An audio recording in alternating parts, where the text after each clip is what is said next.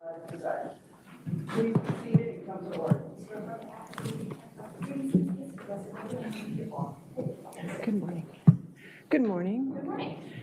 Do we have any preliminary matters before the jury comes out? Yes. Could you put your microphone on for me? I have a motion. Yes, your motion?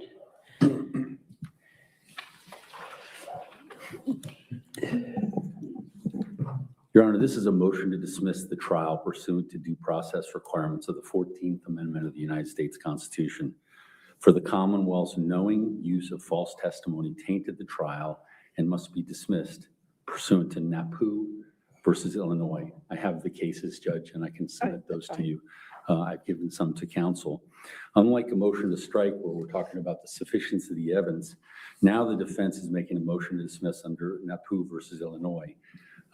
This is incumbent upon the moment that you realize what the violation is. And as of yesterday, when the Commonwealth closed, with no detectives, with no evidence relating to the digital forensics, which no evidence relating to the catfish, which has been what they've said all along. It was at that point when they rested that this became incumbent upon me to make this motion. Usually this motion is made in conjunction with a Brady request that's not complied with. It stands for the proposition that if the government knowingly uses false testimony, the trial is tainted, not just for credibility issues, and must be dismissed. In this case, and actually in NAPU, the government failed to correct the testimony of a witness co-defendant who stated he was given nothing in exchange for his testimony when the prosecutor knew he was to receive favorable treatment from the sentencing court. This knowing falsity was enough to taint the trial, requiring reversal. For this, a bit of background is required. In September, the Commonwealth gave me a list of probably 65 witnesses. That was the last filed witness list with, that was probably when Mr. Clean was still on the case. There was no, pursuant to the discovery order, any witness list filed for the Commonwealth.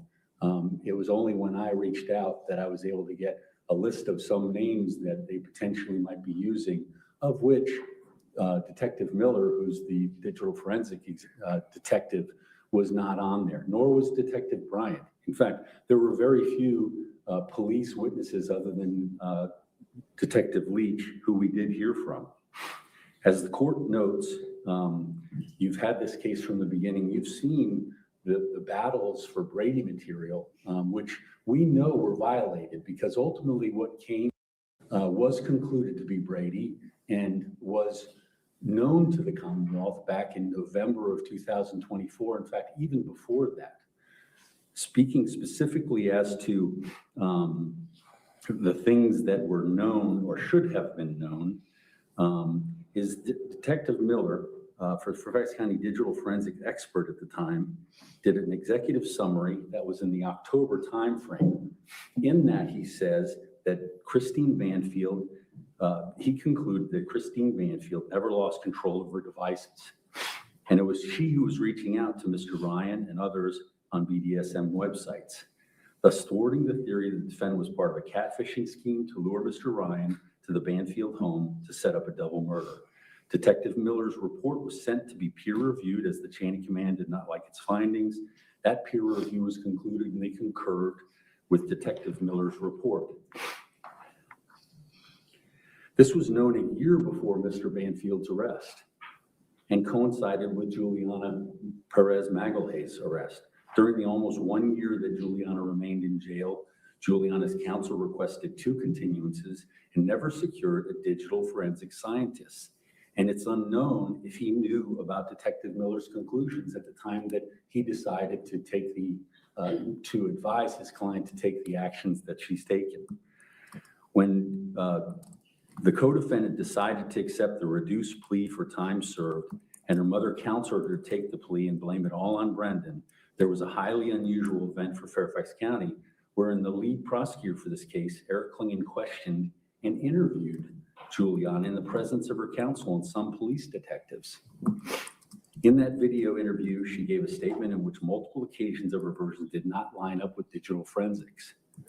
and could not have occurred. Detective Miller was then pressured by the detectives in the case to alter his findings to fit Juliana's story, to which he declined, and prepared his summary for the homicide unit. He was then transferred without a request to the child exploitation unit. It can be concluded that as of October 2024, the police and the Commonwealth attorneys knew the evidence did not support the catfishing theory. When in October 2025, when she gave her first recant, there were police and prosecutors in there, yet the prosecutor was the one that was questioning. The absolute unprecedented upheaval of the homicide division has been well documented and is directly related to this catfishing theory that was pushed upon, and also by the unsupported evidence. At the defense motion for bill of particulars in September, the court asked, is this still a viable alternative for the Commonwealth to prove catfishing? And the Commonwealth committed to that. However, as the evidence ends yesterday, Judge, we have nothing but Juliana Perez Magalhaes. That's, as to the motion to strike, I understand the court's position, but these findings and the evidence to support the finding that the Commonwealth knew or should have known is it within every aspect of this case at this point. But this is essentially a lack of candor issue, Judge, with the court, and it's in violation of Virginia State Bar Rule 3, which requires candor with the court. Rule 3.8 requires the Commonwealth be the minister of justice, not just an advocate. Further, 3.8 requires a prosecutor to withhold indictment if there is no probable cause. At the time of Mr. Banfield's indictment, the police knew about Detective Miller's findings, and Ms. Perez Magalhaes had not changed her story and accepted the Commonwealth's plea deal. These ethical requirements have not been met.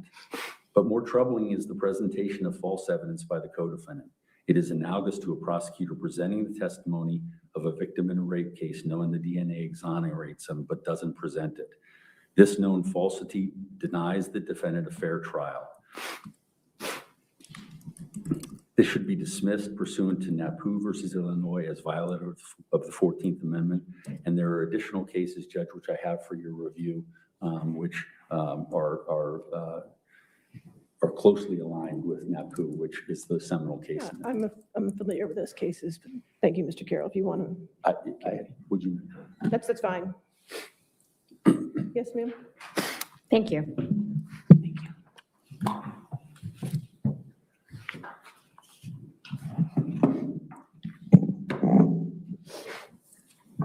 Your Honor, counsel has highlighted the Commonwealth's witness list containing 65 people, most of whom we did not call. I expect the same to be true of defense, and that is the nature of a case. When we want to make sure that we do not limit ourselves should evidence be required, we list a witness on that witness list, which is provided to the court well in advance of trial. In this matter, we call the witnesses that we believe presented the evidence clearly to the jury. We have presented the physical evidence collected, we've presented the DNA analysis, we've presented the blood evidence, and there is no requirement that we call a lead detective to present a narrative when we in fact have the person who was in the room to present that narrative. In this case, counsel argues that Juliana Perez Magalhaes presented false testimony. That's a matter for the jury. Counsel simply doesn't like what she said. That doesn't make it false. At this point in time, Judge, I don't believe that there's any merit to this motion, and we would ask you to deny. All right. Anything further? No, Your Honor. All right. I am familiar with the NAP cases and their prodigy. And the NAP cases are a little different from here because in those cases, they're based on a prosecutor's failure to correct testimony that he knew to be false. That's not what we have in this case. There's no evidence the Commonwealth is using false testimony. It's just the weight of the co-defendant's testimony that does go to the jury. I don't have any Brady violations at trial at this time, and none have been alleged. The Commonwealth has presented their evidence, which has survived a motion to strike, but I cannot find any violations of the 14th Amendment. At this time, the co-defendant did provide testimony as to a catfishing theory. The way the Commonwealth puts on their case is up to the Commonwealth. I don't have any evidence or showing that the Commonwealth has used any false statements, testimony that they knew to be false. So therefore, I'm going to deny your motion, okay? Thank you. All right, yes, sir. Are you going to start with the evidence, the exhibits? Yes. Okay, that's fine. Have we gone over them? Yes, we have, Judge. Okay, and do you have an agreement as to which ones you don't There are object to? several that the Commonwealth would agree may be admitted. There are equally as many that the Commonwealth would object So to. we'll just go one at a time? Is that the Probably for the easiest? best. Okay, all right. We ready for the jury then? Judge, the Commonwealth does have a request. Okay, Our expert who testified yesterday, Iris Dallygraph, she has flown home, and we are asking that she be permitted to watch his expert's testimony through the live feed so that she can then, if recalled if in you have a rebuttal. rebuttal. Any objection to that? No. Okay, no objection, so Thank that's you. fine. Thank you. All right, we're ready for the jury.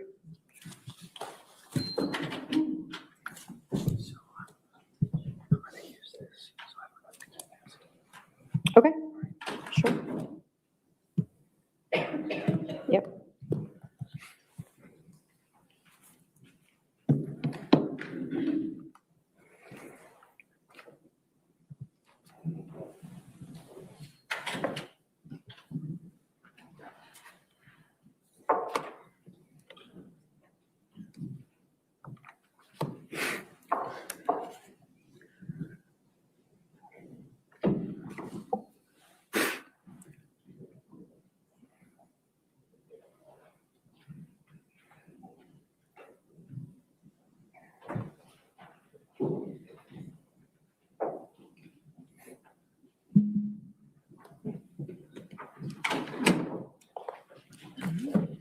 Thank you, ladies and gentlemen.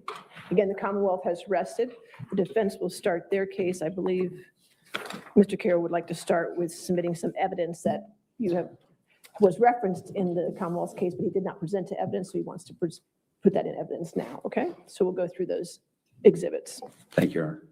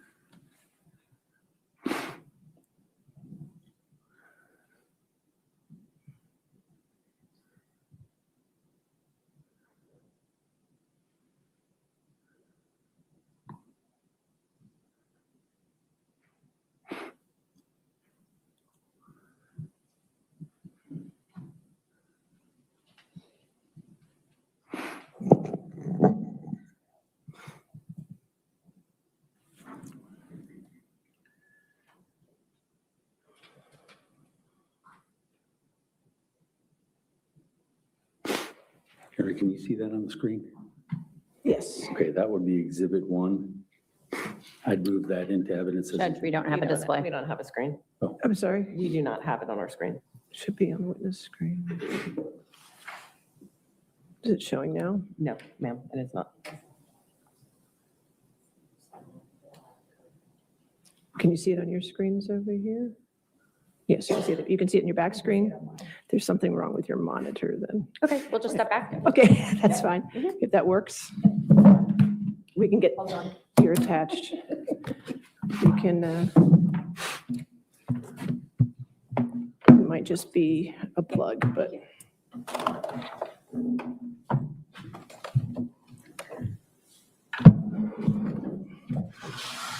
All right.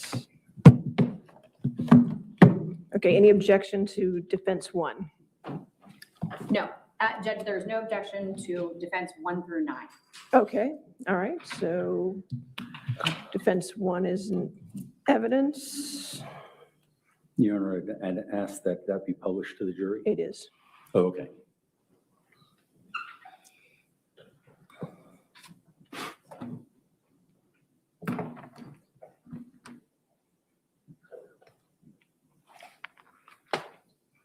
Your Honor, sorry, is counsel intending that the jury read each of the 73 letters? We're not have time for that, Mr. Carroll. Okay.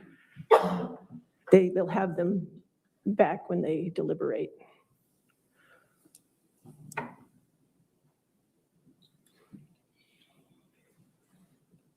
And this is defendants 2? Defendants 2. All right, no objection from the Commonwealth.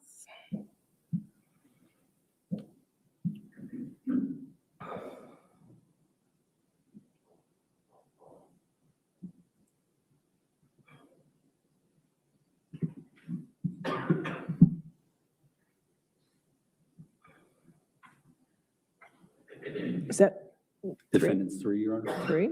No objection from the Commonwealth.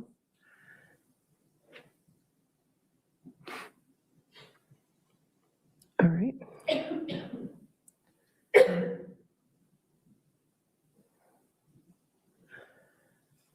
Exhibit 4. All right, no objection from the Commonwealth.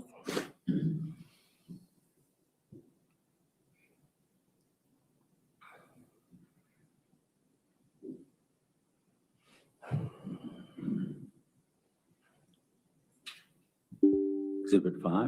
All right, no objection from the Commonwealth.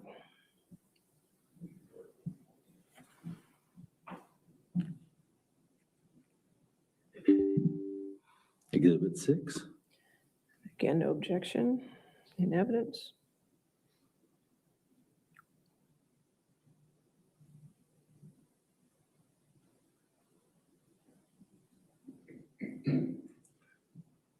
Exhibit 7. Again, no objection.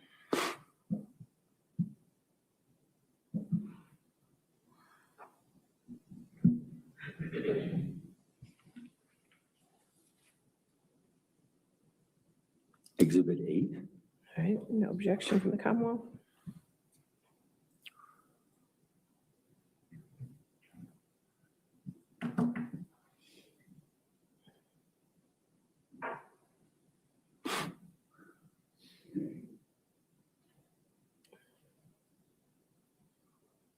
Exhibit 9. All right, again, no objection from the Commonwealth.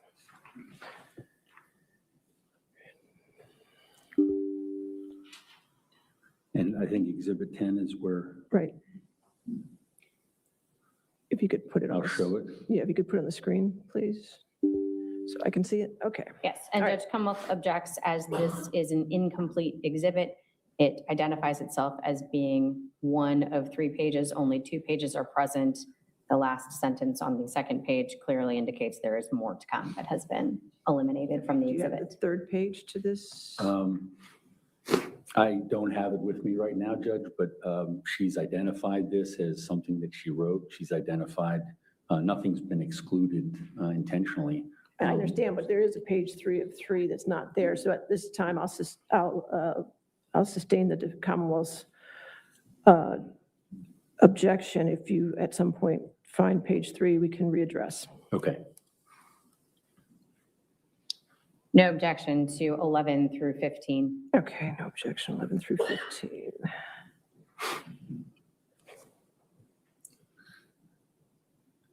This is 11, I'm sorry. Yeah, 11. All right, in evidence.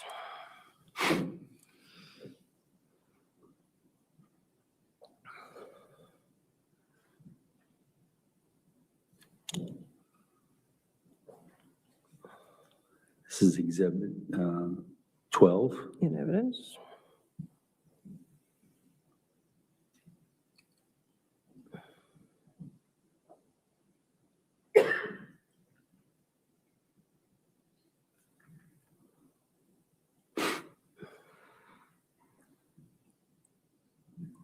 Exhibit 13. Okay.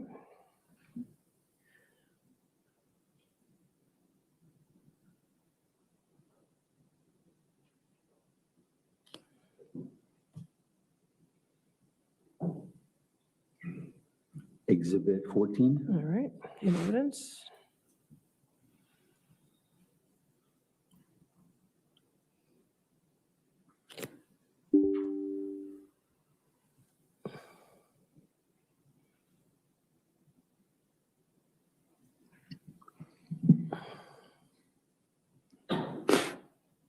And Exhibit 15. 15 in evidence.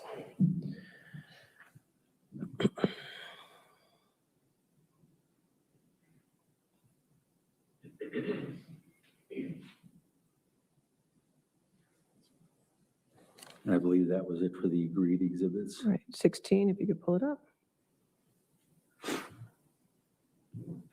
And what will the objection be for 16? Same objection, Judge. Okay. This appears to be 2 pages of a longer letter, while this one does not identify how many pages were originally contained.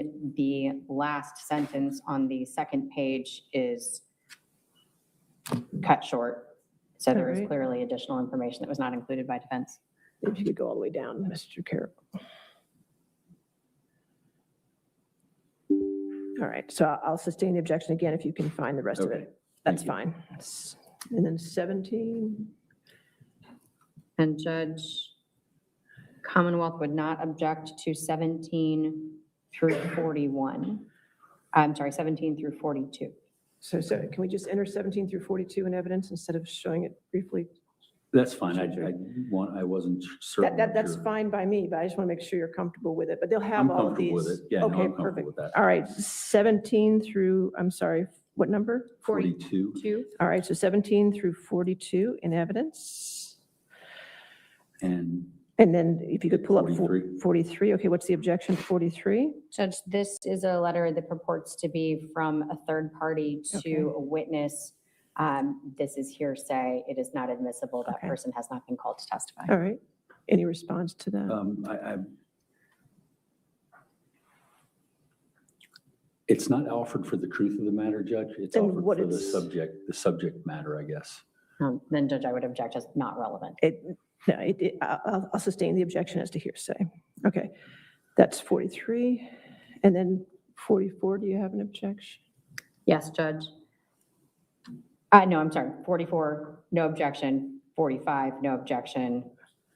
46, no objection. Our next objection doesn't hit till 51. So Okay, through so- 40, I'm sorry, through 50, no objection. All right, 44, 45, 46, 47, 48, 49, and 50 in evidence. If you could pull up 51. And Judge, the objection is that 51 and 53 are duplicates. If he could elect which one he would, Oh, they're the same? Yeah, Judge. correct. and Okay, and which- I was which going to one? identify that as well. Sure, which one would you like, 51 or 53? Let's go with 51 and. All right, we'll put scratch 53. 51 and withdraw 53. no objection then to 52, Okay, 54 okay, through 56. Our next objection is 57. all right. So 55 and 56 also, and 54 in evidence, 57. That's the one from the producer, correct? Correct, So hearsay. assuming objection is hearsay. Correct. Judge, I'm offering it not for the truth of the matter, but for the timing of the matter. I'll sustain the objection as to hearsay 57. All right. She already testified to it. They still have that information. 58. No objection, 59, no objection, 60 objection, third party to, From her mom. Okay, Correct. if you could pull up 60. So 58 and 59 are in evidence.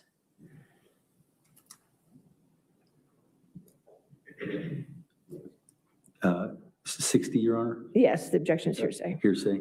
Yes. Once again, it's the timing of it that I'm looking for, but I understand. Okay, I'll sustain the objection as to 60. We have 61. objection. I think it's a motion It to is. continue trial. Okay, what's the objection? I mean, that's a court record, but what's the objection? Judge, it's not a court record in this case, That's true. and it is It contains a number of opinions of counsel Okay, that I do not believe have been testified All right. to. So hearsay. all right. I think it's a judicial document that the court can take notice of. It also shows the timing of what it is that,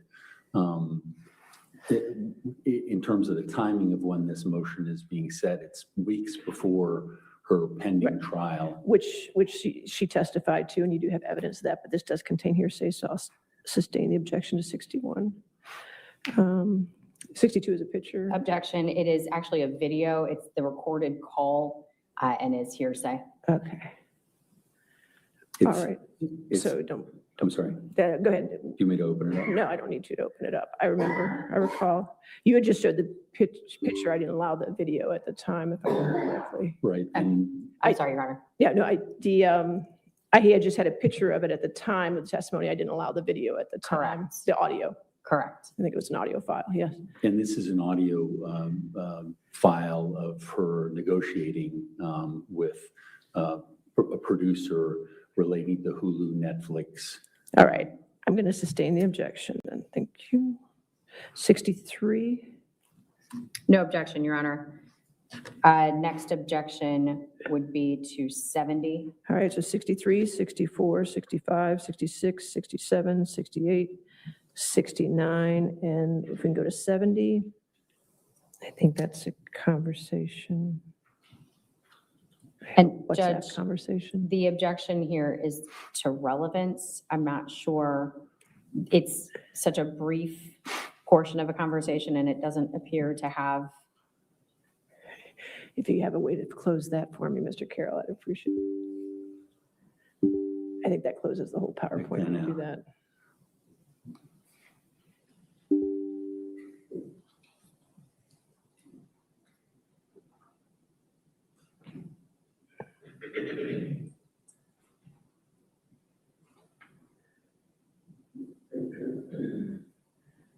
What was the time frame of the conversation? Do you recall, or do you have it?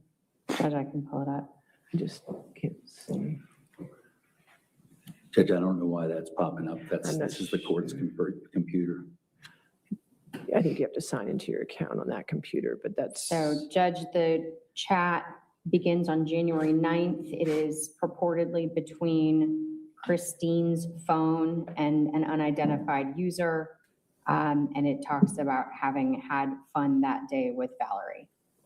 Okay, and that's when the co-defendant testified that that was a conversation she had with Christine, correct? And your I believe objection so. is relevance? My objection is relevance. I'm not sure where this has to Sorry, do with. how is this conversation relevant? The January 9th is an important date, as the testimony is brought out. It's the date when the email was set up for the connection with all of the devices. All right, I'll overrule the objection. 70 is in evidence, overcome objection. And then 71. Objection, Your Honor. Those are portions of a document. Best evidence would be the objection. It needs to be the The entire entire document. of the document. All right, are you able to get the entire document for January, I think it's a January 21st, 2023? We have admitted it into evidence. Okay. So you already had the entire document in Correct. evidence? It has All been right, so do we admitted. need this then, Mr. Carroll, this is just parts of it? These were the FetLife communications, Judge. Right. Which they already have in evidence. I can't remember what number their evidence. Do you have the number? I do, Judge. 77 through 79. Is the entirety of what is Correct. parts on this? Okay. If that's, I'll withdraw that. All right, we'll withdraw 71. That takes us to 80. Is counsel not offering think- 72, 73, 74, I 75? think we're offering to 71, Judge. All I have is the 71. Are you not doing 80, 80A, B, C, D? Not at this 81? point, Judge. Okay. That's all I have then. Okay. All right. Okay. All right, yes, sir. Then your first witness? Judge, I would call Officer Beckner. Officer Beckner.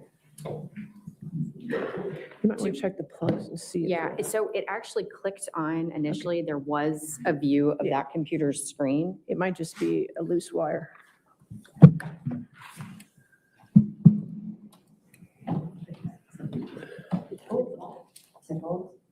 Bad way. There we go. May I just consult? Yes, yes. Are we good? Yep. Okay, good. We got it. Nope, other way. Just, there you go.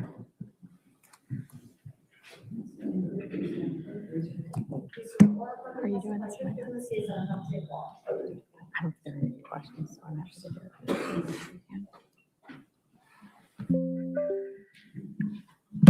Different answers, but I'm not ideal.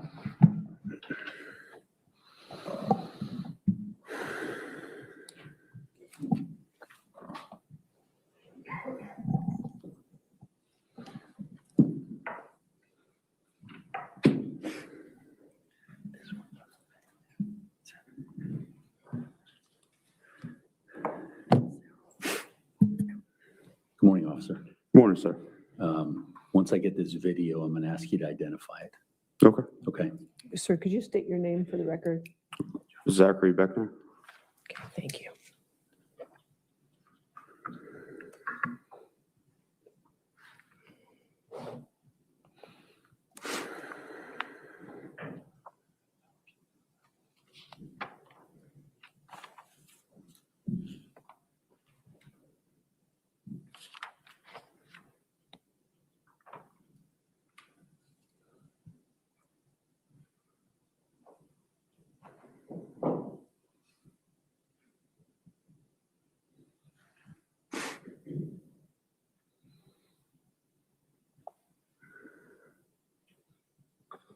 Sir, do you see that picture on the screen?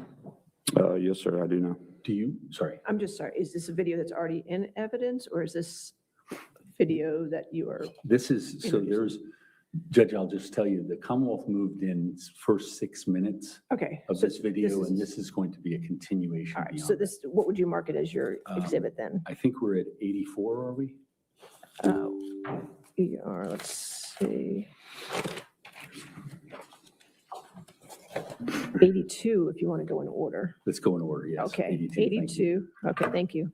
Sir, I'm going to ask you to look at that picture and tell the ladies and gentlemen of the jury if you can identify what you see there. It appears to be body cam footage, sir.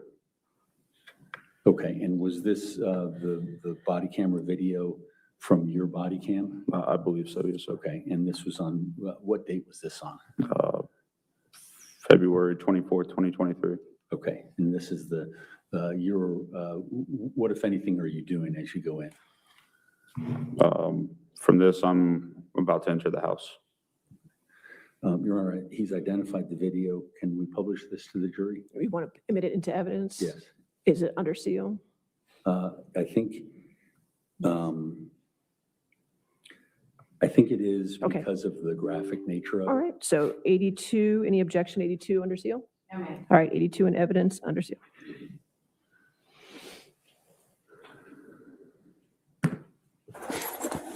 Anybody else downstairs? Where's the shop person? He's downstairs. He's just. Who else? Just us?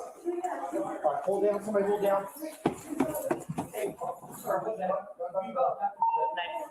They're saying one of the patients is outside now. So somebody's outside. In the back? Anybody else outside? Who else is outside? Nobody's outside. Anybody over here? Here. Ma'am, stay here, ma'am. Stay right here. Who is the shooter? Who shot who? Brandon, he's an officer. I got a blowout kit if you need it. Bring it up. Is there anyone else in the house? Any kids in the house?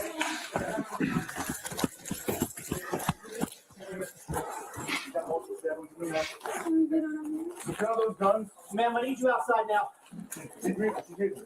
What do you need? Get medics in there now. Scene's cold to medics.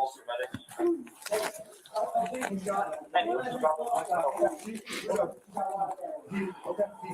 grabbed my arm. Go ahead. He grabbed my arm when I just heard that coming. Okay. Sir, at this point, had you engaged in any duties at what you're seeing right now in the video? Could you clarify what you mean by What do were, this, sir? what were you doing? What were you asked to do? What did you take it upon yourself to do? We were trying to locate a chest seal in the medical kits that we carry in our cruisers. Okay, and that's something that you had with you? That's what the black bag is that I sat down on that bed. Okay. Get it, don't do that. I don't know when you shot it. Who's that chest seal? I need it from the cap here now. You got stabbed by him, so watch him. Guys, chest seal. Now we're looking for it, buddy. We're looking for it. Can we get Gauze? Get Gauze out. Up this way. Upstairs. Hey, chest seal over, and I'll give it right now. Just stay right there, stay right there. There's another one behind you. Hey, open this up for Balmer. Yeah. I got the other one for him. Okay, go. Really? Someone check for the guy behind me. Yeah. He's breathing, so. We got one guy up here, gunshot wound, one female, multiple stab wounds. Can someone do this for me? I don't have anything. Up this way. Just go to the top. Just to the top. He's in the bathroom, up here. I don't have a pulse on him. He's down in there. I don't have a pulse on him. Where's the gunshot wound? I'm not entirely certain, sir. Check. Chest. Okay. Hold this down. Let's work on her, okay? Just fucking hold her. Sit in the top. You need another chest seal? Yeah, whatever you have. Hey, get another, ALT, get more blowout kits.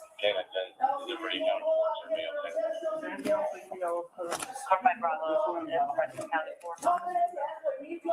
I don't know. You shot in the head? Oh, no. Shot in the chest.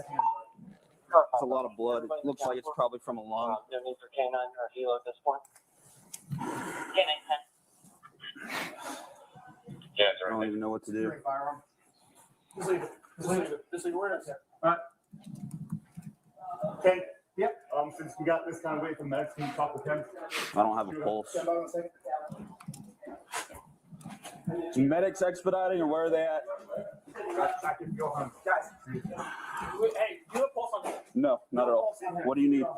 Go ahead. Multiple stab wounds. Go ahead and start going. There we go. Who's most liable to go now? She is. Multiple stab wounds to the neck. So I mean, have a whole focal silence, so we'll have to do the CPR with gunshot. All right.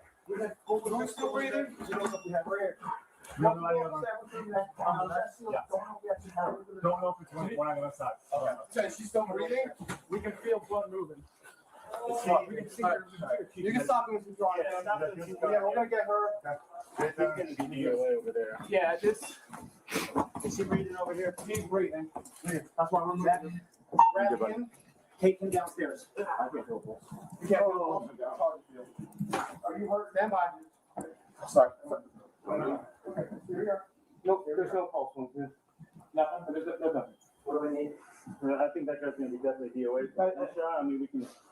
So what's the thing that might be obvious over there? So you can here. This is my wife. I don't know. Oh. What do you want to do? You want to grab that, Joe? This is his husband's wife. Don't do this. She's done. All right, that's fine. I don't know. You want to get a rhythm on that? Yeah. You want to? I got him out of there. It's right there behind him. You have it? Okay. So where's?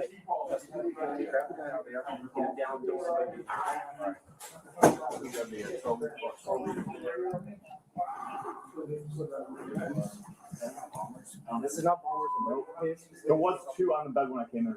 Okay, this one's got blood on it. So stay with him. I'm not sure. He doesn't know. I'm gonna wait till we're done. Yeah. You don't know that guy? Yeah. I'm trying to figure out where's the gun currently. On the bed. Firearms right here. Leave them right where they are. That's where we found them. We moved them away. All right, that's fine. They were on the bed window.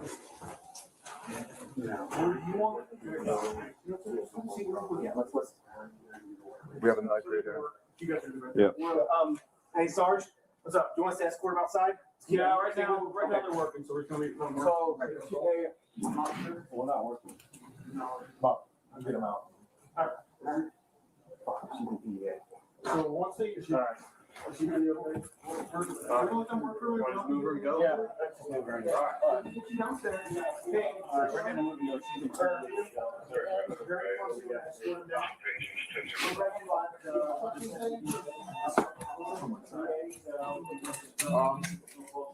We got a knife here. Yeah. Is there kids down there? Kids are out of the way. Kids are outside. We're gonna clear the rest of the house. Who's gotta go with them? You guys want me to go with them? If you wanna go with it, that's fine. Zach, stay here. All right. You're with me on which end of the house. What are we doing here? He's just here. We're gonna make sure no one else is hurt in the house. Okay, all right. We're gonna get something downstairs. Sir, that's the video that you previously watched, the Commonwealth's case, correct? Up to the 6-minute mark? Yes, sir. Okay, was your body camera continuing beyond that? Yes, sir. Okay, and approximately how long did you, were you escorting Mr. Banfield that day? Correct. I escorted him out of the house to the ambulance, rode in the ambulance with him to the hospital. Your Honor, that clip was identical to what the Commonwealth did. I have the longer clip, and I'm just going to switch that out right now so we can go from this point and continue on with the So clip. 82 should just be your second part. Yes, yes. Okay, so we'll keep what we just watched will stay as the Commonwealth's exhibit, and then now 82 will just be what you're going to play from here on out. Yeah, from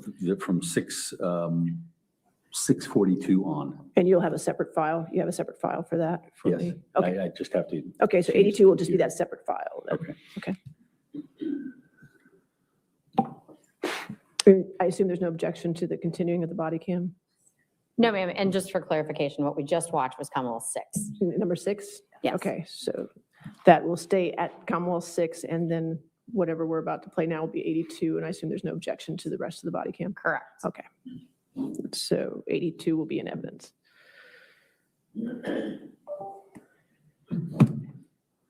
Under seal. It's because you disconnected.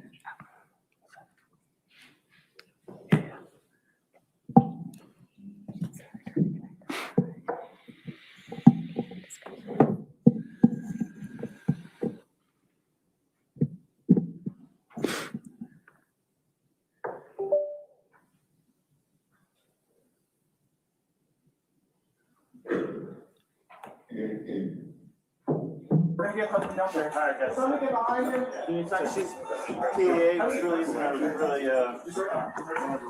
Sir, do you recognize that as being continuation of the video? Yes, sir. Okay, thank you.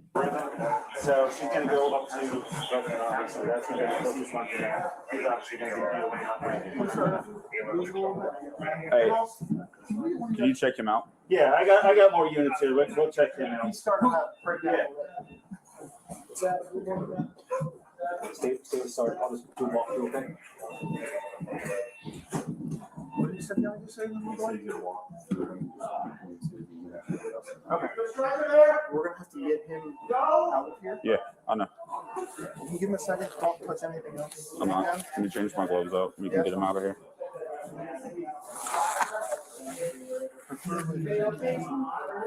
The knife's there, guns are on the bed.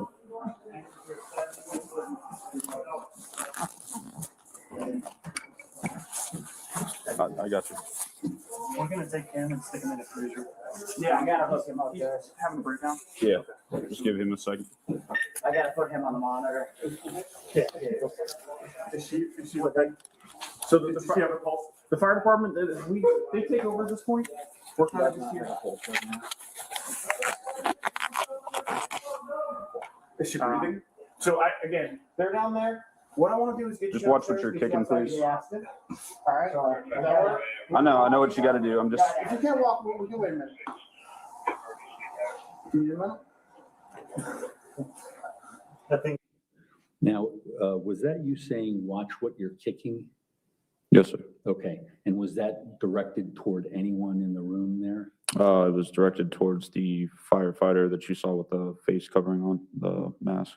The one who came by you to your right? Correct. Okay, and was he tending to the scene over near Joe Ryan? Correct. He was hooking him up to leads. Okay, and was there distortion of how it looked before he? Objection leading. All right, I'll sustain as to leading if you want to rephrase. When you said stop kicking, what were you referring to? He had kicked some blankets out of the way. Okay. Do you remember the colors of those blankets? I believe they were purple. Purple? Okay. Were they the only blankets or towels that were in that area? I don't remember, sir. Okay. You just remember him kicking? Correct. Okay. Do you remember if he kicked anything else in the crime scene? Not that I'm aware of, no, sir. He stopped after you? After I told him to. Okay. Thank you. Yeah, I'm just giving you some fresh air right now as well, okay? So we can get you outside. You got gloves on? Yeah. Can you help him? Just be with him? Yep.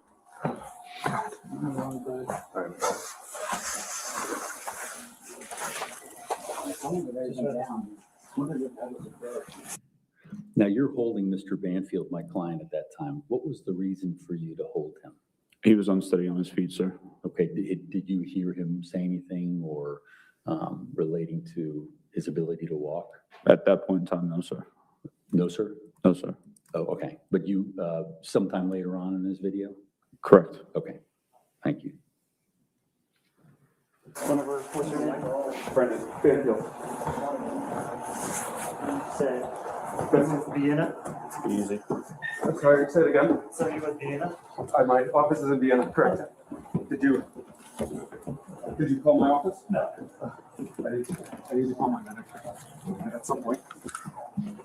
It's the least of our worries right now, man. We're just gonna get you in a cruiser outside in the air where you can breathe. You're okay, okay?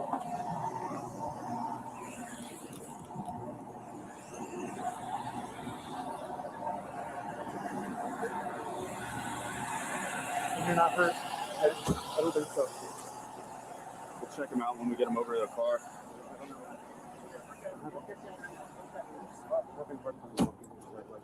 You have an awesome officer, Watch out, watch out. Flip off into the grass? Yep. What's wrong with your right leg, sir? Bravo on channel 5. I don't know, maybe just nervous. Okay. I'm going to be calling medic 436 to Reston Hospital.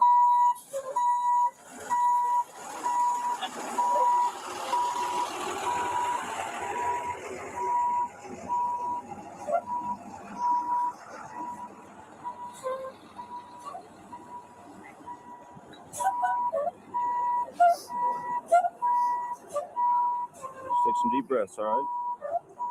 You need to sit down somewhere.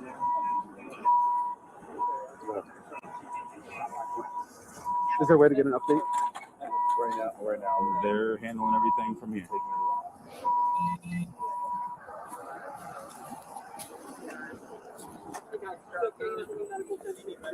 He doesn't think so. We haven't had a chance to really do a full inspection quite yet. If you guys want to check him out. Yeah, we can do that.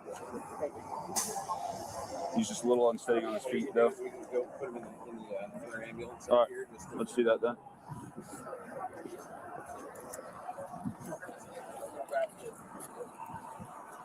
We're gonna go ahead and check this gentleman out in the back of the ambulance, okay? We'll check this one, make a man.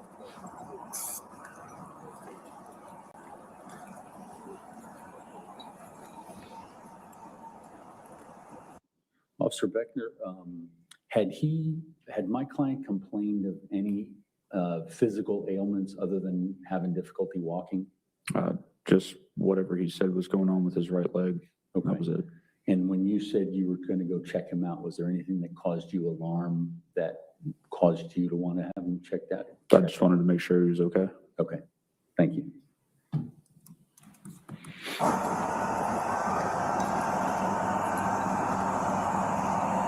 Where's my daughter? I think she's out there with him, so. Is there anybody else in the house other than your daughter and the other female? So she's an au pair, Manny. Okay. She lives with us. But it's just the two of them, correct? Yeah. Okay. My daughter. Give us 1 sec. We're going to hit around this other door here, all right? This way.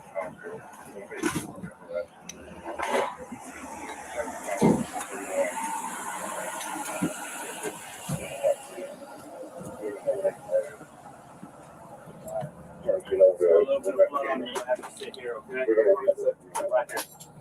Right as crease as you can. Yeah. Is anything bothering you right now? I just feel unsteady.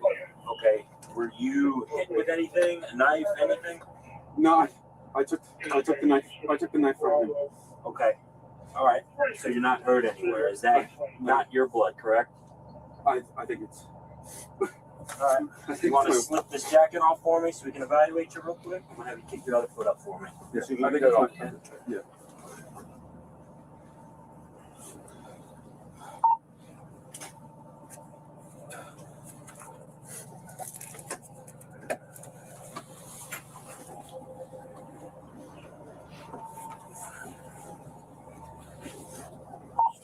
Hey, Honor Bravo.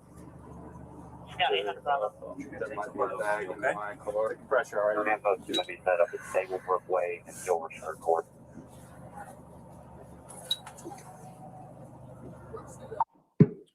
Officer Beckner, do you know who took possession of the jacket when it was taken off of him? Officer Hugh. Officer Hugh? Yes, sir. Okay, thank you. I'm just gonna take your watch off for now, all right? That's fine. So I can see. I give it to the officer standing behind you.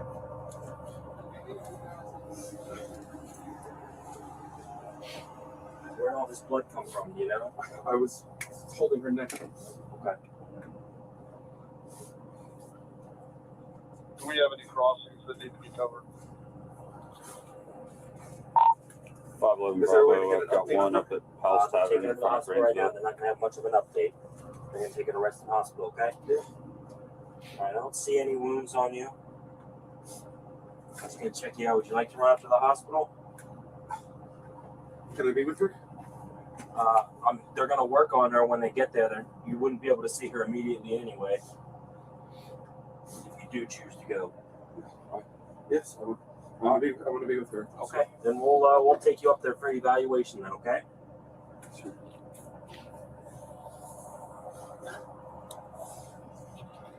What's gonna happen to my daughter? That I'm not sure. That's a As question of for the right now, I officers. believe she's sitting with one of our officers until we figure out what all is going on. Take it back. Taking that last crossing.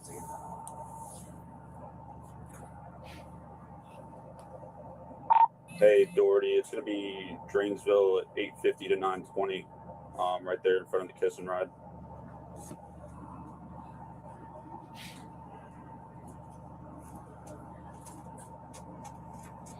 Let's get squeezed real tight. All right, perfect. We'll take all that off then. You can take it off there. Okay. His arm. Take this off from your neck. So just to confirm, nothing's bothering you right now, right? Physically, you weren't injured at all. If anything hurt you at all, man, they're trying to find out so we can make sure we get you help too. Yeah, more doors going out of here. You guys. We're going to need his, What? No, you're good. You're good. Put your hands down. That's fine. It's not. you're not going to be able to have him in the hospital It's anyway. fine. Yeah, let me have the wiper. I have cops. Okay.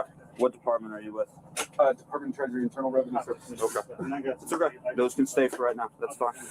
Zach? Yeah. So before you roll, let me make sure they decontaminate what you have on you, okay? Okay. I don't think I've got anything directly on me, but hey, Derek. Yeah. I've got Mags and his watch. If you want to hold on to this, What was that? I've got Mags and his watch. I'm gonna go with them to the hospital. Police department, a bag. I don't have an answer to that right now. I wish I did, but I don't. I'm sure they'll give you an update as soon as they can. The question is, would you like to go with us or would you like to go with the police? It doesn't matter. If I can be with her, that's what. This is what one of the medics have, one of the bags the medics have. What is he looking for? Just a I'm plastic assuming so, bag. Zach. Did we, A what? Plastic bag. just right now, did we search them? No, I haven't searched them yet. Everyone stand up. Sorry, man, it was just, it's fine. I have. You're good. Sorry. I know.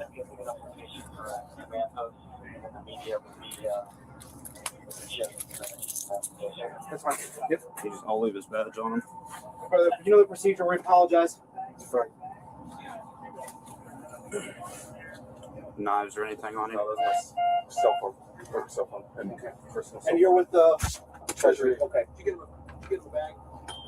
Biobag, you have a biobag? Yes. Anything on that side, Terry? Yeah, Yeah, he's going.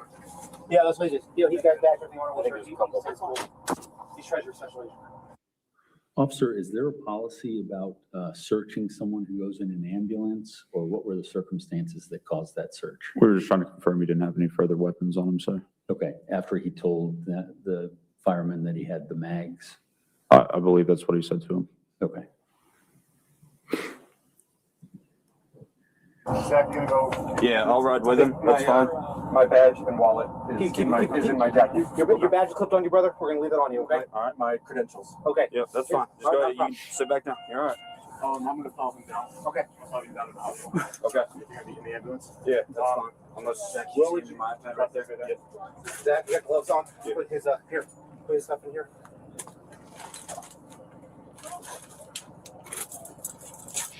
I'll follow you guys down too, so. All right. Whoever's driving my car, it was acting. We'll have to figure that out, so. Sir, was yours the Glock 19 with the TLR? Mine has the light. Yeah. With the light on? Okay. My other gun.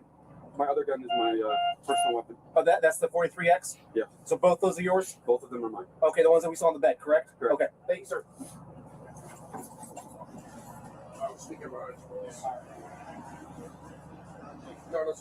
Where do you guys need me at? It doesn't matter to me. You can probably sit in the captain's chair right there if you're going to ride with us. He's gonna go. I'll ride with you. Yeah, just for evaluation. You guys Yeah. are good? Okay, sure, good idea. Yeah. Okay, BLS good, Yeah. absolutely. If you guys don't need anything else, No, we're good, yeah, go ahead. we'll head out and we'll take the EMS captain. So, yep, we'll meet him around. Okay, yeah, command's terminated, so I'm out of All here. right, yeah, we're good then. All right, and we're gonna roll over to rest in the hospital then. Okay, sounds good. We're good, Zach. 2 to rest. You go with me? Yeah. Yep. Are we good to go or? Yeah. Yep. To my knowledge, I'll just check real quick. What's your first name? DREMD. Hey, are we good to transport him to the hospital? Last name? DANFIELD.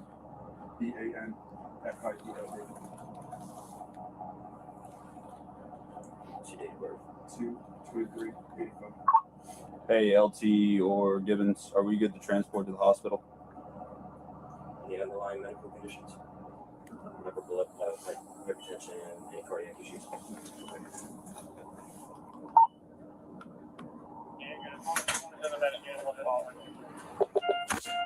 Taking medications for anything?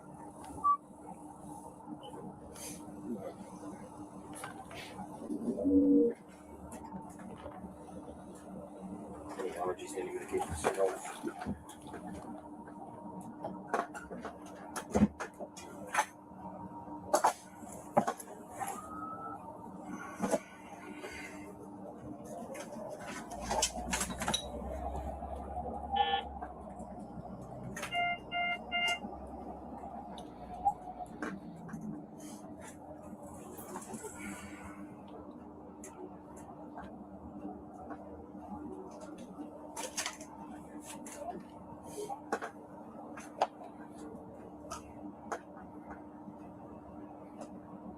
How old were you?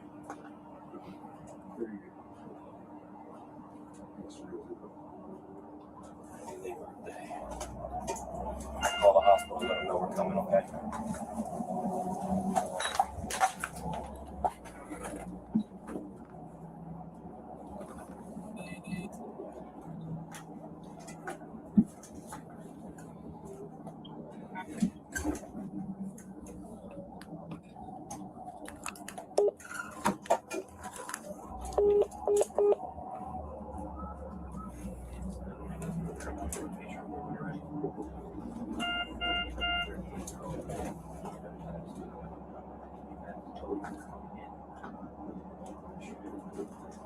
It's not individual, it's just coming from no medical history, no see vitals real quick. No, blood on his hands.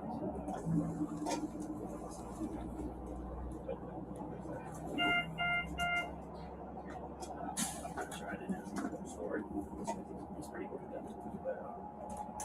Yeah, all these files we have to pull up there just to figure it out. 5-10 minutes. Right.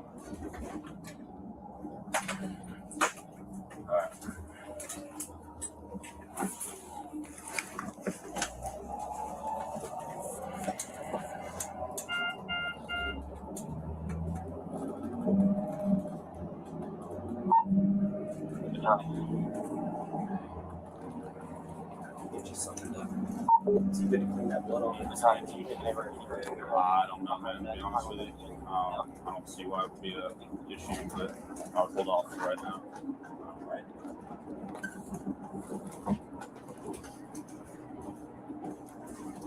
No way to get him up here. No, not to just get to the hospital.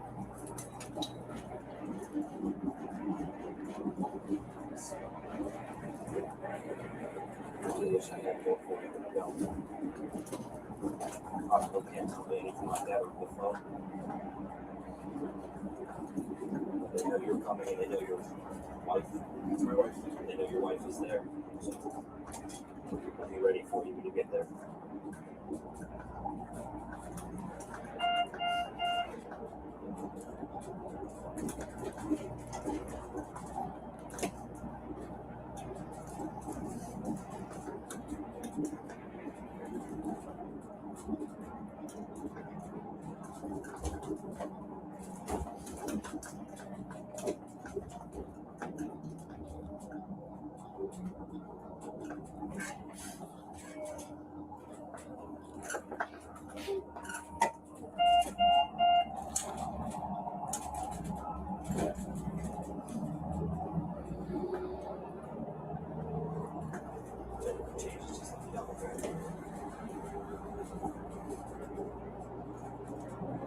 Do we know where my daughter's going to be? As of right now, she's still over there. From what I understand, sir, she's there with the other officers that are still on scene.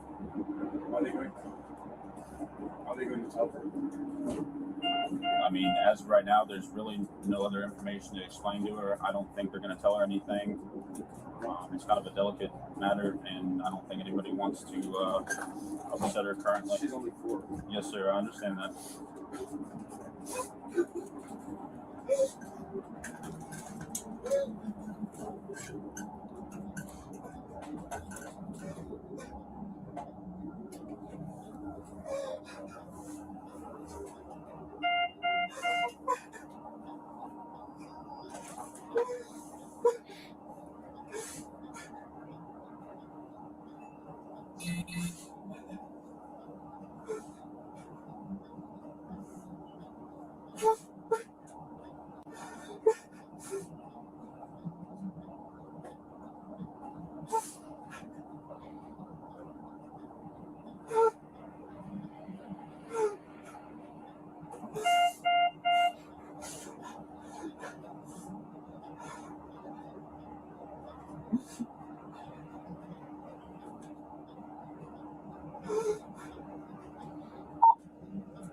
Exact copy of one. Go ahead. And the gentleman that you're with, do me a favor, once you get all this information, give me a call with that, please. Direct. I don't have my phones on me.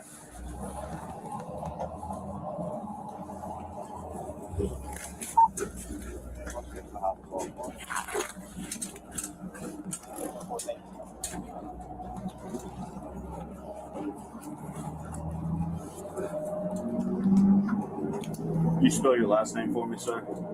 Yeah, I got it. I'll just Okay. Appreciate it, brother.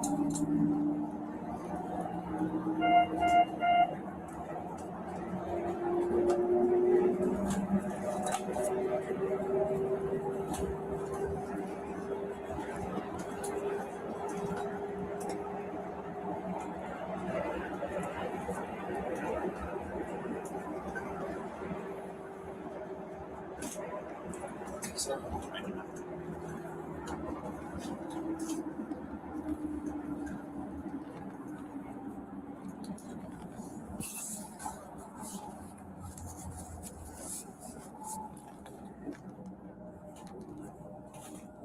You're with the IRS, correct? Yes.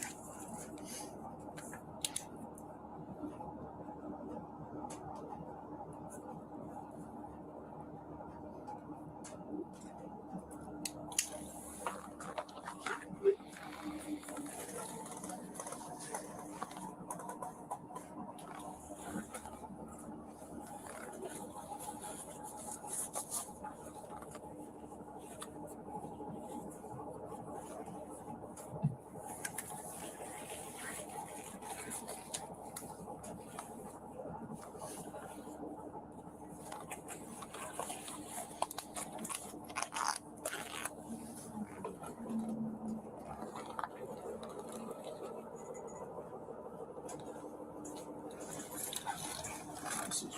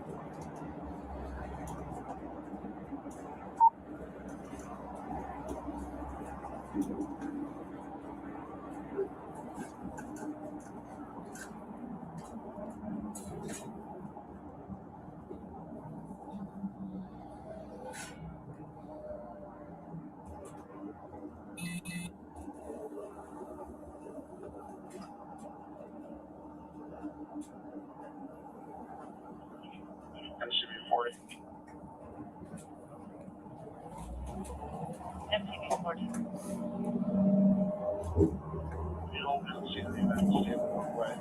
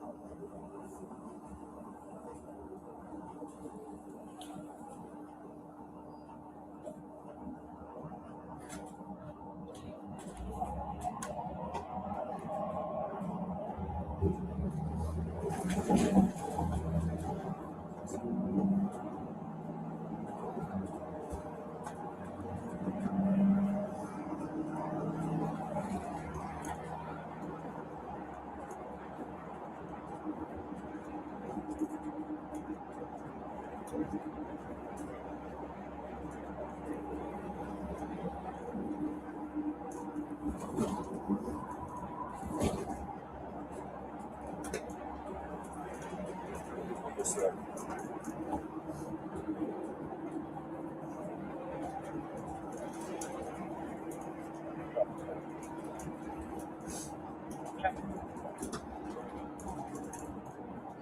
Did you put your license plate like that?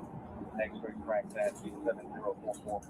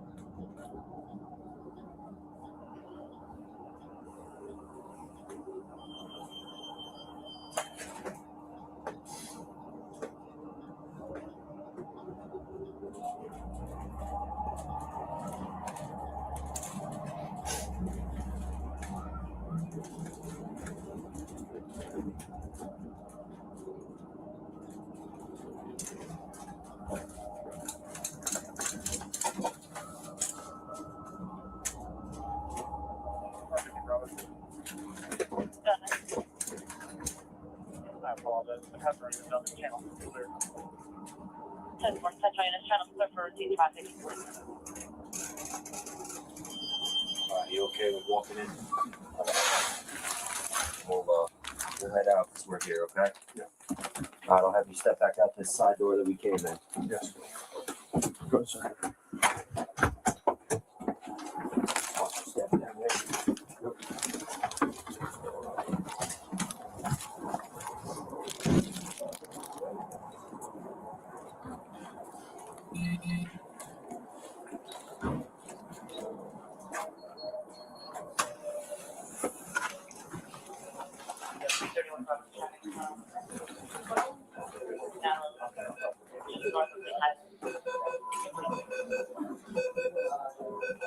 Just wait right here for us. We're trying to find out what room to put you in. Can I see her? No, not yet.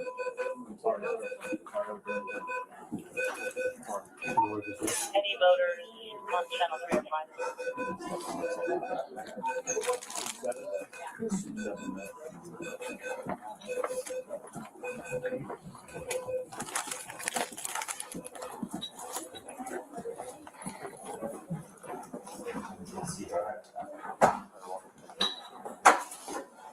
Everyone. Just take a seat on the bed for me. Anything better? You just said that she didn't make I didn't hear what he said, so. The, cut and stuff probably needs to be switched out. Can you have someone check with him here? Okay, what is the nature of the incident? Check what? The status of his wife, man. Hi, sir. My name is Gina. I'm one of the doctors here. Your wife has died.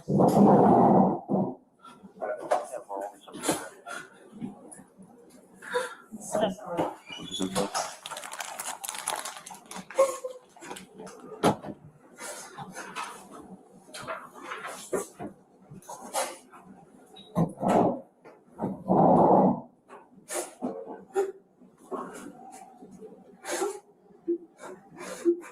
Where's the other?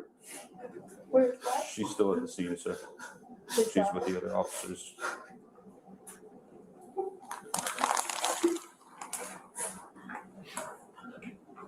Would you guys be able to ask someone else to bring some t-shirts? That's the nurse.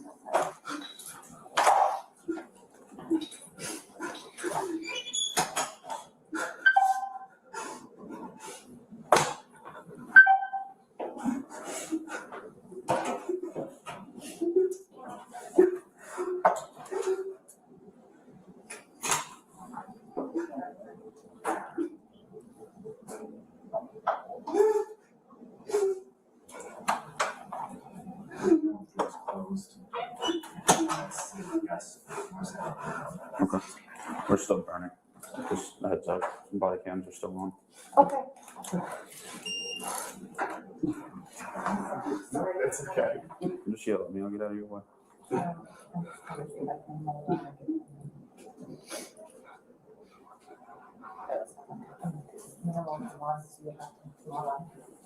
What's the one second? Okay, no problem.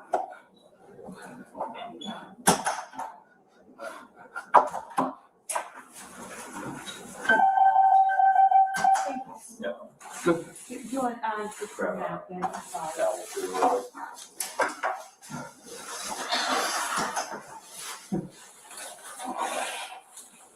Were you there at the time? Yes. You were there at the time. So is there any part that I can help, I can explain what happened when she arrived here, but you were there and it sounds like there was a lot of blood loss. Yes. And so I think that, she died of blood loss. Her airway was actually okay. I'll call the medical examiner, of course, and we'll do an autopsy and make sure we know for Yes. certain. But, I was trying to like pressure. yeah. I mean, those were enormous wounds and, it's not. There were so many. Yes, and the neck is not compressible, so it's not possible really to stop all the blood loss. And her airway, it seems like, was in the midline okay. She was able to be intubated. Everything that was possible to be done was done for her right away. You did a wonderful, you did everything that was possible. It's not a survivable injury.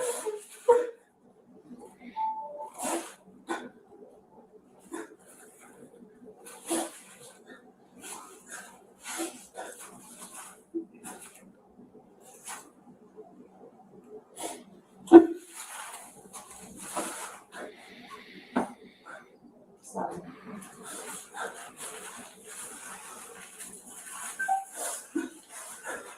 Is someone with her daughter? Is her daughter? Yeah. We still have officers at the scene with her. Okay. Just want to make sure that she's safe. Yeah, she's safe. Yes, ma'am. She's only 4. Yes, sir.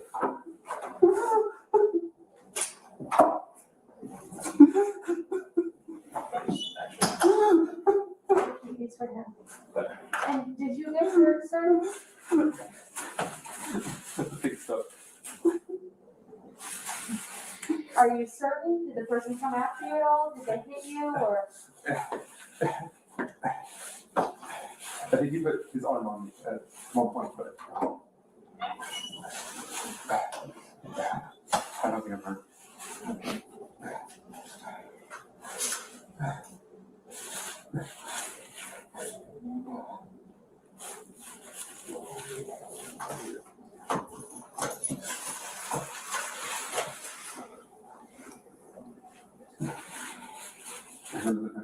Yeah, sure. You have tissues here. Do you want to wash your hands? Probably feel better after that.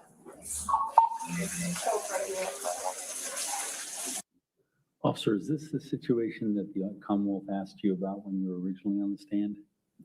About him washing his hands? Washing the hands? Correct. Yes. And you weren't advised by anybody in your chain of command to not allow washing hands or anything like that? At that point in time, no, sir.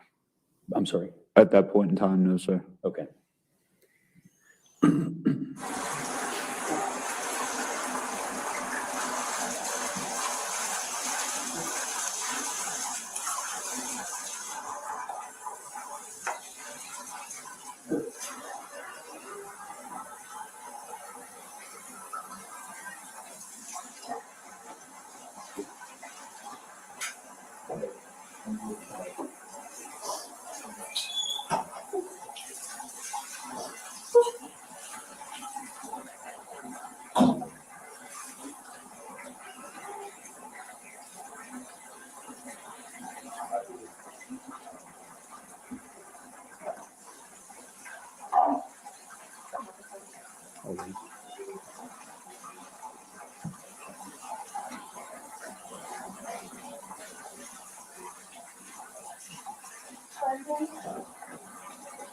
My name's Maureen. I'm the first victim of your accident. I'm so sorry.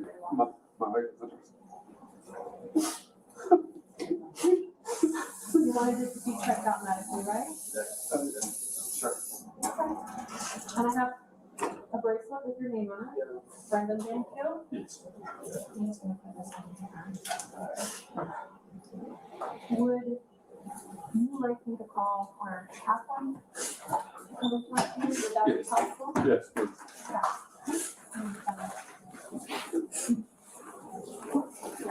It doesn't sound like that's the person struck him once, but no injuries that we need to do imaging or anything like that for. Verify that his right leg is okay. He's been having said it's been feeling weird. Okay. Since this morning or before? No, since this morning. Okay. I think And then, I'm just. would you be able to sit down for just a second? I'm just gonna check your vital signs, I'm sure everything's Can I have a okay. tissue? Yeah.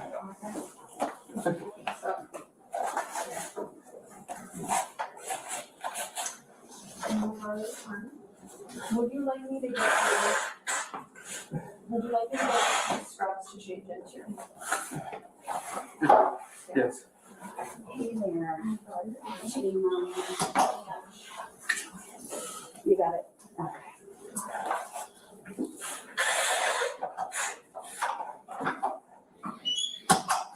So I'm just gonna, you're gonna feel a squeeze on your left arm. I'm just gonna give you blood pressure real quick, okay? We're gonna check your oxygen level over here. So what's been going on with your right leg since it's happened? You feel like it's hard? It's like I'm having spasms right here. I see, okay. And where did the person hit you? And I only remember my arm. Okay. Okay, once you're changing into the scrubs, I'll just look you over there. But I see that you're walking and bearing weight. It's, if anything, it's a bruise, or like he said, you have a muscle spasm because of the stress. Are your fingers? Or kind of a little bit.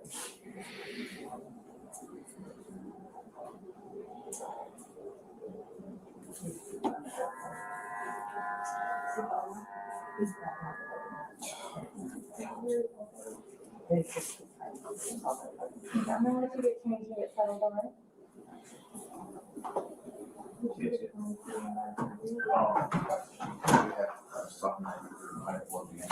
want to get them?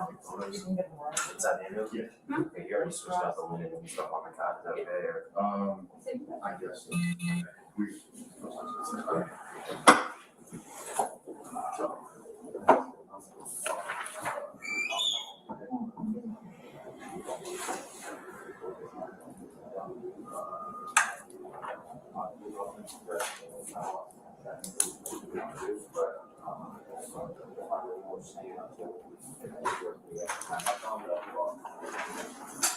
How much do you guys have here?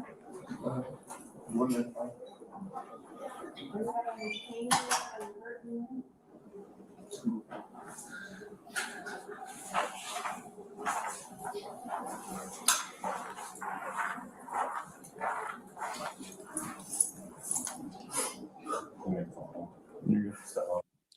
Officer, is that Officer Baumler that was with you? Yes, sir. Okay.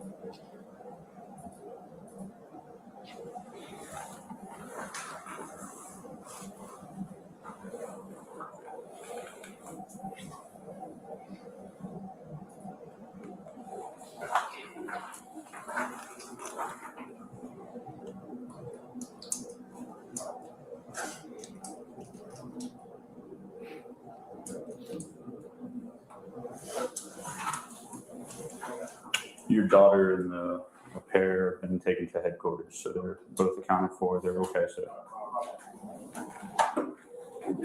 Yep.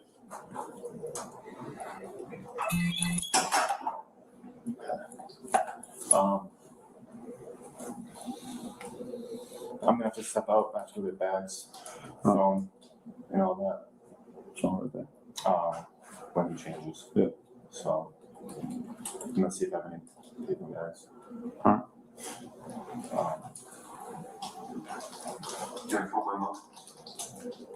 At this point, we can't let you do that, because we still have to investigate exactly what happened. Once the detective shows up and kind of talks to you, that's when we can let things, they'll kind of explain a little bit more in depth. We're not gonna ask you any questions about what happened, but what we do have to do is, take photos of you, in the clothes that you have on, so before you change in the hospital gown, and then we're gonna have to take your clothes as well, for that evidence, so, we're gonna do it, there's no easy way to do it, but kind of the easiest way possible, so, I'm just gonna have to go get my county phone so we can get everything documented, and then basically it should be sending the detective out to kind of come and ask you what exactly happened, because we're not gonna have you go on numerous times and then let them do it all. Okay? I understand that. I'm gonna go see if I can find some.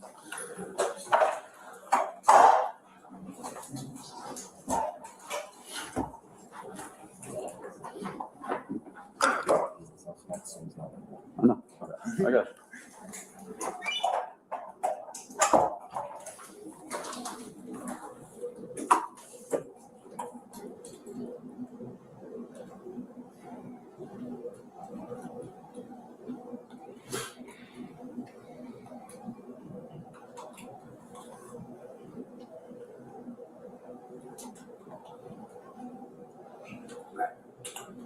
My wife's parents are on their way to my house some point today.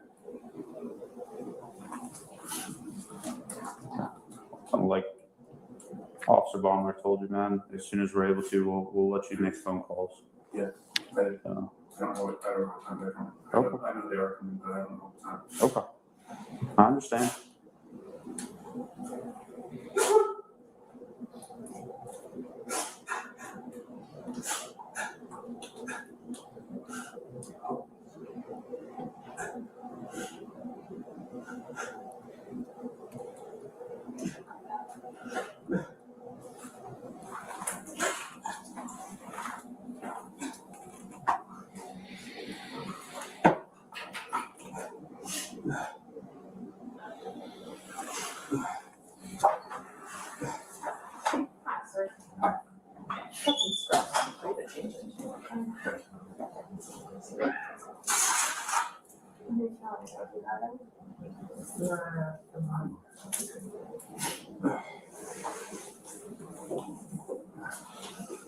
You said someone needs to take pictures? Yes, sir. Before they change? Correct. Okay. He's gonna go grab his county phone.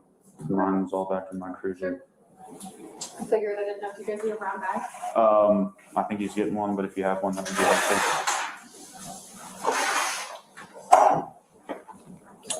Just bear with us for just a second. Just 4 minutes. Yes, sir. I understand. Calmly, the ER staff has brown bags if you can't find one.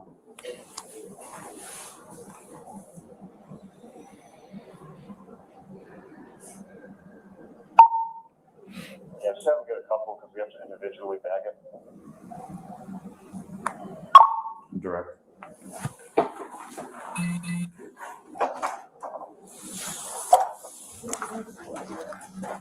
Yeah.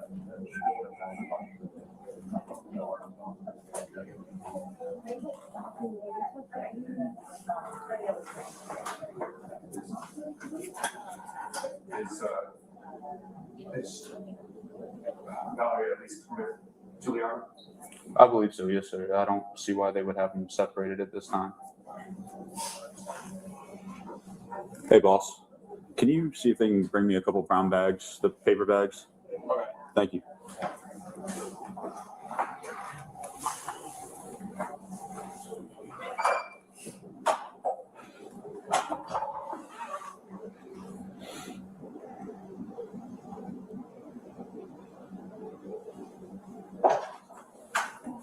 Thank you. Do you want to see? I'll have some water.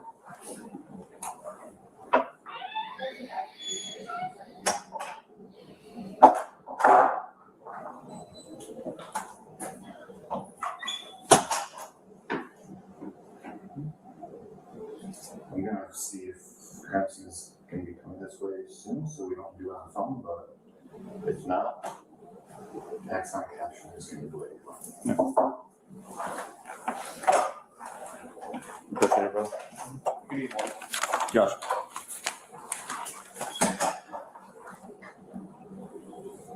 Yeah. See you.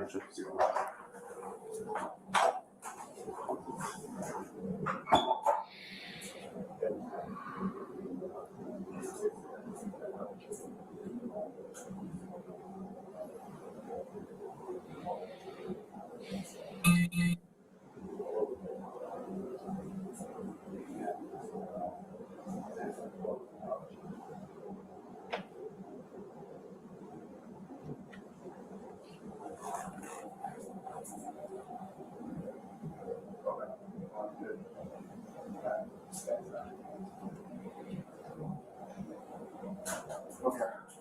So we have crimes detectives coming out, and they'll be the ones to take all the photos and all that instead of us doing it on our phones. So that way, they're on the way now, so they should be here in the next couple minutes. I understand. Okay. Do you need like a bottle of water or something? I think someone's got it. Okay. It's just gonna inform. You have any other questions for us I might be able to answer right now, man?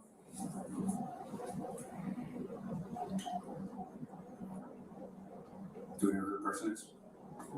I don't think he's been identified yet. I can honestly say that we would not know that information. And at this point, even if we did, we probably couldn't get that information to you. That'd be the detectives that would let you know that. Certainly, other unit, this is gonna be an EVP call. 10-4, 331 Bravo, can you start?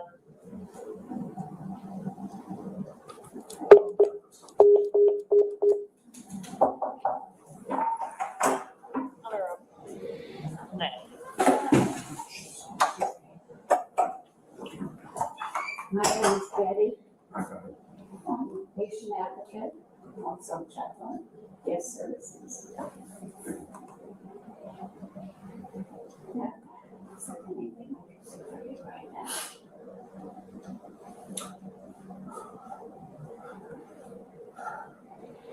Can I see her? we say it? Go ahead. Say a prayer for your wife. Absolutely. And what is it? Christine. Christine? We have crafts and detectives will take photos and they'll still be on a few minutes. She's got some. Do you have a specific thing? This is cool.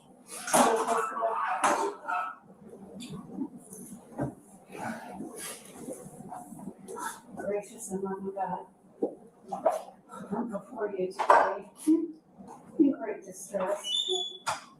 And Lord, we ask that you be with Christine and with her husband here. We ask that you surround her with your love, that she might feel that and know that you are with her. Lord, we ask that you heal as only you can.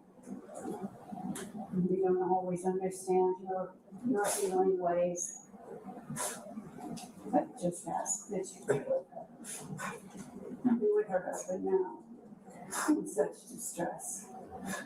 Watch over him, surround him with your love, and let him feel enough of that love to carry him through not only today, but days and weeks to come.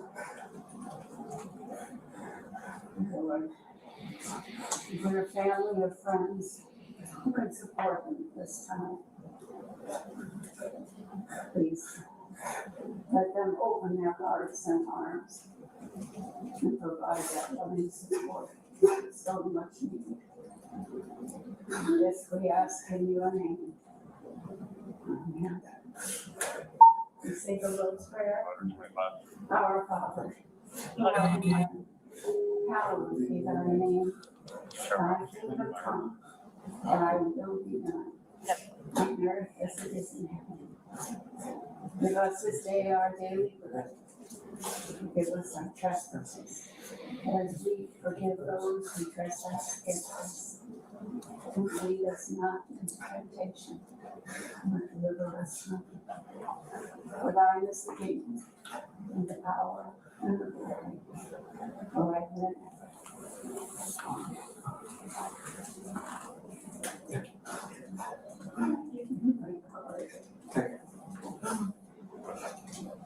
And I'm here all day. And I'm glad to come down. And you're really, and just ask me, do you have no tissues? There should be a few boxes of them around here for him now. I would like to take any time.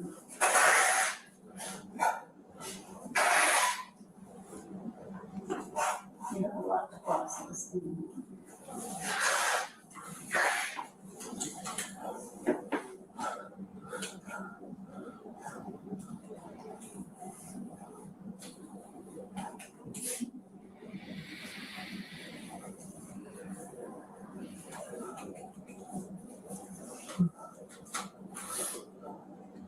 Need some time alone with you.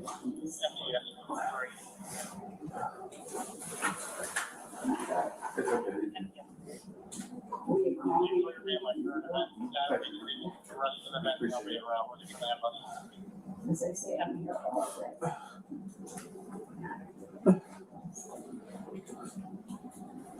Thank you.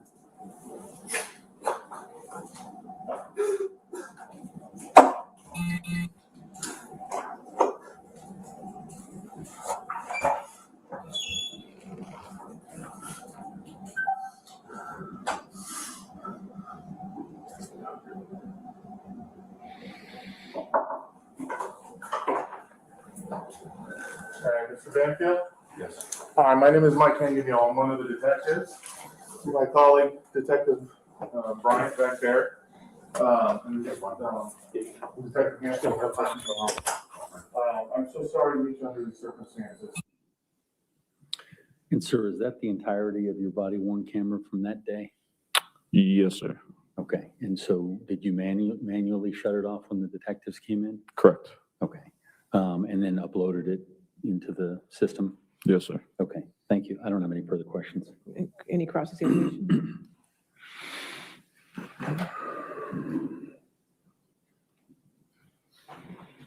Good morning. How are you? Good morning, ma'am. All right, just a couple of questions.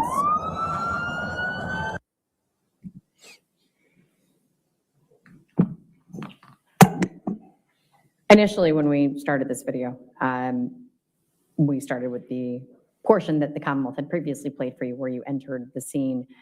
Council asked you about your duties, and you responded that you were, at that point in time, working on trying to get a chest seal on Mr. Ryan. Is that correct? We were trying to locate a chest seal for the female at the scene. Okay. Were you the first officer to approach Joseph Ryan? That day, I believe so, ma'am. Okay. And did you place a chest seal on Joseph Ryan? Eventually, yes, ma'am. Okay. You didn't observe any blood coming from Joseph Ryan's chest wound, did you? Not until after I did CPR. And his hands were folded over that wound, is that correct? They were across his chest. All right. When you made it to the hospital with Mr. Banfield, he was not treated for any injuries to his leg, was he? No, ma'am. Or any other part of his body? No, ma'am. Okay, thank you. No other questions. Any redirect? All right, is he still subject to recall, or is he done? Is he subject to recall, or? No, ma'am, thank you. All right, you're free to go. Thank you. Thank you, ma'am. All right, ladies and gentlemen, we'll go ahead and take our 15-minute recess. Just again, do not discuss the case and do not do any outside research, okay? Thank you.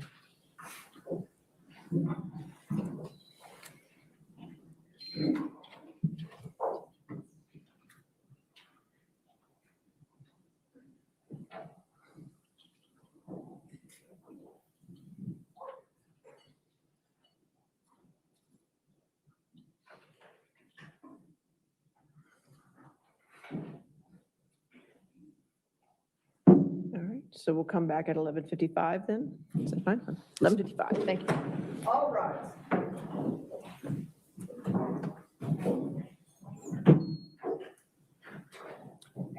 Recess.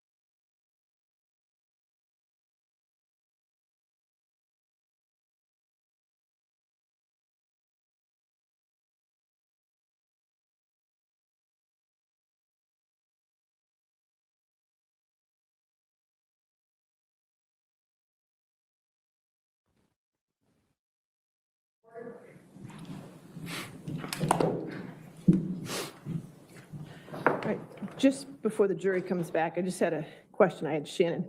On that video 82, it starts, there doesn't seem to be anything that needs to be under seal because it starts with him facing the bathroom and they walk out. Do you, if you want to review it, I don't believe anything would need to be under seal. I mean, we can review the very beginning, but you're just going to have just that Yes. exhibit for Yeah, 81, we're gonna make sure that it's where Just- we started. where you started. I think that's fine. Okay, all right, so we won't have that under seal, okay? And we can just confirm when we get it, yes. All right, perfect. All right, are we ready for the jury then? Yes. Yes, sir. Okay.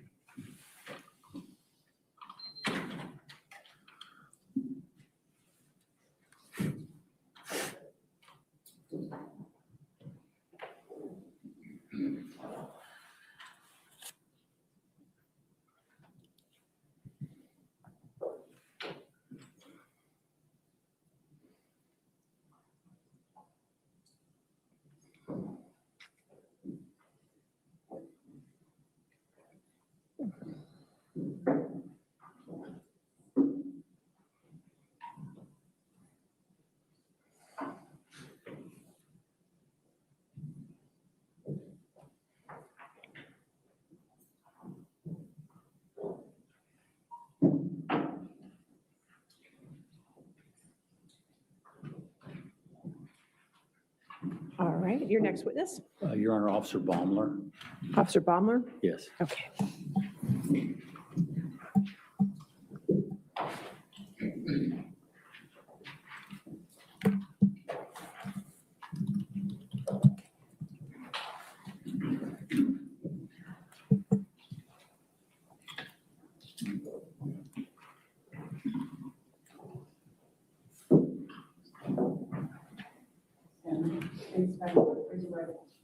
Do you swear or affirm to testify truthfully in this case under penalty of law?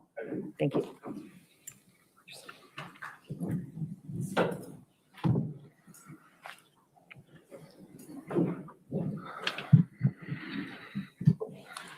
Good morning, Officer Baumler. Good morning.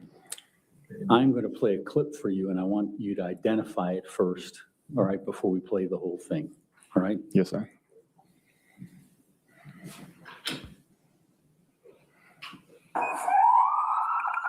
We can't see anything on the It's screen. not showing.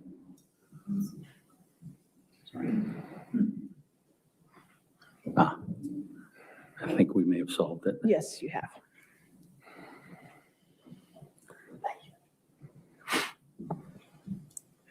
Looking at that picture before you, sir, can you identify this video? Yes, that's my body cam video. Okay, and this is from February 24th? Correct, 2023. From time to time, I'll stop and ask questions, but otherwise, I'm just going to have you watch, not the entire one. Yours goes almost an hour like the previous officer, correct? I believe so. Okay, we're going to be quite a bit shorter. Do you want to mark it as, Mark it as Defense Exhibit 83. okay. And is you asking to admit it into evidence? Yes, we are, Your Honor. All right, any objection? Judge, I don't believe so. Indicated he's going to jump around, so I'm not entirely sure. But do you object to the admissibility of? No. Okay, so that can be an evidence. Is it? Yes. I don't know what it is, so does it need to be under seal? Yes, it does. Okay, so video body cam under seal in evidence 83. Okay.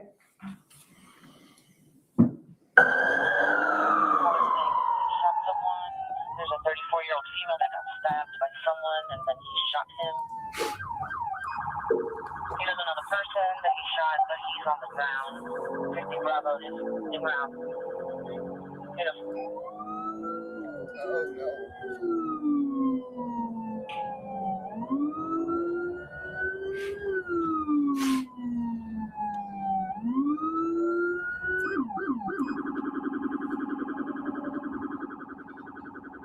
Zach, come on, Dad.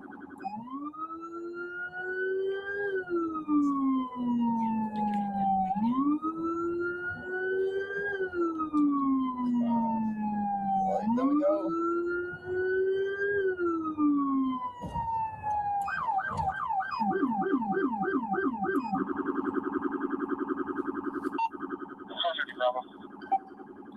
Go ahead. What's your after inside or outside or where they actually are?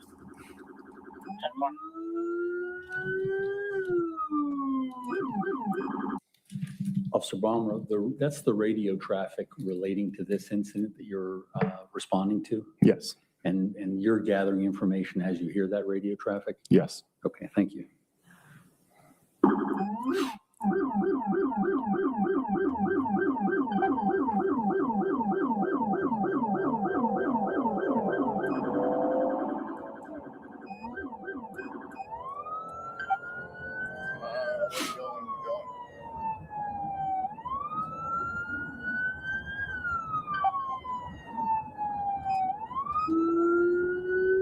Got it on the shoulder, boys.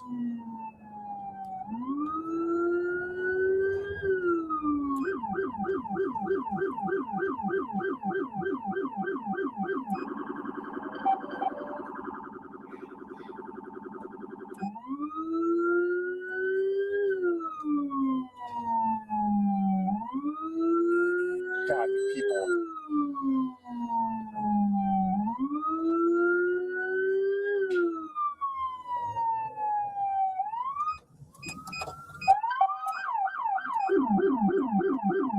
There we go. Come on, figure it out.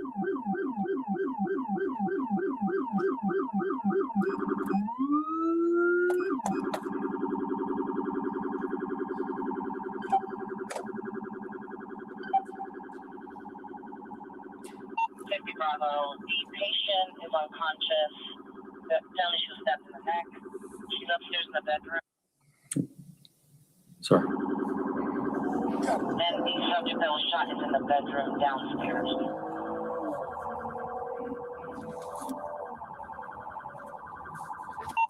Where's the shooter?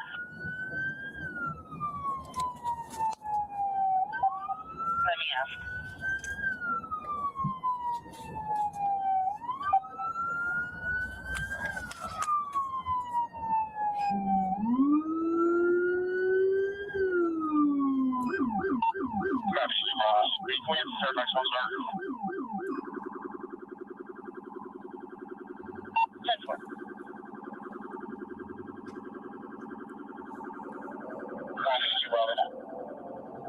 Bravo. Whatever units have shields, make sure they not on the radio so we know who he has. Tank, we don't have time for a shield. Shield advised. Bravo, okay. 5 Bravo has a shield. 5 Bravo, ensure the caller put the firearm down and okay. 10-4. Guys, you gotta go a little faster, huh? So apparently the caller doesn't know the subject, and the caller's trying to help the female with the. Now, at this point, is what you're hearing on the radio the only thing that you know about this? Correct. Okay, so there was nothing prior to you starting up your car and going? So typically what happens is when we get sent a dispatch, it does come to our computer. However, when scenes like this happen, we try to get them as quickly as possible. So most of that information comes over the radio, yes. Okay, thank you.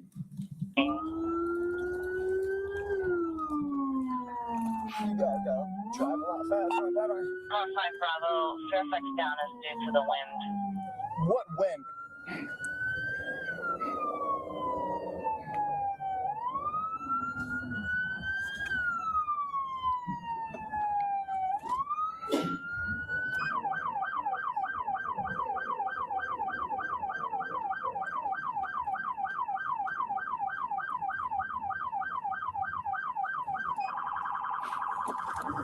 Damn it, Zach.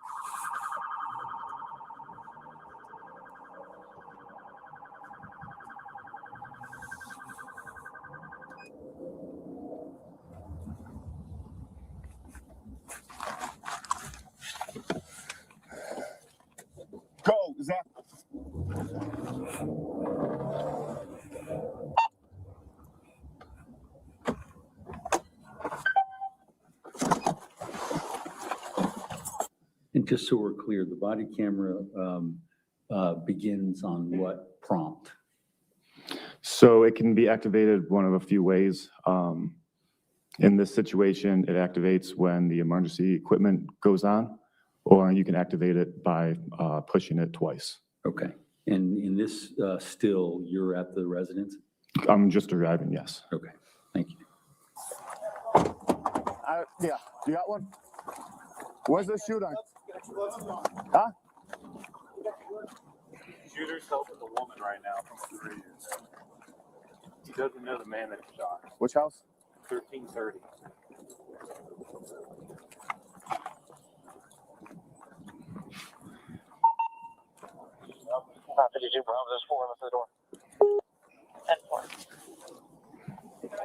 Yep. Well, I got voices inside. Let's do something quick. Stack up on me, I guess. County police, call out. Where's the gun at? Where's the gun? He's up here. He's an officer too. So he just didn't know. This is going out. Anybody else downstairs? Where's the shot? Oh, his daughter is downstairs. She's just. Who else? Just us? Yeah, she just wanted out. His daughter. Guns on the bed. Guns on the bed. They're saying one of the patients is outside now.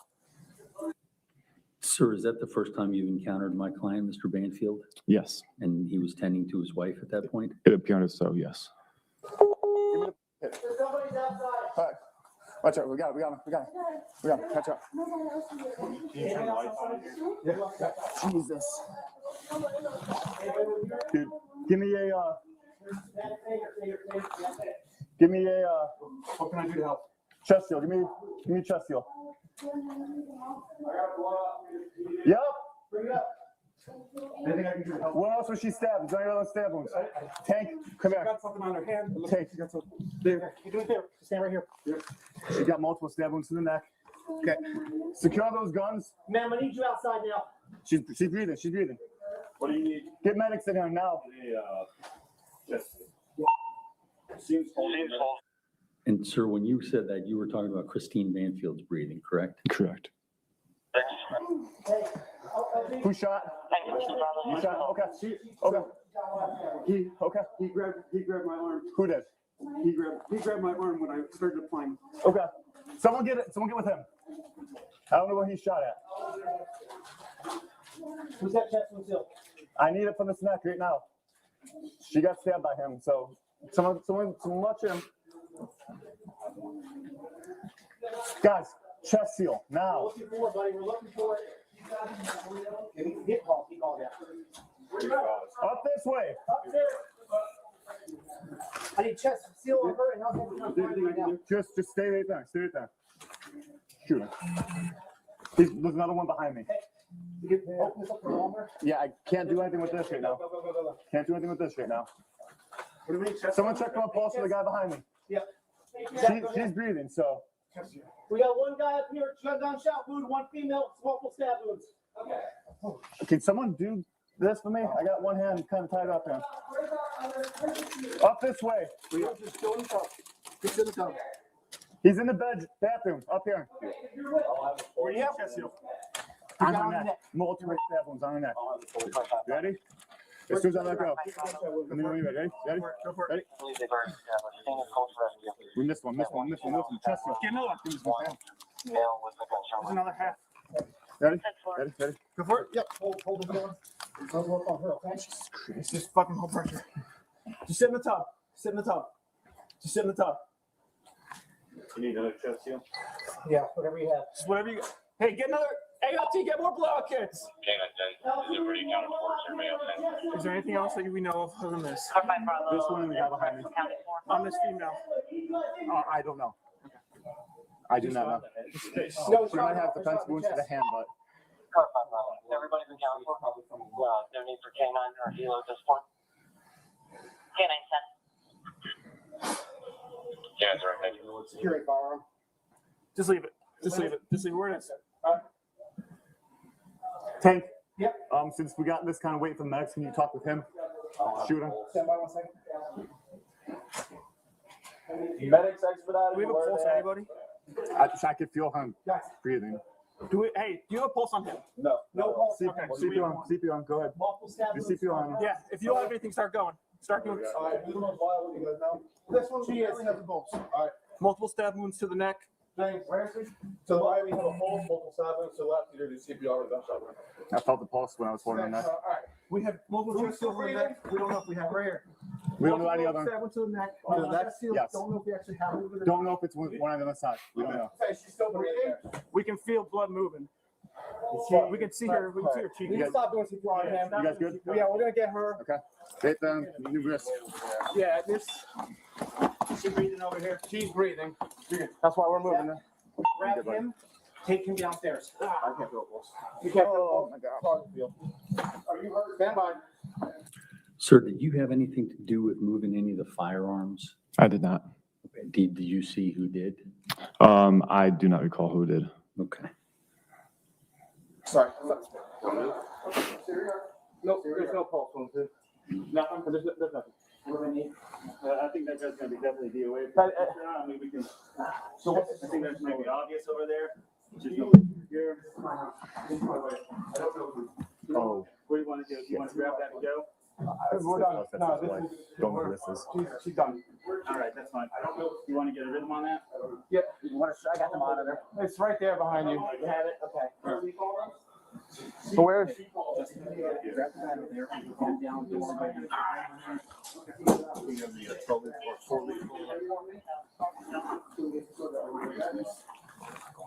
This is not. Nope. There was two on the bed when I came in. Okay, this one's got blood on it. Yeah. So stay with him. He might. I'm not sure. He doesn't know. Yeah. I'm gonna wait till they're done. Yeah. You know that guy at all? Yeah. I know. I'm trying to figure out where's the gun currently. There's two on the bed. Firearms right here. Leave them right where they are. That's where we found them. We moved them away. All right, that's fine. They were on the bed right here though. Yeah. You want? We have a knife right here. You guys are good right there. Hey, Sarge. What's up? You want us to escort him outside? Yeah, right now, We're working, so we're gonna be. So, I'm not sure. We're not working. But we'll get him out. Fuck, she can PA. So one thing is. All right. You gonna be okay? Move her and go? Yeah, let's just move her. All right. Hey. Very close to the escort him down.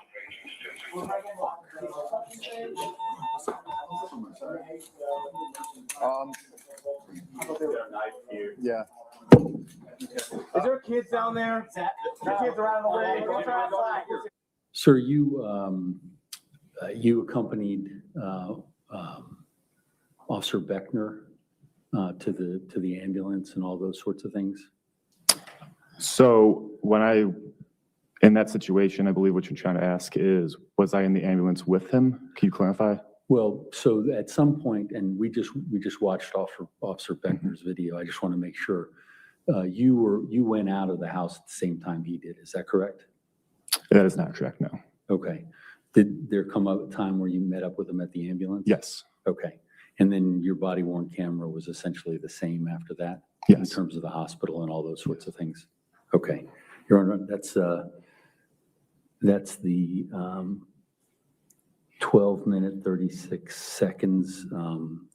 That's defense exhibit number 83. Okay, so you'll And crop it for me to 12:36? Yes. Okay, to 12:36. All right, thank you. It's in evidence up to 12:36 then. I don't have any further questions for the All officer. right, cross-examination.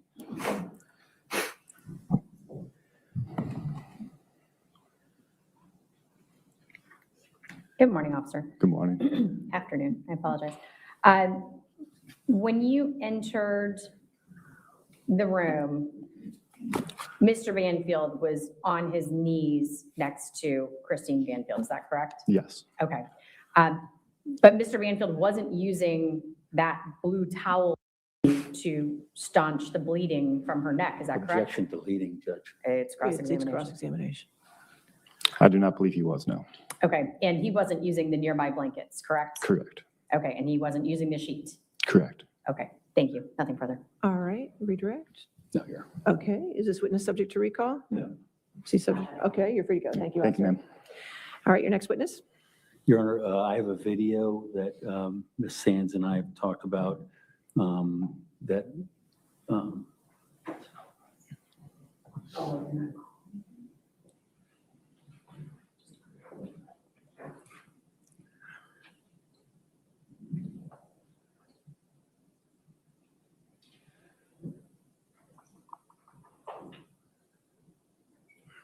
Judge, I think the witness that we need for this video is not here right now, Okay. so we'll just Next. move on. Next witness? My next witness is Leanne Singley. All right.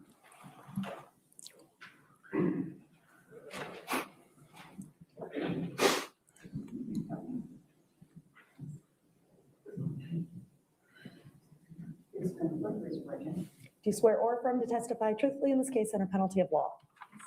Thank you.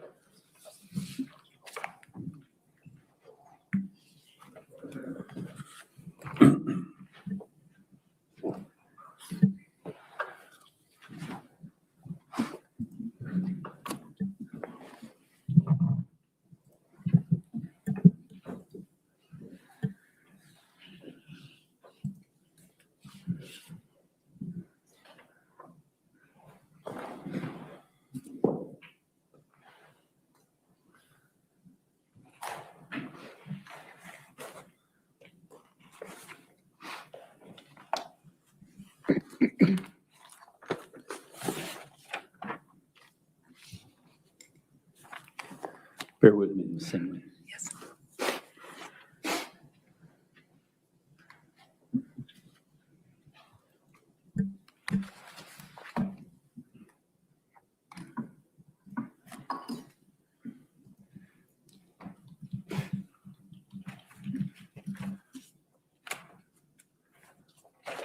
Ma'am, can you please state your name, spelling your name for the court reporter?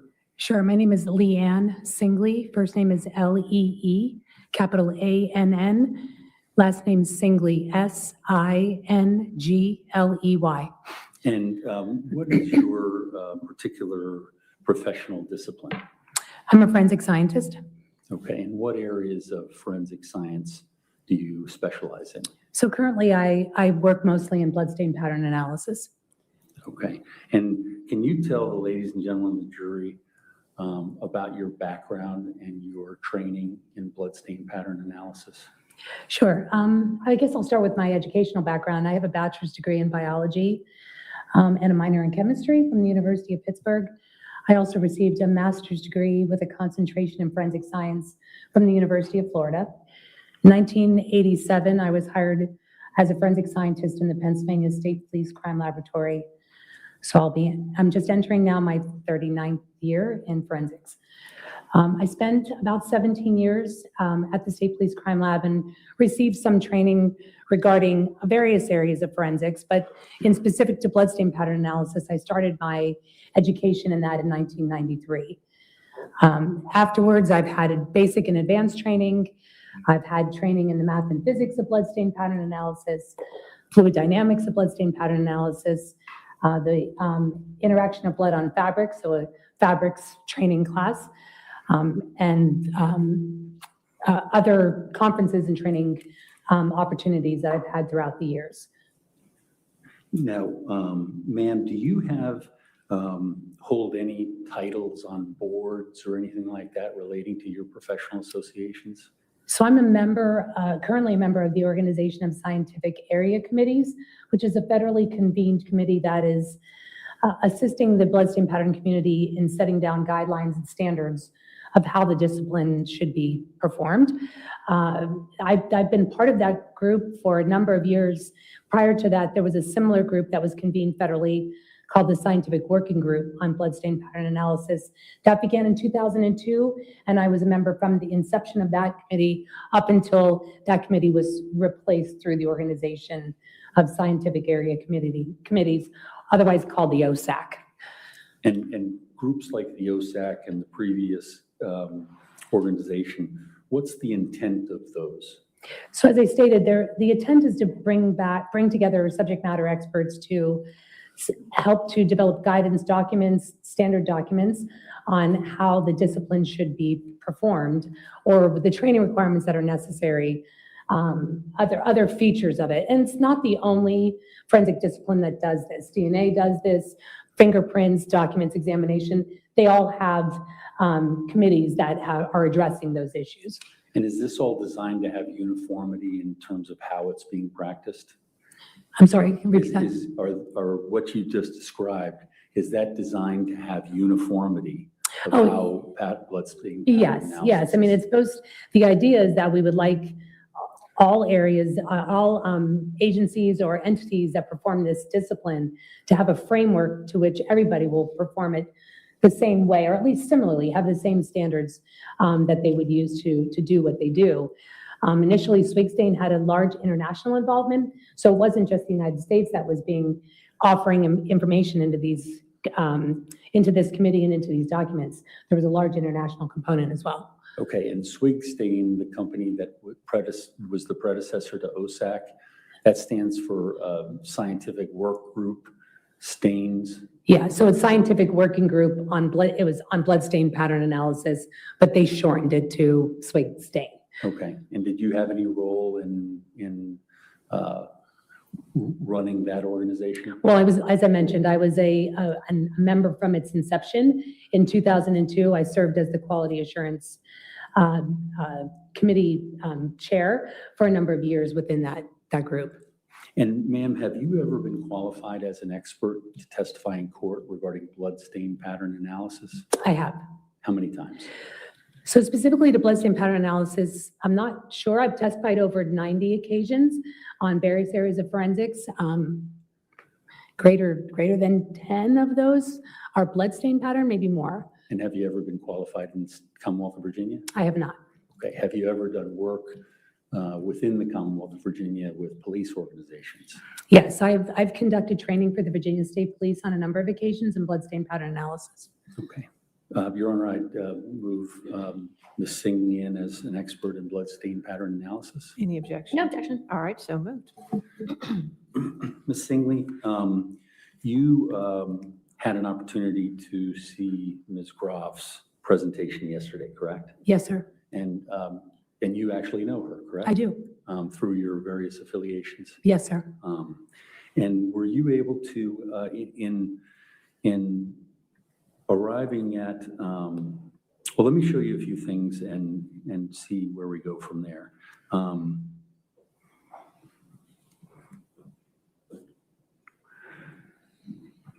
Your Honor, can we show that to the witness? Yeah, it is shown to the witness. Okay. If you can make it a little bigger, it might help her. Yeah.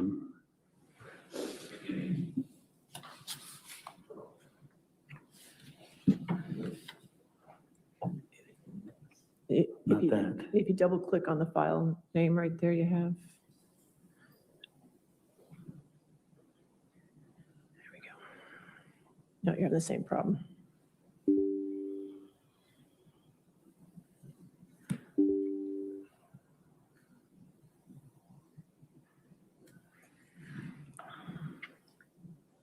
Judge, this is the court's PowerPoint that's coming up.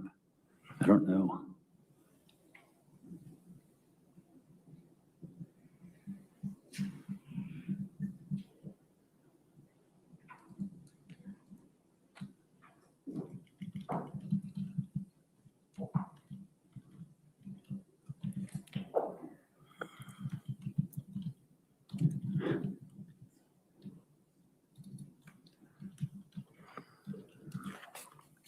Well, ma'am, did you have an occasion to review items in this case? I did. And items of evidence relating to this case? Yeah, so I received photographs, so I didn't actually have the physical evidence, but I did review photographs and videos and things of that nature that would expose me to what was evidence, turned out to be evidence in this case. Okay.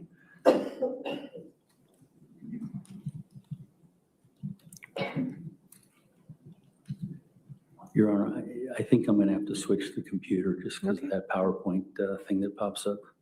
Can I have a 5-minute recess? No.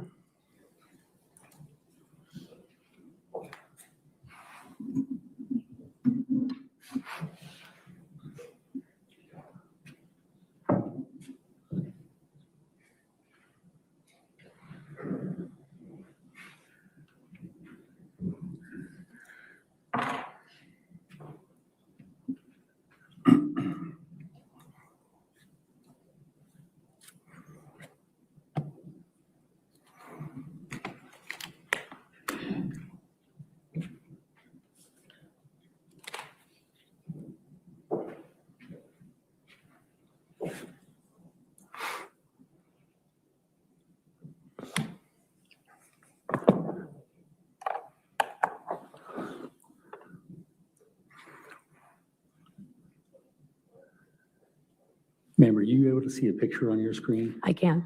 Did you have an opportunity to review this item as part of the evidence that you reviewed? I'm sorry. Judge, have we identified the photograph? No, I think it's defense 80, at least that's what it was marked yesterday. 83, I believe, Judge? Is that- 80. 80? Okay. Yes. Ma'am, I'm going to have you look at what has been marked as Defense Exhibit 80.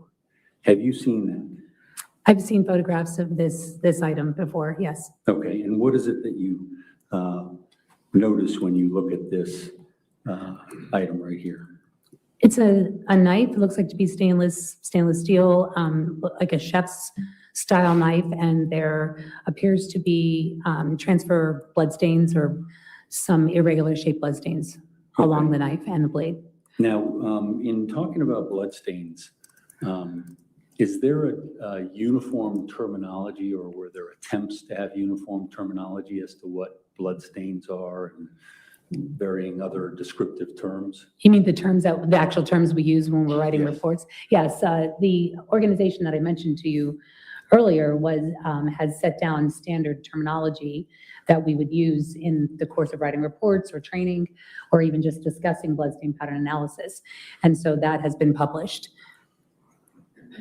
And is that how you find, do you find that the terminology is uniform amongst bloodstain pattern analysis? The goal, that is the goal, that it would cause uniformity, and it has definitely helped since that terminology has been utilized or has been written and published. To say that everyone is using it correctly or abiding by that terminology, I can't say that for sure, but I can definitely say that it has, the ends have sort of, the end result has been what we had hoped it would be, and that is to cause the uniformity of that terminology across the discipline.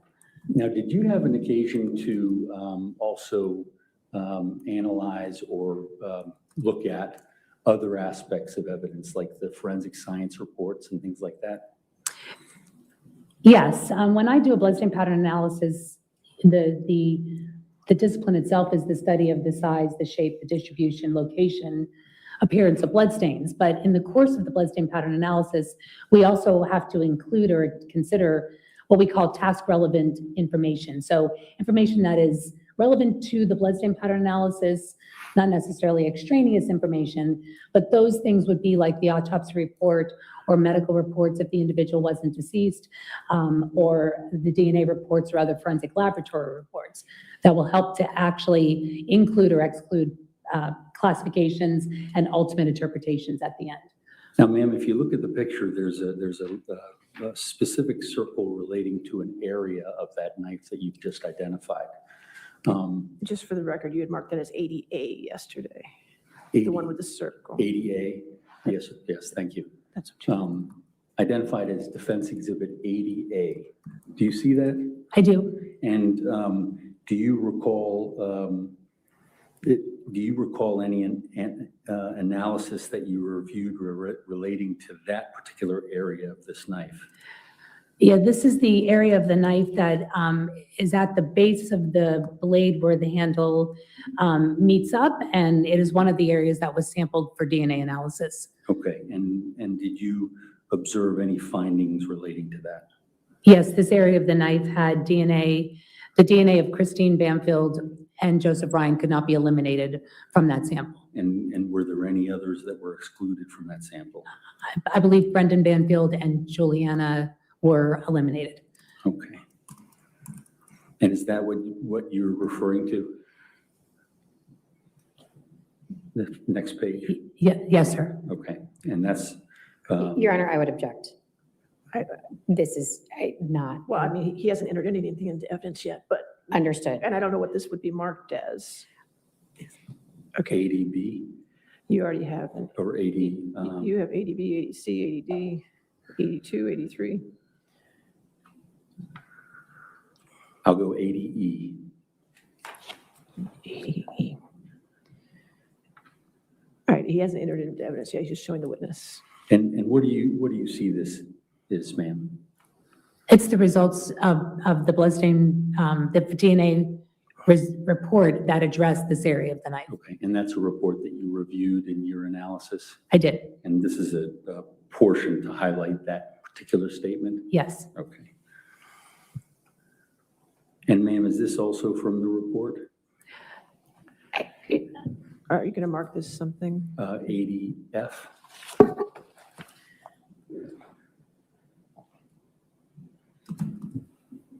Did you have a chance to review that? Yes, Okay, and is this also a report that you reviewed, a portion of it? yes. Okay, and what does that tell you? Again, it's indicating that Christine Banfield, Your Honor, I would object to the witness reading from a report that has not been admitted into evidence and is not the complete Okay, I'll report. sustain that That's objection. fine, that's fine. Judge.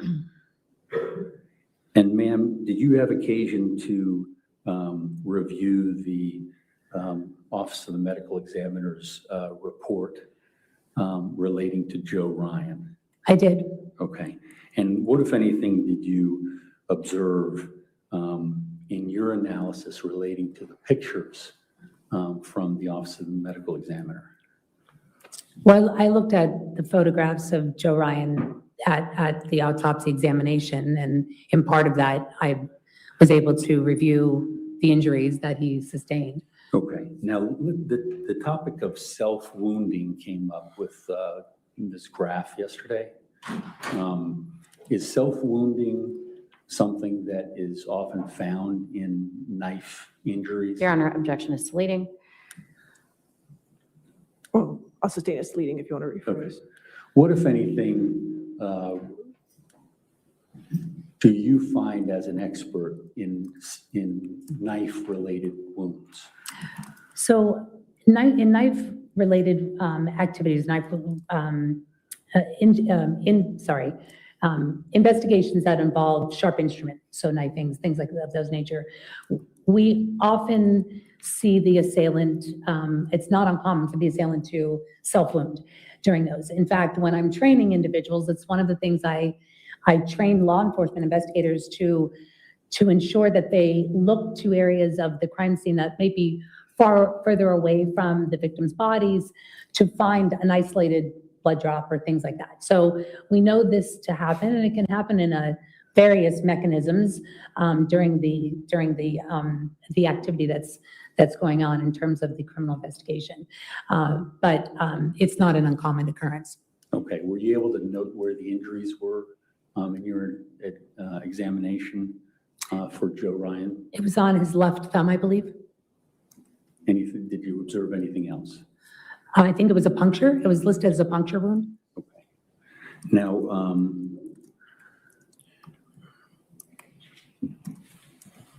is that the puncture wound that you're talking about? I'm sorry, I can put it back on. Sorry. What, this, This would be 80F. it was 80B yesterday. 80B. Okay. So this photo here that you have now. Yes, this is 80B. The wound was listed as a central cut puncture of the palmar aspect of the left thumb, and that is what's being depicted here. Okay. And if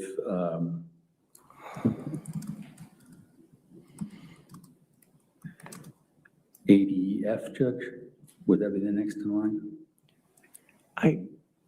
You have one marked AEC, which I had put down as finger of Joseph Ryan, and I'm not sure if that's the same picture that you used yesterday when you're showing the other expert. I'm not certain either, Judge. What's the next one, ADD? Well, we'll do ADC. I mean, we can make this ADC, that's ADC, fine. You haven't yes. entered it in evidence yet, so ADC. And ma'am, is this a picture that you've observed in your analysis of the documentation relating to this case? Yes, these are part of the autopsy photographs. And is that the same injury that you previously discussed and identified? It's on the left. Yes, it's in the same location. And what is that picture of, ma'am? It's another photo of a different orientation of the thumb. Okay, so the same injury? What do you It want appears to be, yes. What do you want to mark that as? ADD? You have a D, you have an E, and you have an F. ADG? Okay.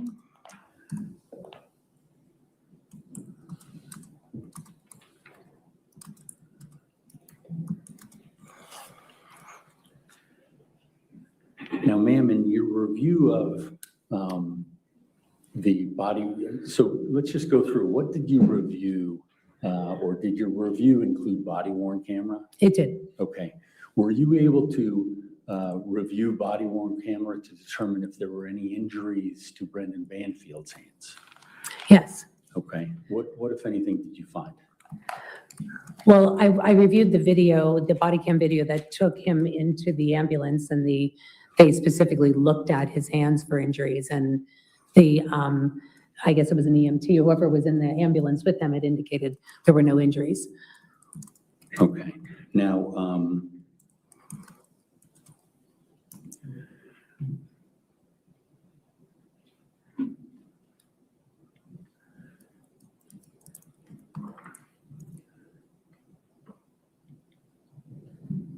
ma'am, if you could take a look at the screen. This is the full Office of the Chief Medical Examiner report. Have you had an opportunity to review There's that? nothing on the screen. There's nothing on the screen.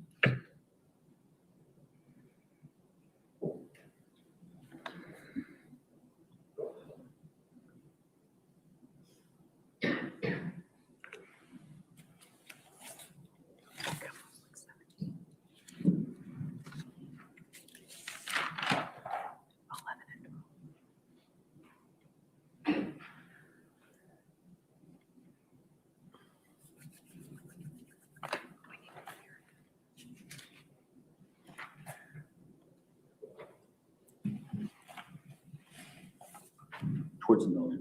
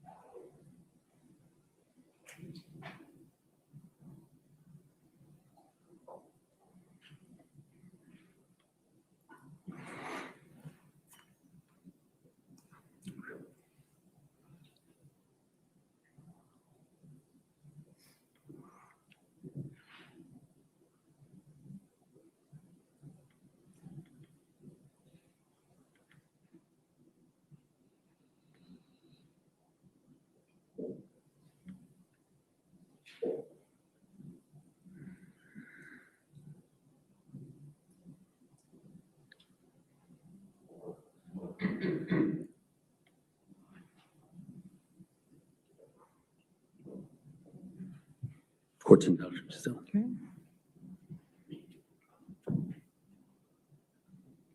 All right, yeah, somebody sits in.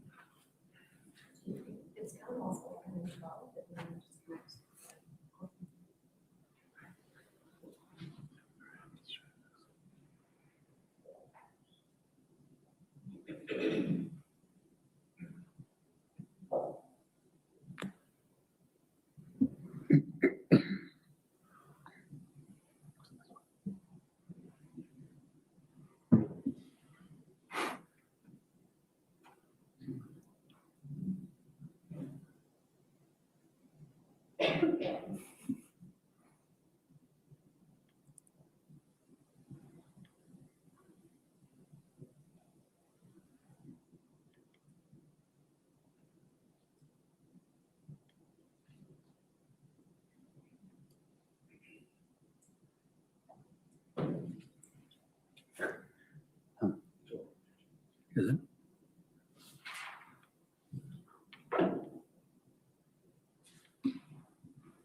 Judge, is that showing up on your screen? It was when he was there. Yeah, I know. I think I've touched the wrong thing.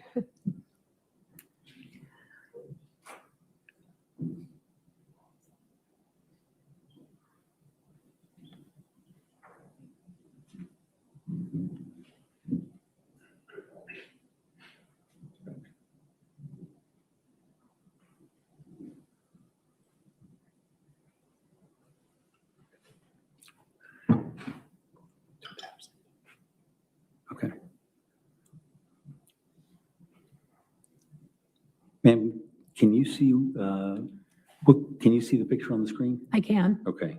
And do you recognize that? This is the DNA report. Okay. And I'm going to scroll down.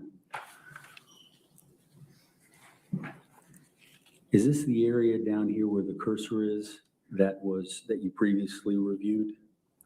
Yes. Okay. And that informed your conclusions as to the blood stain near the handle and the handle juncture? Yes.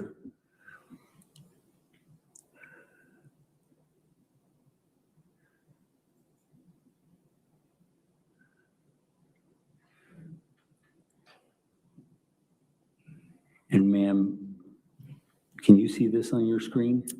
I can. Okay, and you've reviewed this. This is the report of June 9th, 2023 of the Office of the Chief Medical Examiner? Yes. And I'm just going to scroll down.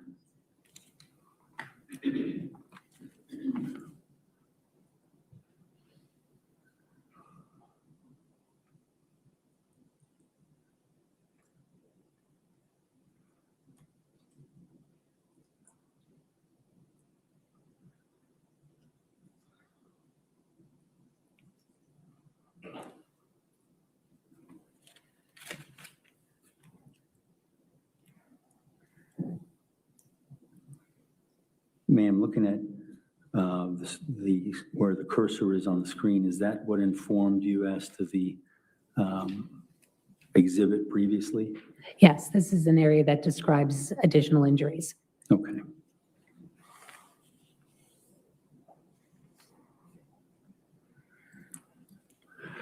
Now, did you have an opportunity to review a report from DLI, a private laboratory? I did. Okay, and in that report, can you tell the ladies and gentlemen of the jury, what was the sample that they were providing? So in the DLI report, there was a sample that that was collected by them on the area of Joe Ryan's jeans. That was the waistband, I think interior and exterior waistband zipper, and I believe the button area. But the significance of their sampling was that in their report, they stated that the sample was taken avoiding staining, meaning that they were not trying to collect staining. They were trying to avoid stained areas of that part of the jeans. Okay, and what would you say about avoiding the staining and still having a laboratory analysis? What are they looking for? Typically, they're looking for a DNA source that's not coming from staining. So touch DNA, or sometimes they'll do it just to determine who the wearer is of an item of clothing, or sometimes they'll do it just to see if somebody touched that area, that they're curious if they can find the DNA from that individual. Okay, and do you recall the results of that report? I believe the results of that area, that included DNA sources from Christine Banfield and Joseph Ryan, but Brendan and I believe Juliana were both eliminated. Okay, so let me kind of shift gears here about blood stain pattern analysis and what you do when you first start out doing it in a case. You mean my general methodology of how I Yes. do an approach? So when I get a case now, and currently I get a case, I want to know as little information about the case as possible. So I try to limit whoever is requesting it from me to just the information that I need to know in terms of the blood stain. So typically that might be like how many individuals were injured, or if there was more than one deceased, more than one bleeder, what their injuries might have been, things of that nature. And then I will get whatever materials are provided to me. I start looking through the photographs, determining what I can say or maybe not say about certain pattern types. We call that the characterization. We characterize them, as I mentioned, through the size, the shape, the distribution, location of the stains. We look to see how they might correlate with each other. And then we begin or attempt to list a classification or classify them in what might have caused them. So earlier I talked about those characteristics, and I think it's important to understand that blood stain pattern analysis is answering a very different question than DNA analysis. DNA is answering the who, the BPA, the bloodstain pattern analysis, attempts to answer the how. So how the bloodstains got to a location. So once I've done that initial preliminary classifications or some idea of what I believe this might be coming from, I'll then incorporate in things like the autopsy report, DNA analysis that will help us to refine that classification, maybe eliminate some things that I might have kept in the running in terms of a classification. Then at the end, we discuss what those classifications mean in terms of the DNA and what we might be able to interpret in terms of individual events or things that happened at a particular crime scene. Now, can you see the picture that's on the screen there? I can. Okay. Your Honor, I would identify that as Defense Exhibit 84. I believe it's already the Commonwealth's Exhibit 173, is that So correct? Judge, the original picture was admitted as Commonwealth's 173. Okay. His manipulation of the picture to show the cropping side by side with the original is not. Okay, so, specifically neither of those. all right, so what number did you want I to think make? 84 was the next one. Yes, okay. Ma'am, can you describe what you're seeing there on the screen? Yes, this is the left forearm of Joe Sevrian and bloodstains that were on that left forearm. Okay. And did you create this side-by-side comparison? I did. And what was the intention of that? What were you trying to show? Just it gives an overall of the arm. You kind of see it in that perspective. And then just I put a square around the area that I cropped so that you could kind of see it, how it related to the arm in total. Okay. Your Honor, can I move that in as Defense Exhibit 84 and publish it to the jury? Any objection? No objection. All right, 84 in evidence. Can you describe what you're looking at for the ladies and gentlemen of the jury and what it is that you do in analyzing something like this? So first, let's start with what I do when I'm analyzing something like this. Again, I know I'm sounding repetitive, but I look at things like the size, the shape, the distribution, location, and certainly take into consideration the target surface. We know that that has a profound effect on what we see. So we have to think about that when we're looking at things like size and shape, because it can change depending on what the target surface is. This target surface was a bit unique in the sense that it was a forearm that had quite a bit of hair on it. So it provided a different surface than, say, a flat table or even carpet. It tended to have an influence on what we were seeing. Now, what is it that you can say about this stain pattern? So I just described what I saw here, which was a linear series, so a series of some irregularly shaped drops or stains that were located on this arm. I did not use the word drop. I used a series of irregularly shaped smaller stains, because if you look at it closely, the stains themselves are almost three-dimensional in shape, because they in areas were clinging to the hair on the arm. So it distorted what we can see in terms of its true shape and true, like even the size of it. It was, well, there's no measurement in here, so we really don't have a true size. Okay, and so in determining what exactly this stain is, you would want measurement? Well, you would check out what the surface is? Yeah, I mean, we don't always have measurements. Sometimes they're not there, and we can use things in the area that can sort of inform what our size might be. But I don't have a true size. I did call them smaller because they appeared smaller compared to things around it in the area. But yeah, I mean, certainly the more information you have, the more data we can use to then make a classification. Based on the information that you had relating to these stains, is it possible to make a classification? I did not make a classification, and this target surface did not lend to classifying these stains to a specific mechanism. Now, let's switch gears a little bit. In terms of how blood falls on things, can you opine as to what kind of pattern would be created if someone put blood onto a surface? Put blood on how? How are you? I mean, touching a surface? If it Or holding blood and dropping it? If an individual had, say, blood in their hands that had enough volume for it to release, like if it were to just drop to the ground, we would call that a splash pattern. So it would be a large volume of blood that is falling due to gravity. It's not, you'd have to be careful to not include their hands swinging, because if their hands swing in that process, now you have cast off, which is blood being released from an object in motion. If it's just merely falling onto the surface, then you would get a splash pattern. And that usually will then have sort of a apparent area of where the volume of the blood is. And then because that parent area was created with blood sort of collapsing into itself, it'll create satellite spatters around that area.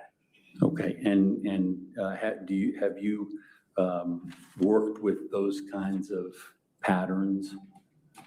Yes, I mean, I make up mock crime scenes for my training, so I've created them myself by doing that.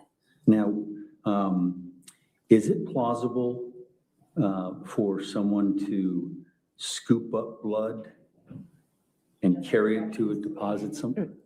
I'm sorry. Objection, leading. All right, I'll sustain as to leading. What, if anything,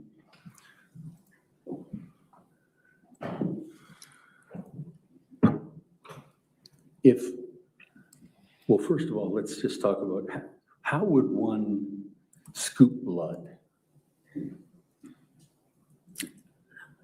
I don't know how you would do that.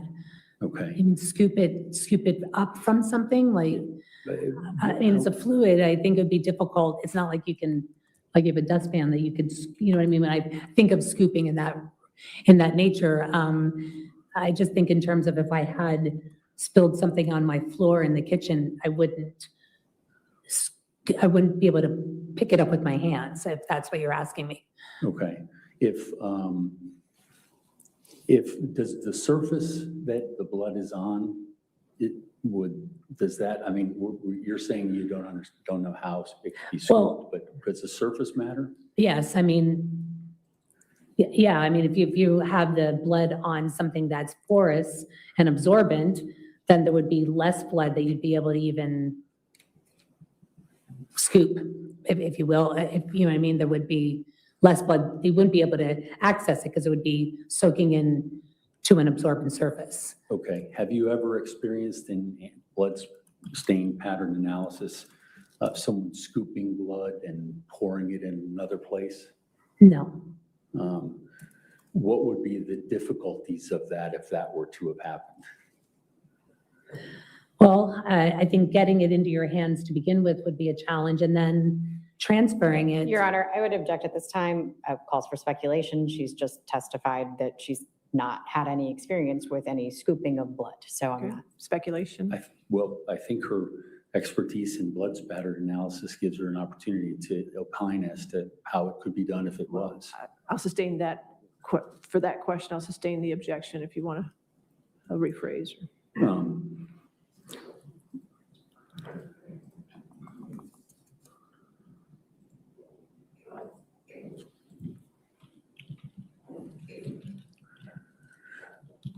Blood as a fluid, is it possible to pick it up?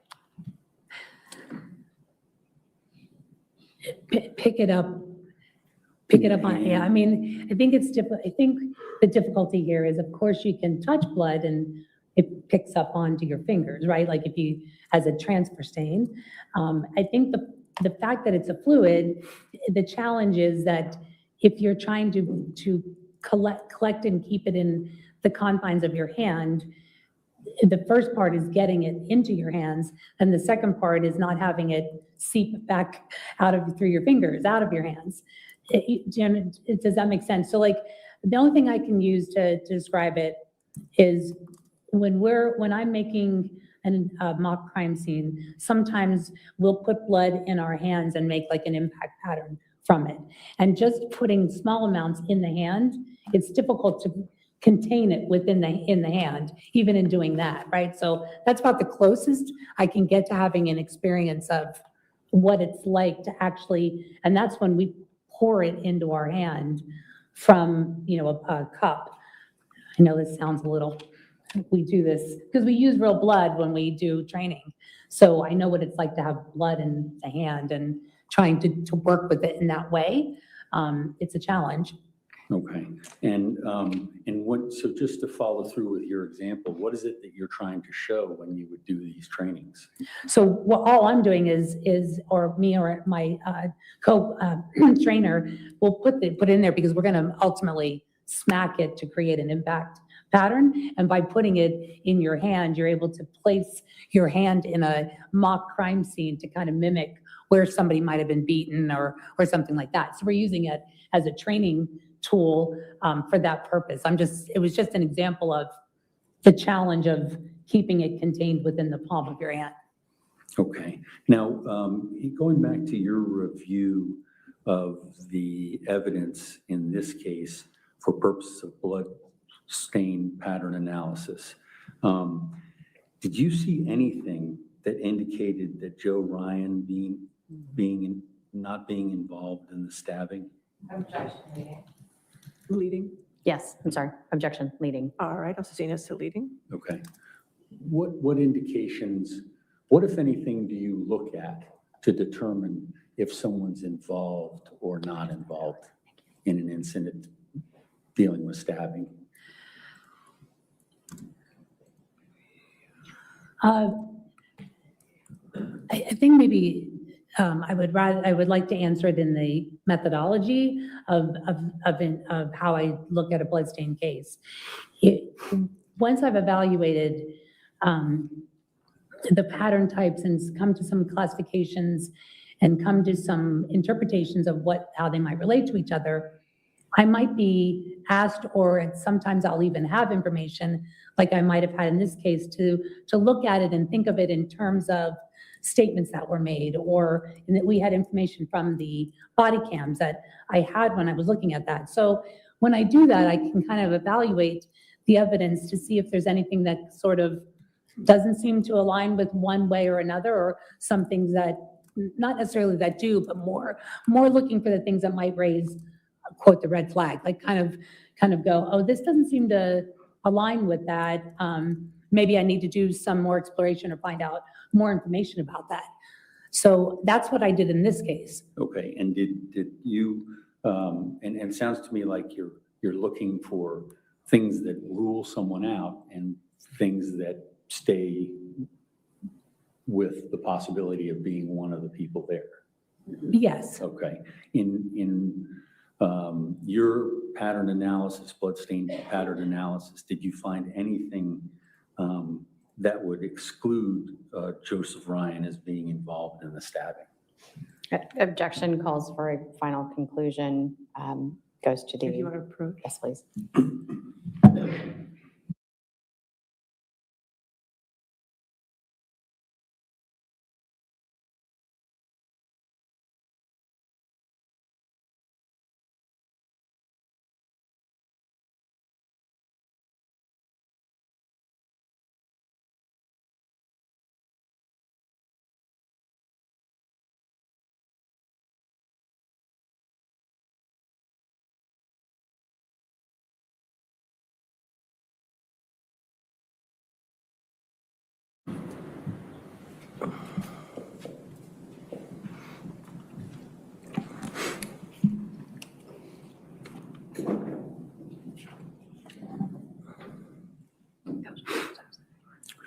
Ma'am, you had an opportunity to listen to Ms. Graff yesterday, correct? Yes. Now, in terms of your discipline of bloodstain pattern analysis,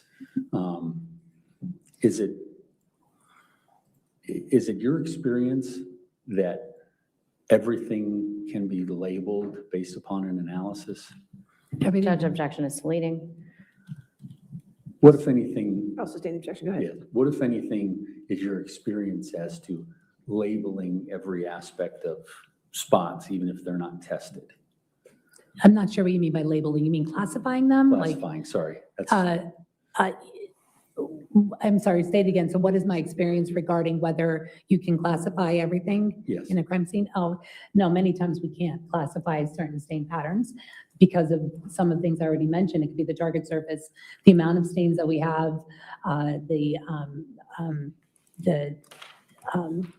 other data that isn't just available for us to form that classification. So that's not uncommon. And we can't really classify every single bloodstain. We don't attempt to. In many cases, we could be doing it a long time if we tried to identify or even address every bloodstain that's at a crime scene. Okay, and in listening to her testimony yesterday, did you have any agreement or disagreement with what she said about certain bloodstains? There were certain bloodstains that I did not provide a classification for that she did. Okay, and are there any in particular that you're speaking of? Well, the forearm stains was one area. The 4 irregularly shaped stains that are on the forearm, she provided a classification for as being drip stains, and I did not. Okay, and why did you not provide a classification? Again, as I stated, the target surface here really distorted or what we were able to see to get that sort of well-formed circular stain that you would be looking for to be able to say that it's a drip stain from the exclusion of all other mechanisms. Because once you've classified it as a certain mechanism, you've excluded everything else. I didn't feel there was enough information here for me to do that. And this target surface, it would be inappropriate, I believe, to do that because the target surface was not ideal for being able to do that. Now, if you didn't have enough information, would it be possible after the fact, which is what it was? Objection is to leading. All right, I'll stay in leading. Is this a good time to take our lunch break? Yes, Your Honor. Okay, all right, ladies and gentlemen, let's go ahead and take our lunch break for an hour. Please do not discuss the testimony with discuss the case with anybody, and don't do any outside research, okay? Thank you.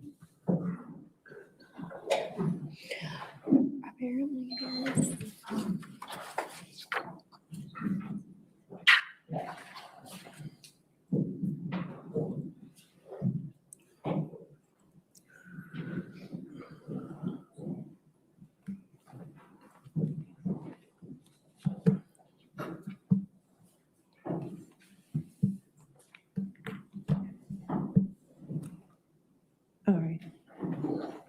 And ma'am, since you're testifying, you can't discuss your testimony with anybody this time to include the defense team, okay? Okay. All right, that's fine. So we'll come back at 2:05. You're going to make sure all your technology is ready for the afternoon. I'm To gonna- lose your exhibit numbers, please. I was actually going to just talk to your clerk and make sure that I had all of the. All right, to make sure This you meal. get it straight. And Yes. you don't have to be a hero. I do take paper documents if necessary, you know that. Judge, I just can't do that. I'm a technology guy now. So you say, okay, 2:05, okay? Thank you. All right, first recess.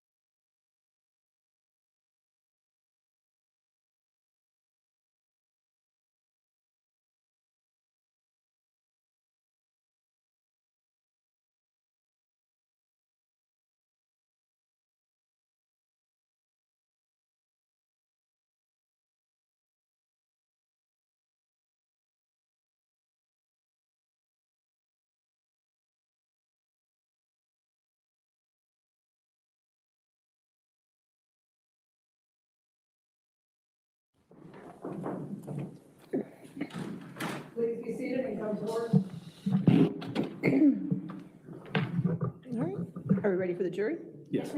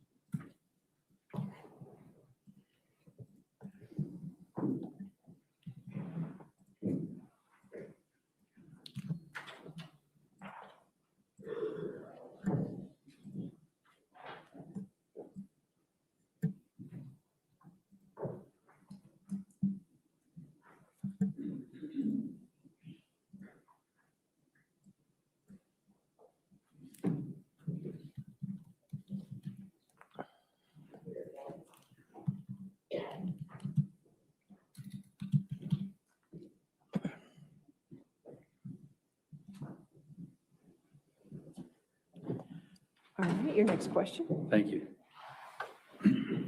Ms. Singley, good afternoon. Good afternoon. You listened to Ms. Groff's testimony yesterday, correct? Yes. Did you hear her discussion of the position of Joe Ryan and the blood, whatever she called it, on Joe Ryan? Do you remember that discussion? Yeah, you mean specific to his arm? Or is that what you're referring Specific to? to his position on the ground. Yes, I did hear her talk Okay. about that. Did you agree with that? That the blood stains would indicate that he was lying on the ground? Yes. No. And what can you point to in your expertise that would have you arrive at that conclusion? Well, so I guess starting with, I believe that she mentioned that the stains that were the 4 linear stains that I did not classify, she classified them. So that's where the first divergence was. So and then that classification is what led her to say that he would have been in a position lying on the ground when they were deposited, if I recall correctly. So the first part is that as I mentioned before lunch, the target surface didn't lend to classification to start with, and to go on to then determine what that classification would mean in terms of his positioning is the part where it starts by the fact that I didn't believe that a classification could be made. Then to go on further to say what that classification would mean would be why I would disagree. Okay. And was there evidence that you observed that would have supported different conclusions than that, other than not being able to classify? So maybe the best way to describe this is to have you understand what a drip stain is in terms of blood stain pattern analysis. A drip stain is a stain that is formed by gravity alone.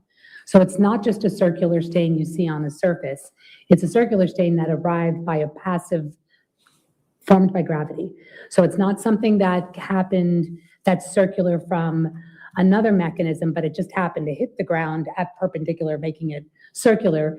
It is formed only through gravity alone. So the fact that I didn't classify it as anything was the first part. But then on top of that, if you have just the fact that something is circular does not make it a drip stain. It's one of the features you can look at, but it doesn't mean that it's a drip stain. So there are other mechanisms that when the blood is going through the air, say from an impact, say somebody was being beaten with a hammer. When the blood goes through the air, it goes in a parabolic arc. And if it doesn't hit anything in that trajectory, it will eventually fall to the ground. And when it hits the ground, it's going to look circular. But if it hits the wall on the vertical surface, it's going to look circular there too, because anywhere it hits a perpendicular, it will look circular.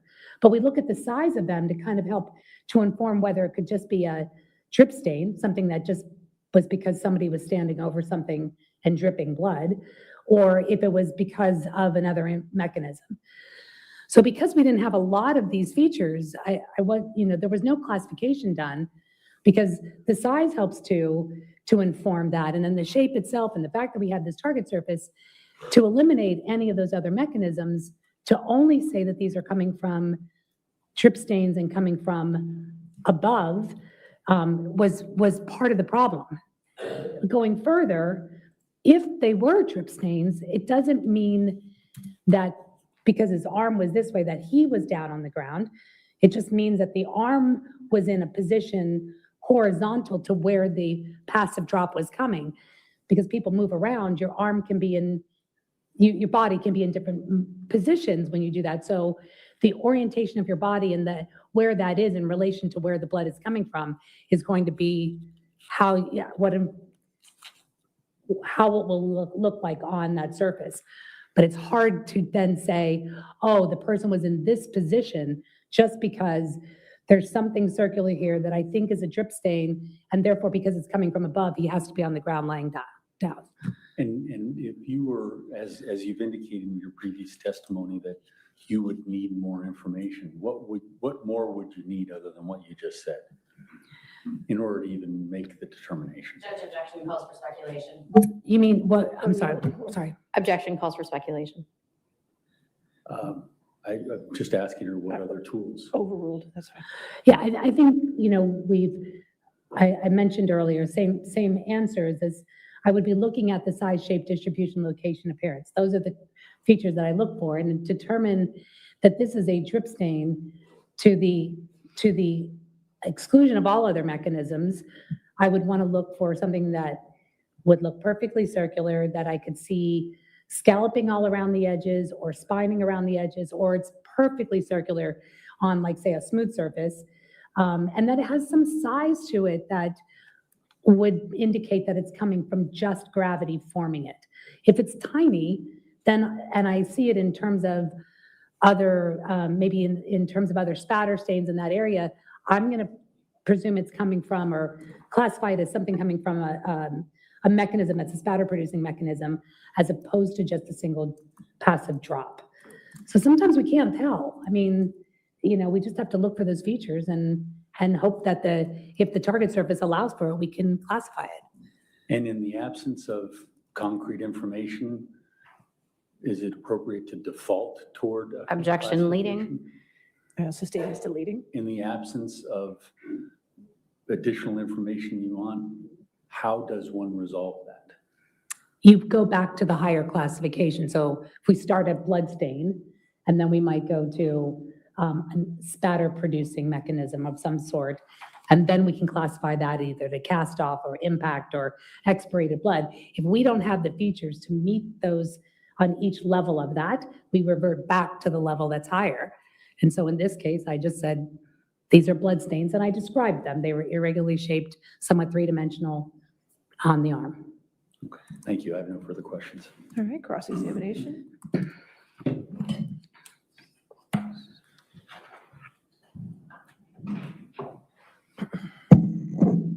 Good afternoon. Hi. So to stay with where we just left off. Okay. You're keeping it at the classification level that's up here because you don't have enough information to go a next step. Is that correct? Yes. But that doesn't inherently mean that that next step isn't a possibility, right? Well, I don't consider the possibilities, because if I can't go beyond the classification, then I didn't go beyond the classification. There's a reason I stopped. Sure. So I wouldn't. But because you stopped, that then leaves all of the options still available. None have been excluded, correct? You mean every possible mechanism that could possibly produce a blood stain? Yes. Yes, I guess, yes. Yes, including drops from above. Yes. Okay, thank you. Going back for just a moment, you testified regarding the DLI lab, and you stated that the test sample was the pull from the genes avoiding staining. Is that correct? I'm sorry, say that again. I didn't You hear that. testified about the DLI DNA lab, specifically that the sample was a swab or a portion of Joseph Ryan's genes avoiding staining. Is that correct? Avoiding staining, yes, I'm sorry. But did you also read in the report that that sample was positive for blood. Yeah, so it didn't say it was positive for blood. It said that blood was indicated in the sample. And so what that means is that they did a presumptive test. So that's a test that, Right, we heard about that from our DNA experts. but- so we didn't, the blood wasn't identified in that sample. It was an indication that there was blood there. And I think to clarify that the testing that is used in that instance is a very sensitive test that can pick up blood that you Judge, I'm can't gonna see. object. I don't think she's presented any foundation for knowledge of how the testing was conducted. And that wasn't my question. All right, we're going to ask your question again. Let's go Okay. that way. The laboratory result said that blood was indicated, yes or no? Yes, that's not what you asked me, though. You said it was found. It was, the test only said that blood was indicated. Okay. And yes. Thank you. That's all I have, Judge. Okay, any redirect? Is this witness subject to recall? Yes. All right, so since you're subject to recall, just don't discuss your testimony with anybody, all right? Okay, thank you. Thank you. Sharon, if I can consult with counsel for just a moment.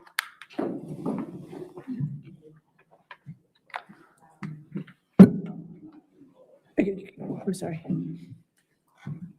The witness is not subject to recall. Okay, you are not subject to recall, ma'am, so you're free to go if you wish. All right, thank you. All right, your next witness? Yes, thank you, Your Honor. Brendan Miller. Brendan Miller?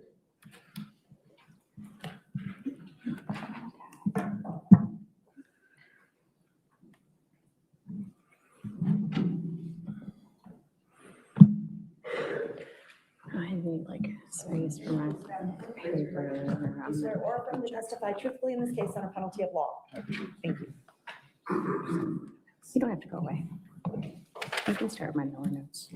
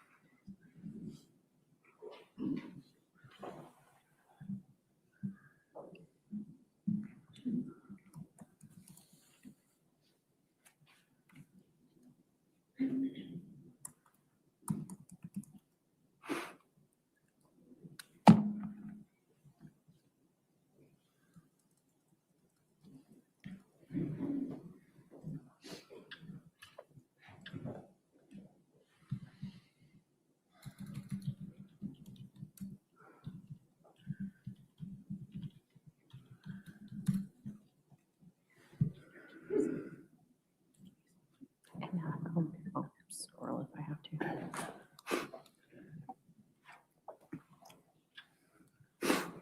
Good afternoon, Detective Miller. Good afternoon. Can you please state your name and spell your name for the court reporter? Yes, my name is Brendan Miller, BrendanMiller. And where do you currently work? Fairfax County Police Department. And what capacity do you work in the Fairfax County Police Department? I'm a detective in the child exploitation section. Okay. During your, were you involved in this case as an investigator at any point? Yes. Okay, and what was your capacity as investigator? I was the digital forensics examiner for this case. And when did that change? About a year ago. Sorry, I'm almost there.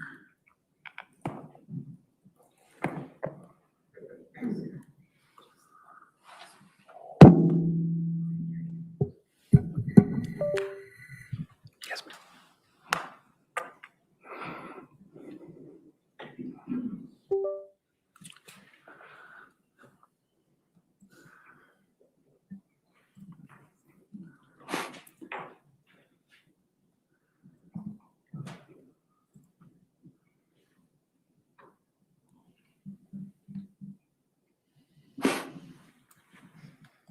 court's indulgence.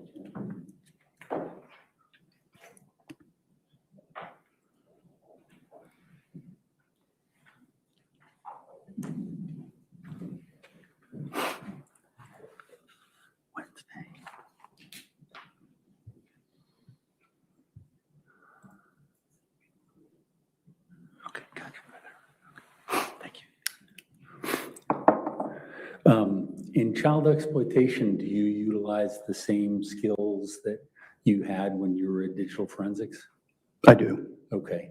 And so when you left digital forensics, did you leave of your own volition? I did not. And was the transfer to child exploitation? Yes, the transfer was to child exploitation. Okay. How long had you been in digital forensics prior to being transferred? Since roughly 2019, so about 5 years. Okay. And how long, how many cases had you handled in digital forensics prior to that transfer? I don't recall the exact number. Okay. But were you the person who did the digital forensics in the Fairfax County Police? One of them. How many others are there? There were 6 at the time, I believe. And now when you were transferred out, this was in the middle of the investigation of this case, correct? I don't know if I would classify it as the middle or where it was. It was during the pendency of this case. Yes, this case was still going on. Okay. And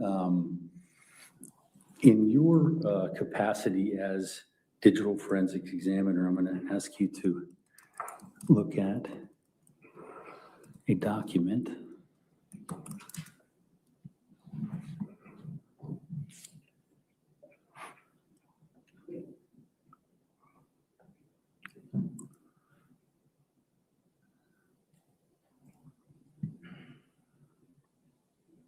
Okay, do you see anything on the screen? Just your screensaver. Okay.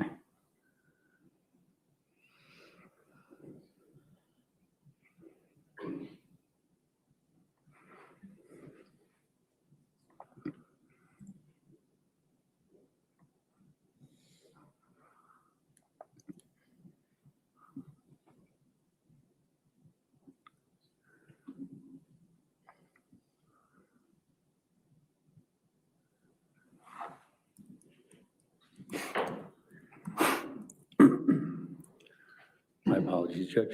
That's all right.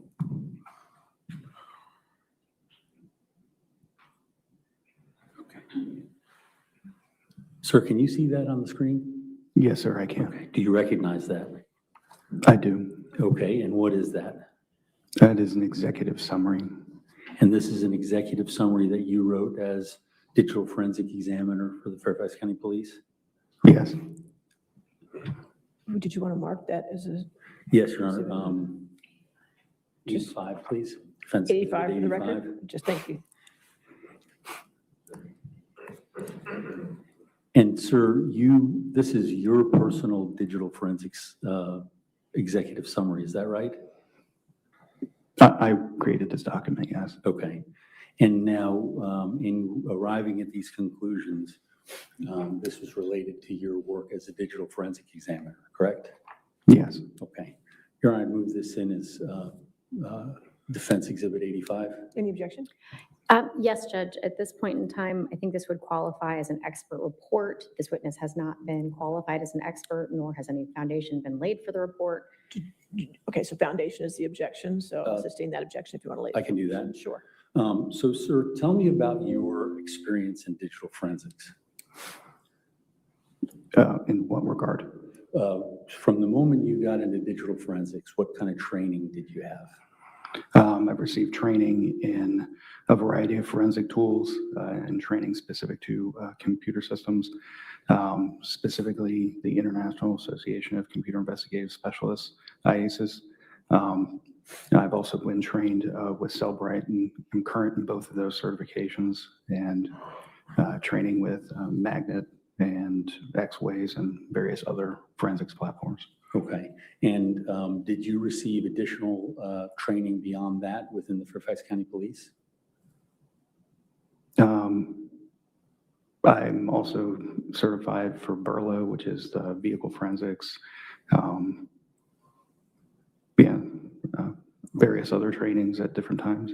Have you ever been qualified as a witness in the courts of Fairfax County?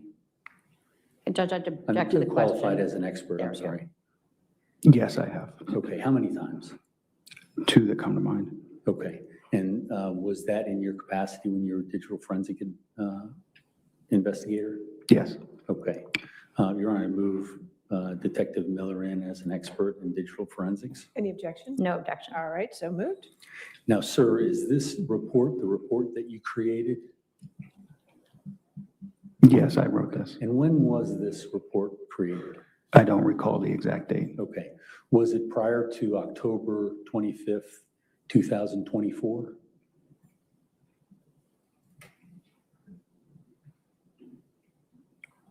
I don't recall exactly, but that sounds about the right time frame. Okay.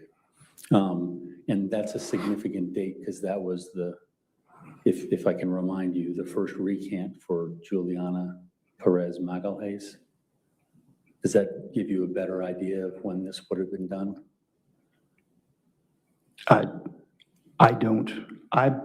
If memory serves, this was done prior to that. Okay, that's all we can rely on is your memory. And Your Honor, I don't have any further questions. All right. You have cross-exam. I mean, Judge, I would note that, no, I have no questions at this Okay. time. All right. Those are all the questions, Judge. Is this witness subject to recall? Yes. Okay, sir, since you're subject to recall, you cannot discuss your testimony with anybody. You do not need to stay here today, but just be on call for that, okay? You're still subject to the rule of witnesses, okay? Yes, Your Honor. All right, thank you. All right, your next witness? Harry Lidsky.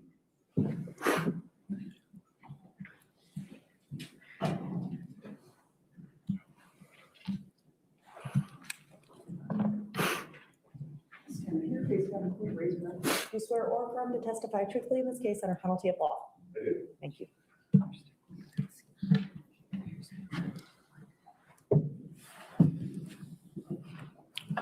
Sir, can you please state your name and spell it for the court reporter? Harry Lidsky, Harry, LID as in David, SKY. And how are you currently employed? I'm currently a private investigator and digital forensic examiner, self-employed at my company, 4DIS. Okay. And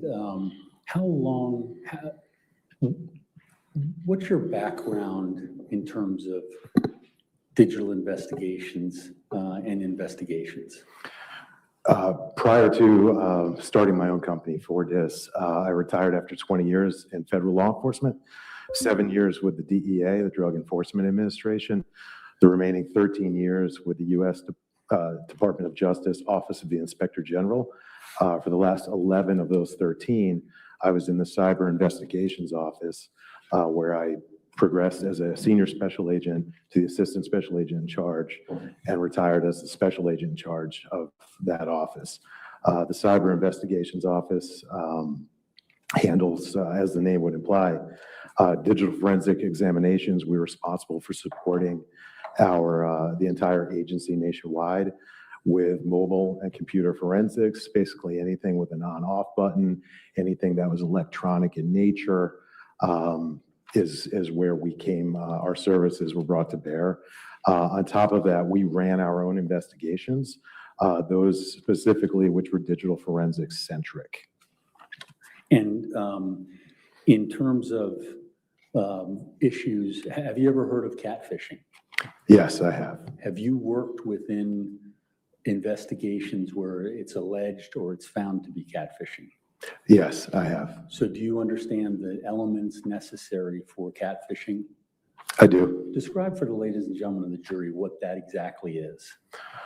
It's a form of misattribution in terms of who's performing what activity. So at its core, it's somebody pretending to be somebody else, usually designed to lure somebody else to do something. It can be employed in a scheme to defraud. It can be employed to get somebody to show up, to get them in trouble, to get somebody to show up to an event they had not intended to show up at, to misdirect somebody to show up for something, a case that I worked. It was employed to misdirect somebody to show up who thought they were coming for a consensual sexual encounter, not unlike this particular case. And in fact, they were there to serve a different purpose, to be set up as a victim, as a utility or a tool in that particular investigation. So in that particular investigation, was that from the prosecution side or the defense side? That's when I was a criminal investigator, a federal agent for the Department of Justice. Okay. Now, in terms of your investigative experience, even beyond digital forensics, can you tell the ladies and gentlemen of the jury what kind of experience and what kind of responsibility you had while being a federal investigator? Well, in addition to the digital forensics, again, 7 years with the DEA, it was drug law enforcement. Pretty straightforward. What you'd think, what you'd expect, I guess, between the street level version of it, domestically, always working our way up towards the source, back to the cartel sources, and usually overseas. But through that, I gained experience with interviewing witnesses, interrogation of subjects, obviously arrest tactics and things along those lines. But there was also a strong money laundering component involved with that. There was surveillance skills were heavily employed during my time with DEA. I did a lot of undercover work with DEA. At the DOJ OIG, the Department of Justice's Office of the Inspector General, we were the watchdog for the Department of Justice. So we investigated both administrative and criminal waste, fraud, abuse type misconduct that occurred within the Department of Justice, that is, employees of the Department of Justice, or also from external actors affecting the business of the Department of Justice. And through that, we did a fair amount of investigations, to the extent that makes sense. There was a number of high-profile investigations. Fast and Furious might be one of those, where our investigation was aimed at the investigation or the operation conducted by the ATF in that particular instance. And we would often find, we would make assessments, recommendations, and even punishment recommendations for employees that acted either out of malice, ignored or abused policy, whether they engaged in misconduct inadvertently or maliciously. Those were the type of findings we would have. So if we found that an investigator failed to adhere to policy, we might have a finding. If we find an investigator lied to us, or in an investigation, somebody within the purview lied to us, we would find they lacked candor. So we, our reports, our investigations resulted in terminations of employees. Sometimes they were. Judge, at this point in time, I think we've launched into a narrative that is not responsive to the question, nor is it relevant. All right, if you want to ask the next question. Well, continue on that. It was a question about your investigative background, so please continue. Yeah, so that was the gist of what we did. So it's pretty broad spectrum of investigative experience. That added component from the OIG of having the investigative oversight and being the watchdog to include over investigations and other police officers, other federal agents, other prosecutors, was a nuanced twist, I suppose, in my experience there. In addition, there was the more traditional, straightforward investigations we conducted, to include everything from white collar, bribery, catfishing, international money laundering, conspiracies, and the normal type of white collar crime. And in terms of your investigating the investigation, you were actually dealing with law enforcement people who came. Objection leading. All right. Explain what you did in terms of the investigation of the investigations. Sure. DOJ is huge, the biggest law firm in the world, as we like to say. DOJ includes the FBI, the DEA, the ATF, U.S. Marshal Service, Bureau of Prisons, U.S. Attorney's Offices, Interpol, and about 40 other smaller components, tax division, civil rights division. So we were a massive agency far and wide. So we were made up of federal agents, FBI, DEA, ATF, and the Marshals.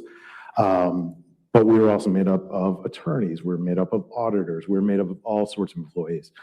We had IT employees engaged in inappropriate network activity where they were reading other employees' emails improperly and illegally. So whenever somebody was accused of misconduct, whenever an allegation of misconduct came our way, we would take that on. So it can take all forms.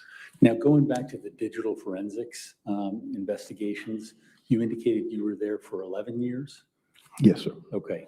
And during that period of time, were you ever qualified as an expert in the court of law? Yes, I have been. Okay. How many times? I say 3 or 4 at the federal level, and once since retirement here in the Commonwealth. Okay. Your Honor, I move Mr. Litsky in as an expert in the fields of digital forensics and general investigation. All right. Judge, I'm not familiar with general investigation as an expert field, but certainly digital forensics we would accept. I'll move in as for digital forensics expert. Yes. Okay. Sir, you became involved with the Banfield case. What was the first thing that you did when you started reviewing evidence? The first part of my evidentiary review focused on the digital forensics. I was provided with a rather large, volume-wise hard drive, 8 terabytes, I believe. And the digital forensics, and I guess, Your Honor, I would just state that the digital forensics that are the foundation have all been stipulated to in the stipulation document in terms of in terms of a report or digital? In terms of the data that was taken from the devices. Yes, Your Honor, we have stipulated that the raw data pulled from the devices does not need to have a chain of custody or Okay. foundation. So he can talk about the raw data from the Correct. devices. Okay. Yes. And so, sir, what's the first step in your analysis of digital forensics when you get involved in the case? Well, in this particular case, it was atypical because I didn't have to perform any of the acquisition phase of it. Detective Miller had already performed all of the digital forensic acquisition. So what I was provided was generally the derivative elements of his work, which allowed me to just jump right in and review the various artifacts. When I'm performing a digital forensic exam that's derivative of somebody else's work, I make it a point not to review their findings. The reason being, digital forensics is somewhat analogous to solving a big math problem. So to perform it accurately, or at least the way I like to perform it accurately, I like to do the work myself, see what answer I come up with before I see the answers of somebody else's work. Digital forensics is a science such that we're all trained similarly. We all take the same training. We all operate the same way. If we perform our actions as we should under the guise of best practices, we should do the same thing, each one of us, and come up with the same results. Digital forensics is repeatable. Digital forensics, it should be, it's binary. The data is the data. It's not subject to interpretation. It's not subjective. So what you see is what you get. There are nuances in understanding it and what it means. Assigning attribution is a different phase of it, but and we'll eventually get past this boring stuff and see some of it. It does reveal what's going on behind the screen, typically on either a phone or a computer. Now, in terms of the digital forensics in this case, how do you arrive at certain conclusions? So Digital forensics, like most of the forensics, and we've heard a fair amount here so far in this trial, it's supportive. It can be informative. You can draw certain conclusions, but they're based upon the results of the digital forensic analysis and its impact on other items of evidence or other items of investigative nature. And what I mean by that is, for example, if somebody says, if we're investigating a crime that took place in Boston, and somebody says, I have an alibi, I was in Miami, and I look at their phone and there are artifacts that reveal location information in Miami, that is an informative piece that says this individual, based on their phone, might have been in Miami at the time. Now, phones can travel without, are traveling with them. So was the phone there? Was the person there with the phone? So that's a lead, that's a pointer. The follow-up to that would be, okay, do we have airline records? Do we have video surveillance from an airport? Do we have video surveillance from a hotel in Miami? Do we have credit card transactions from a restaurant in Miami? Other indicia of location. So digital forensics is informative. I guess if there's enough digital forensic pointers that can, I think pass a test, then it can be conclusory as well, and we can draw conclusions from it. And in your example of something in Miami, when you arrive at a certain number of artifacts that say the person's in Miami, is that it? It can be. That's probably a bad example in terms of being conclusory. If somebody says, there's no pictures of a red sports car on my phone, and I find 100 pictures of Ferraris that are red, that's conclusory to say that the witness information or the interview subject information that they provided to the investigator, whether it was me or somebody else, is clearly wrong. Now, that doesn't get to whether they misremembered, whether those photos are old, whether they were taken by somebody else. So there's still an attribution aspect, but it can be conclusory or informative in that regard. Okay. Now, in the context of this case, what were you trying to determine based upon the theory of the Commonwealth in this case? So this case, I've the luxury of coming in at after things had developed.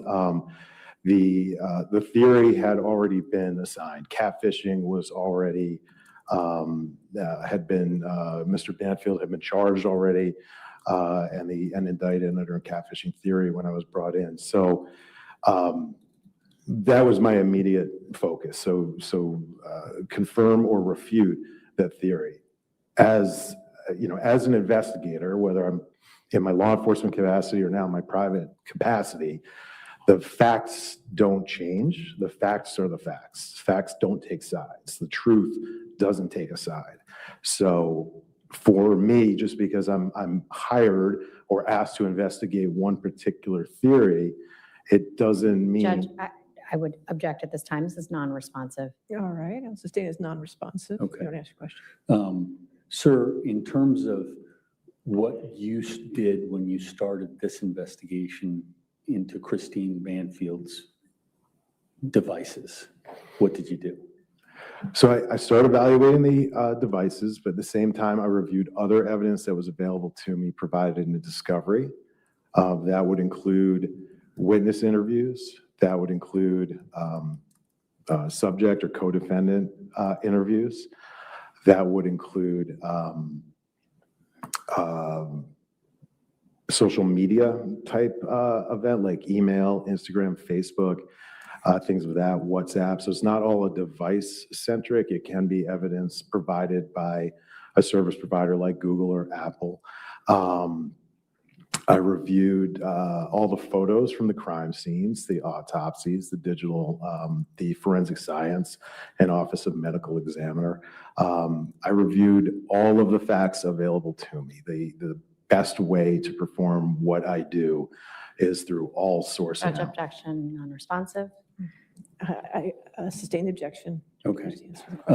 So in terms of the items that you were just telling the jury that you review, Did there come a time where you were reviewing and were able to arrive at conclusions?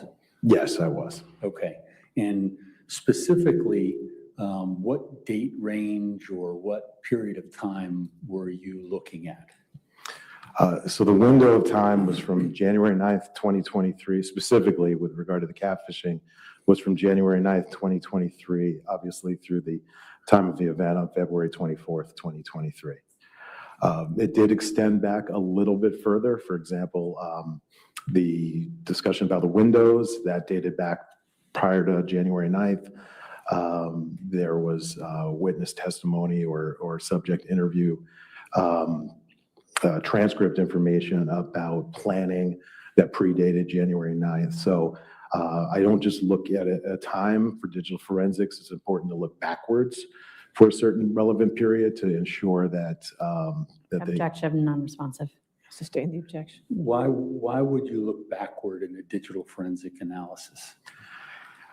A single artifact, as we refer to them in digital forensics, is it may not be informative, right? A single text message on this day may lack the context, but the 50 prior exchanges might help that context, right? That's relatable, and the communication after that might also help inform. So it's important to look backwards. It's also important to look forwards in digital forensics. And when we're talking about, in this case, the allegation of a conspiracy that lasted a period of months, I find from an investigative perspective that it's important to look at everything. Digital forensics, like any, I think, informative piece of evidence. Objection, non-responsive. Sustain the objection. In the context of certain behaviors that come up through the investigative process, like, for example, when someone may have had their phone and their laptop and when someone would have been away from that, are those things that you look at? Especially for events like that, what was happening immediately before the event is vital in determining attribution or who might have been performing what activity on a device. Or saying in another way, would there be... Objection, leading. I haven't heard the question yet. What would you do if there was a pattern of time that needed to be analyzed, or a time of day, or a certain day? How would you go about doing that? Well, with the digital forensic tools that we have, the software that we have, we're able to visualize things in a timeline fashion. So I'm able to look at, or folks in my profession are able to look at what happened, both what the user was doing and what the system was registering, the computer system. So we're able to generally create a granular timeline that helps inform a decision or conclusion about whether a device might have been removed from one person and used by another. Okay, now can you see the document that's on your screen? I see Detective Miller's executive summary. Yes. Yes. Have you had an opportunity to review that? I have. Yura, can that be published to the jury? It was not admitted into evidence. Okay, I'd move it into evidence. Objection, Exhibit Judge, it's a 85. hearsay document at this time. I'll sustain the objection at this time. Detective Miller testified to it. If you want to approach.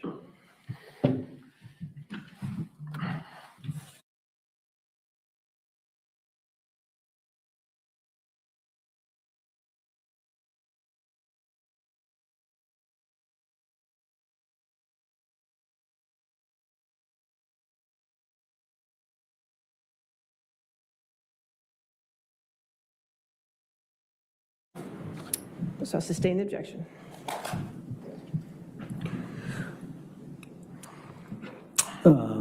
Mr. Litsky, I'm going to go to, sorry.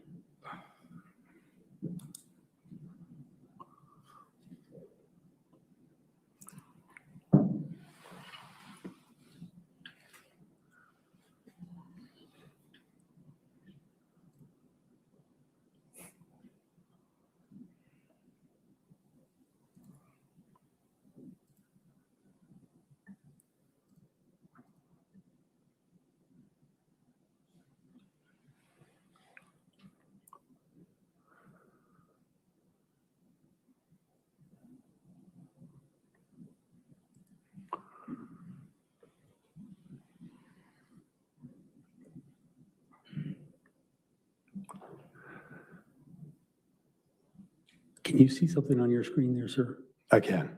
Okay.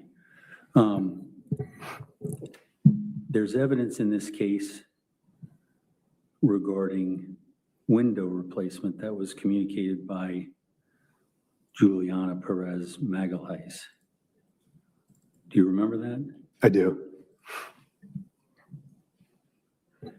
Did you do a digital examination? Did you do a digital examination as to the allegations that she made with regard to window replacement? I performed searches relating to that particular topic. I'm able to perform keyword searches as one of the search criteria. So I did perform searches related to that particular part of testimony, yes. Okay, and was this part of the information that you'd received from our discovery and the data that came from the devices? Yes, it is. Okay. I'm going to have you look at the document that's on your screen. Can you, Your Honor, I'd identify this as Exhibit 86. All right. Can you look at Defense Exhibit 86 and explain what we're looking at here? Judge, I'm going to object to any statements regarding what's contained in the document. Are you moving it into evidence, Mr. Carroll? Yes, Your Honor. Any objection? Yes, I would object to foundation. We have not been given any information about this Sustain as document. to foundation, if you want to lay a foundation. Sir, how did you find these documents and what processes did you use in order to find this information? So based on the derivative evidence provided to me in discovery on this case, I analyzed this particular one. This came from Ms. Banfield's cell phone. Judge, I'm going to object to that conclusion. Again, there's been no foundation laid, and we can approach and I can explain further. There you want to approach.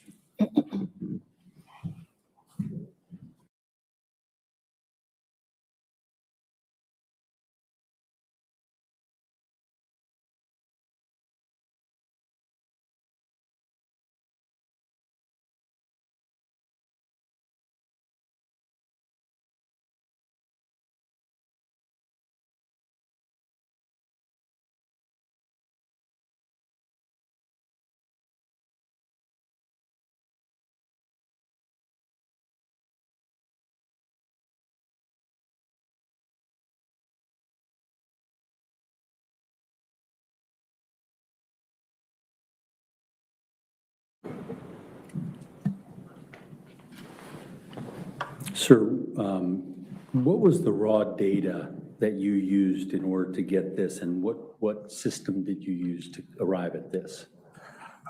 This was from an Axiom portable case created by Detective Miller. An Axiom portable case is a derivative product from Magnet Axiom for digital forensic software, which performs mobile and computer device review, or facilitates mobile and computer device review and cloud review and all things digital. So the software is baked in. It's an executable program that comes from the main Magnet program. So Magnet permits digital forensic examiners, in this case Detective Miller, to create a derivative subset of his work that is able to be open on any Windows computer. So you don't need to have a software platform. It is a software platform. And if you can tell the ladies and gentlemen, the juror, or Your Honor, we move that in as comes. Same objection. If we could approach, please.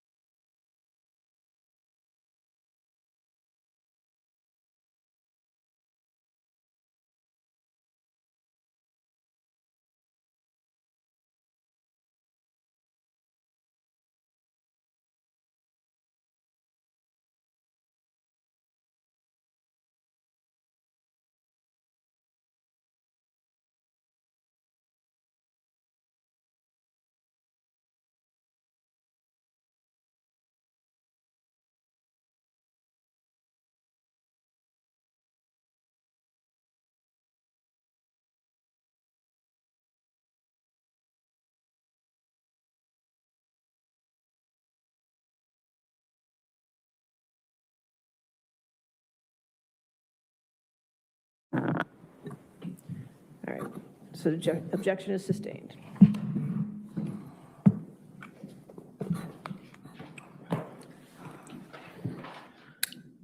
Sir, did you work with the raw data that was provided by the Fairfax County Police through search warrants and other providers, things like that? For search provider, for service providers, yes. The records I had were responsive from Google, Apple, Facebook, and Instagram, FetLife, and others, Discord. For the computer and mobile devices, I was not provided the raw data. I was provided the derivative work, the portable cases, the Celebrate readers, which to my understanding, is the complete device. Nothing is filtered out, but I wouldn't characterize it as raw data.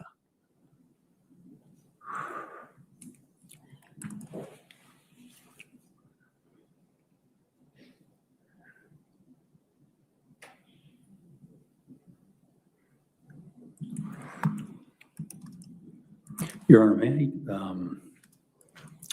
just request a 10-minute recess? We want to do our afternoon recess? We can do that. Yes. Okay, let's go ahead and take our afternoon recess for 15 minutes, ladies and gentlemen.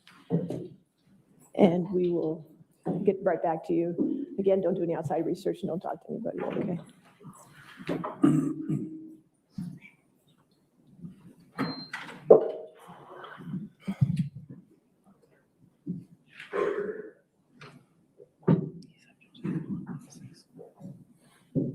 Yeah. Correct.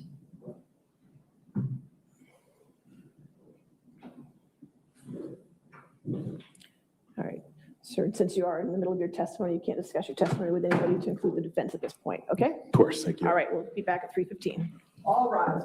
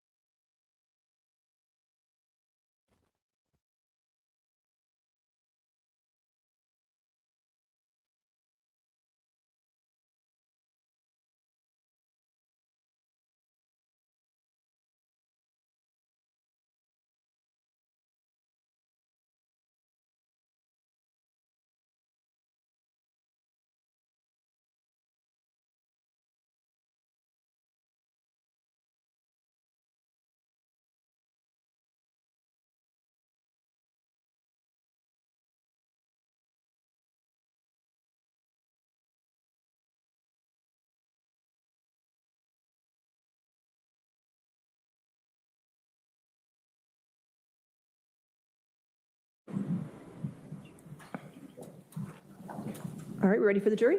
Yes, ma'am? Okay.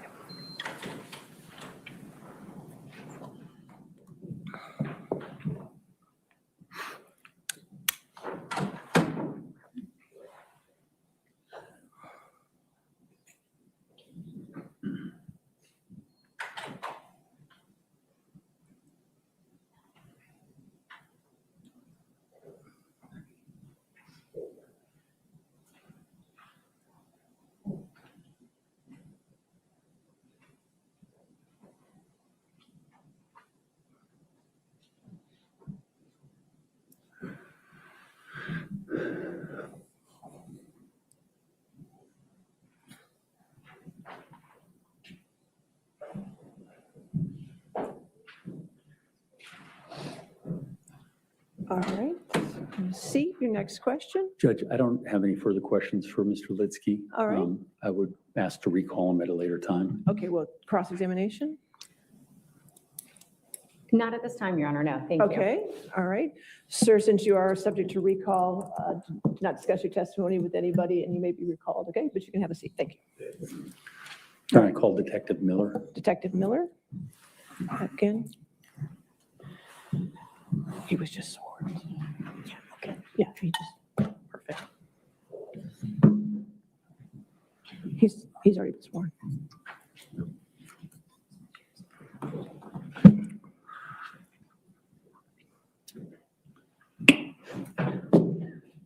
All right, Detective, just a reminder, you're still under oath, okay, sir? All right, thank you.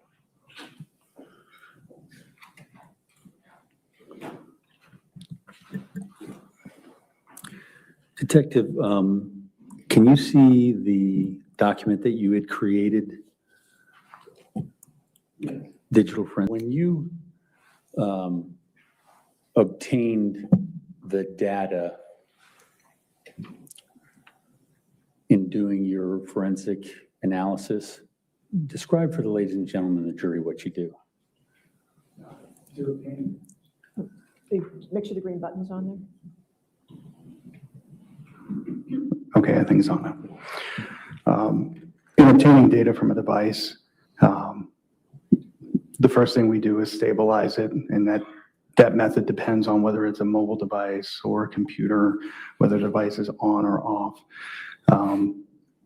So an example of a computer, what I would do is the device, if it's already coming to me in a powered off state, I would remove the hard drive, connect it to a forensic machine with a write blocker. A write blocker is a device that prevents writing to that evidence device. Therefore, no bits are changed. So no zeros, no ones, nothing gets altered. And then I take what's called a forensic image of that and create an evidence file from that, which is then loaded into another forensic tool that will parse that data and create it into a readable format for me as the examiner or anybody else to read down the road. And would you draw your conclusions that are the conclusions that are on this digital forensics executive summary after doing that through different artifacts? Yes, I would draw any conclusions off of data that had been obtained from a device. Okay, and what you just described to the jury is what went into this document, the digital forensic executive summary. Everything that was used to compile that came from data that had been extracted from the digital devices. Okay, and specifically relating, and I'm referencing this document, January 9th, that was an important day in terms of who was using devices. Objection, counsel's testifying.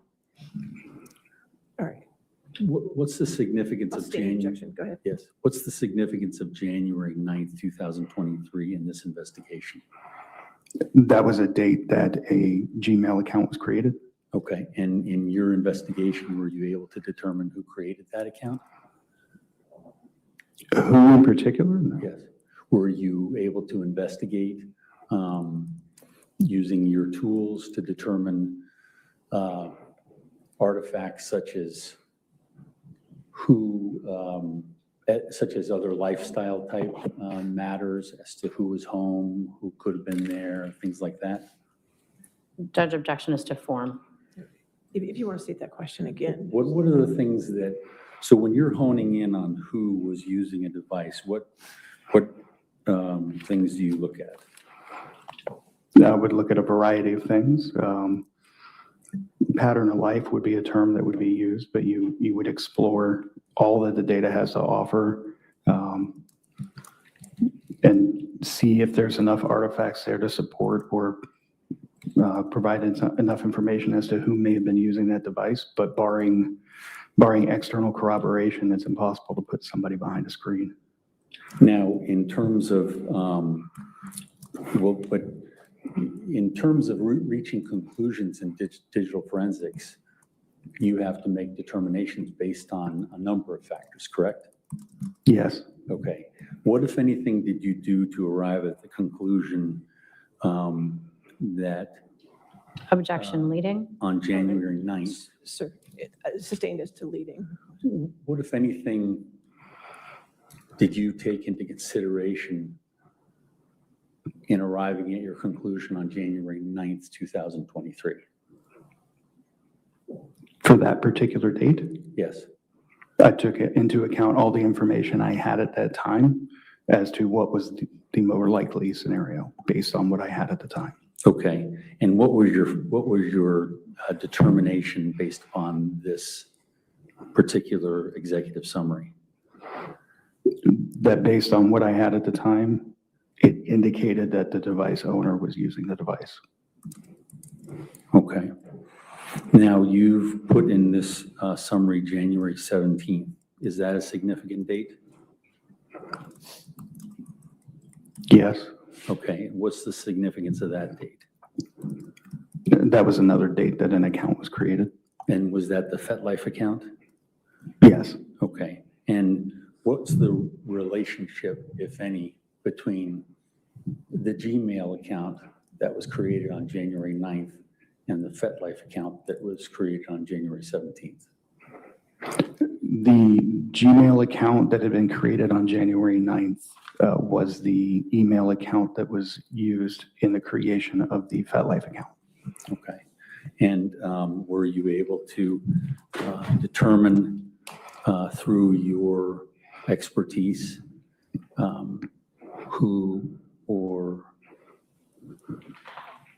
who had control of the device, Christine's devices on that day?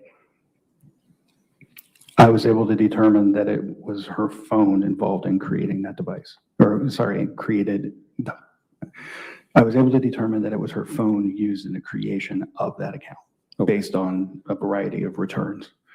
And did you make any conclusions at that time that she had not given up her devices? I had nothing indicating loss of dominion and control at that time. Okay, and that's what your finding was as per that particular day, correct? Yes. Has that changed? Yes. When did that change? A co-defendant admitted to using the devices. Okay. Has it digitally, in terms of digital forensic artifacts, has that changed? No, the zeros and ones did not change. Okay, so, and zeros and ones, that's binary, right? Yes. So your conclusions based on zeros and ones are still the same? Yes. The only additional factor is the co-defendant adopted a different story. I was provided additional information that had to be taken into account, yes. Okay. Meaning she told the story that she told the other day here? Yes. Okay. Were there any other conclusive digital artifacts that were different in the creation of this report other than the co-defendant testifying differently? I'm sorry, can you ask the question again? It wasn't a very artfully worded question. Were there any, so we were just talking about digital analysis, the ones and zeros, right? Mm-hmm. And that's the thing that you oftentimes work with, correct? Yes. And what your testimony was is that the co-defendant's testimony was the thing that changed relating to the January 17th. that we were just talking about? Yes, context is important. Okay. And was there something other than her accepting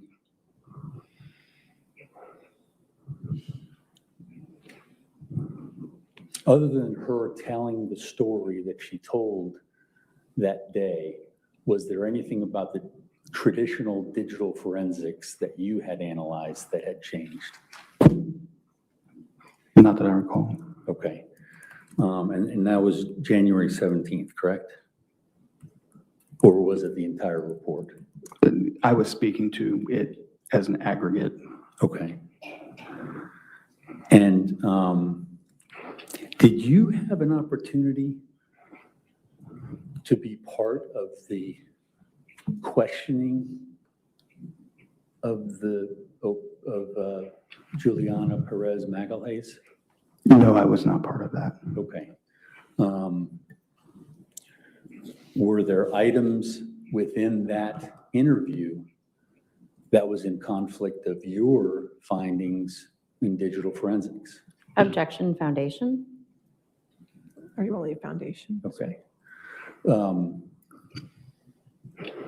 You heard the testimony, correct? Yes.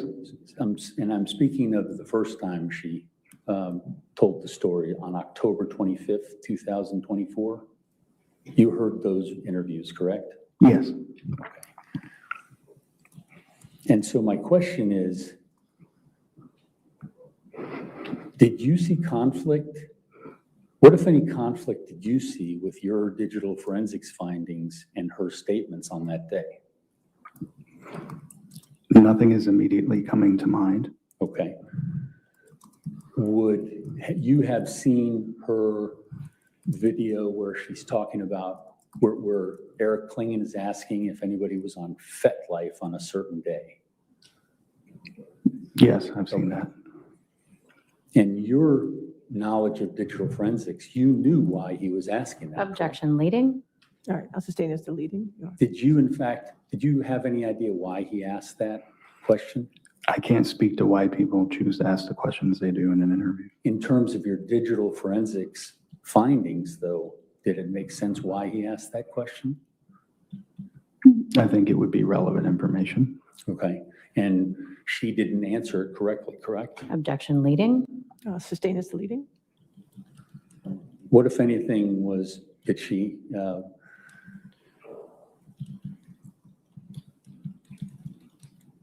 strike that question? Okay.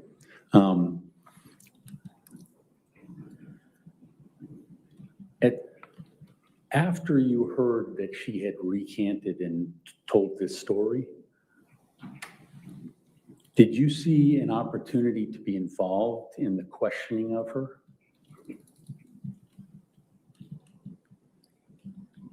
I think I know what you mean by that. I would have liked to have been involved, but I was not involved in questioning her at all. Okay.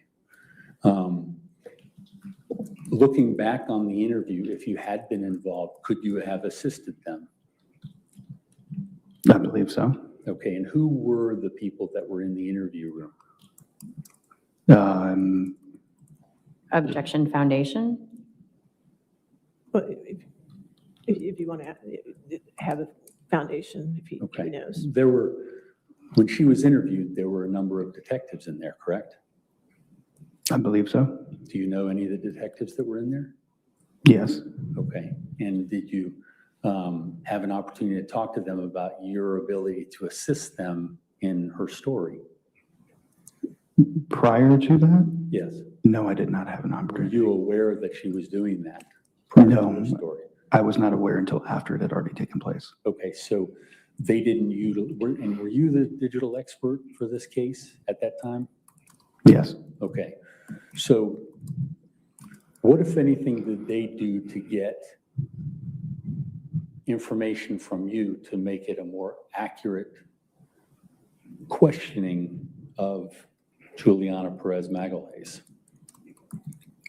I wasn't able to provide them anything because I didn't know what was happening. Okay, and no one told you that? Correct. Okay.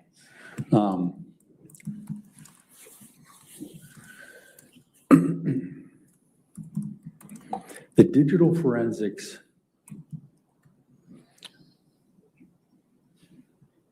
no, so you were transferred, correct? Yes, When did that occur? roughly a year ago. Okay, okay, and what you're doing now is a different form of digital forensics? Objection asked and answered. Overruled, allowed since. I'm using the same skill sets, yes. Okay, but you don't get involved in cases like this anymore in digital forensics? No. Okay. When you were still within digital forensics, were you ever asked to change your executive summary that we've looked at? To change it, Yes. I was asked to review it in light of the proffer. Okay. Were you ever asked to go line by line and fix the conclusions? Objection leading. What, if anything, were you ever asked regarding your digital forensics executive summary? To review it in light of the proffer and ensure I could explain what I had put in that executive summary. And did you do that? I reviewed it. Okay. Was there a change in this document based upon that review? Like I said, the zeros and ones did not change. Okay.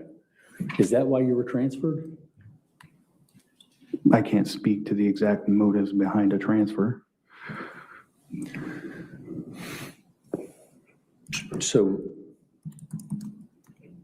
okay. So you were never told why you were transferred?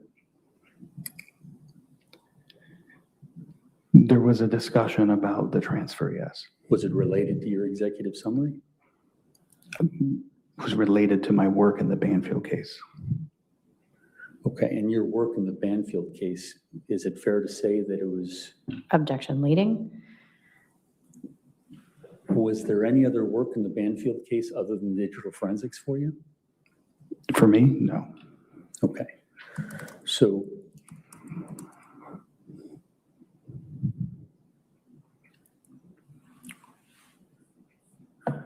let's go through that document if we can.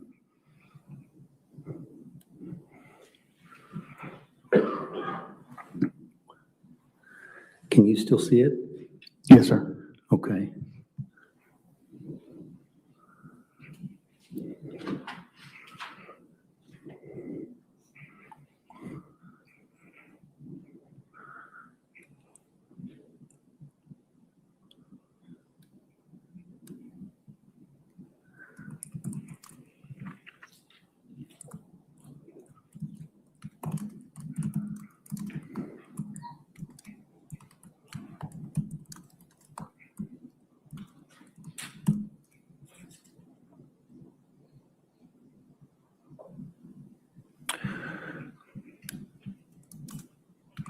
Looking at the January 18th until February 23rd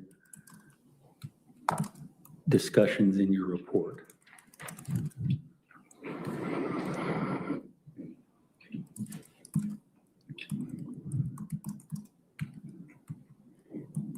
Do you stand by those same conclusions in those bullet points? As far as the activity of the devices, yes. Okay, and the ones and the zeros? Yes. And so the only thing that changes that section, and I can keep scrolling if you need to see it, is the fact that, Judge, I'm sorry, can counsel explain where specifically in the document he's referencing? the section of January 18th until February 23rd, 2023. Should be on the screen. I scrolled up to it. Judge, I see a section titled 1219 to 224. At the very top of the screen, he has the dates. I see. Thank you. Okay. I was just trying to include that whole That's section. fine. I think she was just looking on her laptop too. Okay, okay. Is there anything of the ones and zeros, the binary language, that's changed in that portion of this summary? No, the data extractions remain the same. Okay. So the only change is that the co-defendant gave a different story. Additional evidence came to light, yes. Is that the additional evidence? Yes. Okay.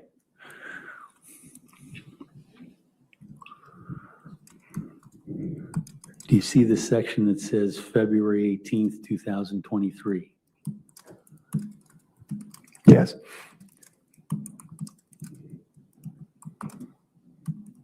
It says starting at 22:44 hours, Christine utilized her Judge, I'm going to CB. object to reading from the document. He can question the All witness. right, I'll sustain the objection. Okay, do you, that statement that I was just starting to read, is that still the same? As far as what the device was doing or the account was doing, yes. Okay. And the only change that would change that would be that Juliana Perez Magalhaes changed her story. Yes. Okay. Let's look at February 19th, 2023. Have you read those 3 bullet points? Yes. Okay. And same question. Is there anything that has changed regarding the ones and zeros, as we talked about, in that section? No, the data remains the same. Data remains the same. And have you ever heard the term digital forensics don't lie, people lie? I've heard it. Have you ever heard it? Yes. Okay. Now, talking about February 19th, the only thing that's changed is Juliana Perez Magalhaes has changed her story, correct? Yes, the data remains the same. Data remains the same.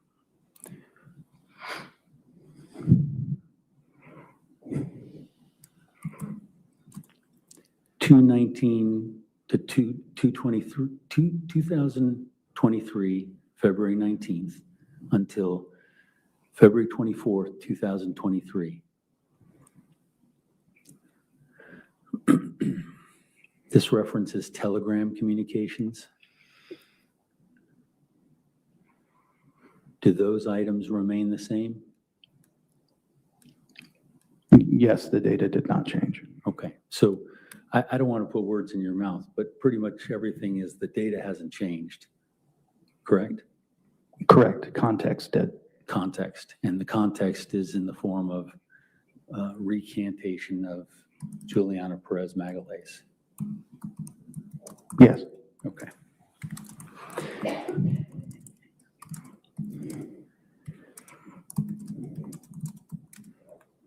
And your conclusion? Same thing? Yes, sir, the data still hasn't changed. Okay, and that hasn't changed except for the recant of Juliana Perez Magalhaes. Yes. Is that correct? Yes.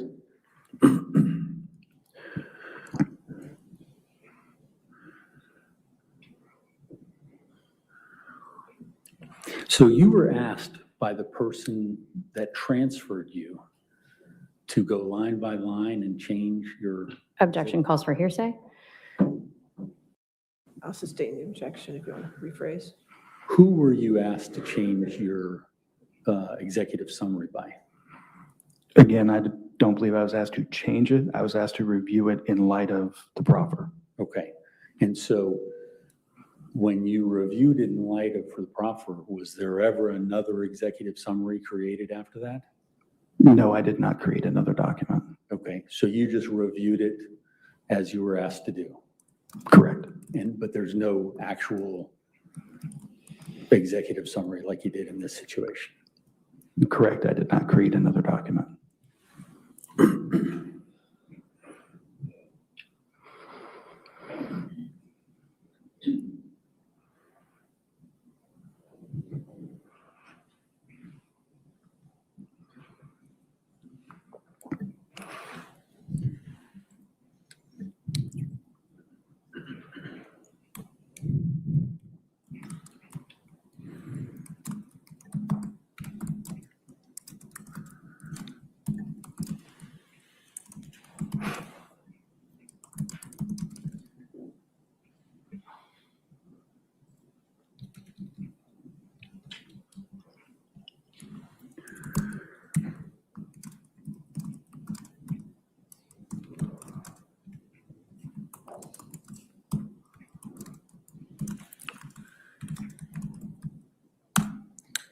Other than listening to the interviews that Juliana Perez Magalhães gave, did you ever deal with her directly?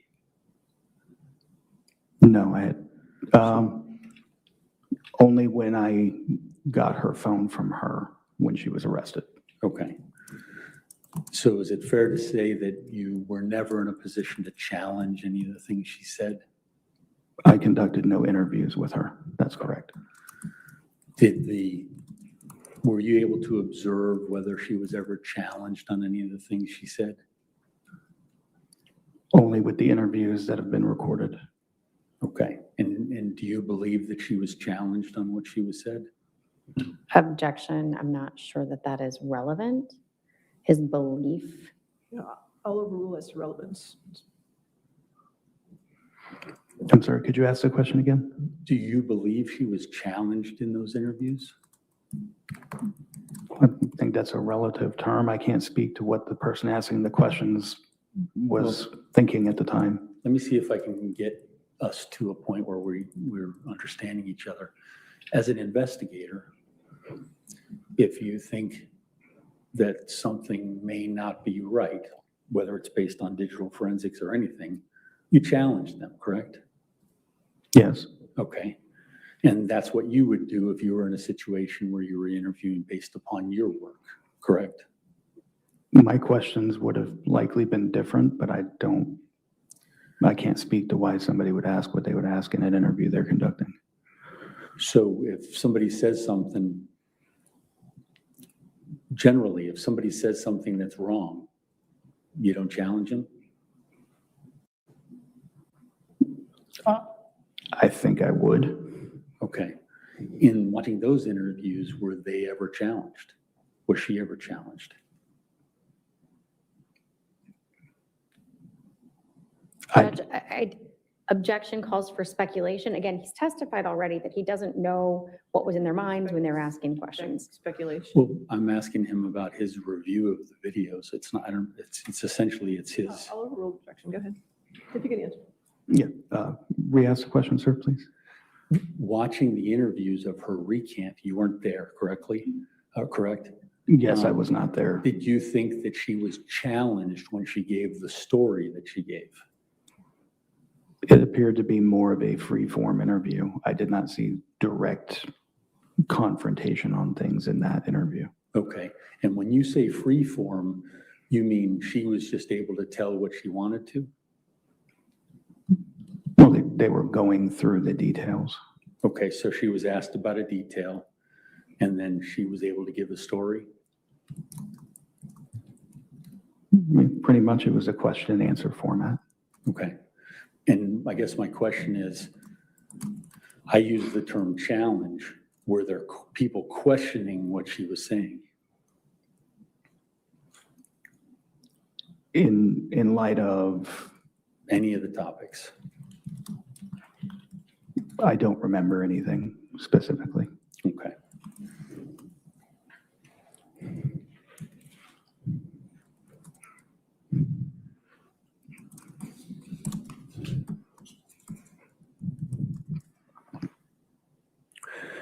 What were your conclusions in your executive summary that you wrote before her recant? That based on the digital evidence I had at the time and the facts known at the time, it indicated that the device owner was responsible for the activity on the device. And that device owner? Christine Banfield.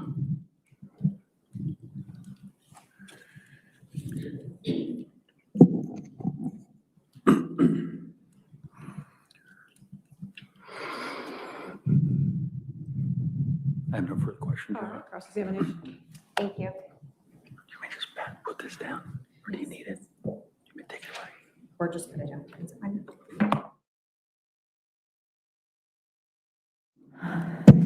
Good afternoon, Detective Miller. Good afternoon. All right, so you stated barring external corroboration, it's impossible to put someone behind a screen. Isn't that correct? There needs to be corroboration of some sort, yes. All right, and in this case, when you dug into Christine's phone, Christine's laptop, the information that you received from the external sources, Google, Apple, were you able to put someone concretely behind the screen? At times, yes. But throughout the context of all of the conversations that you saw occurring, the activity that you saw occurring on Christine's phone, could you conclusively opine as to who was behind the screen?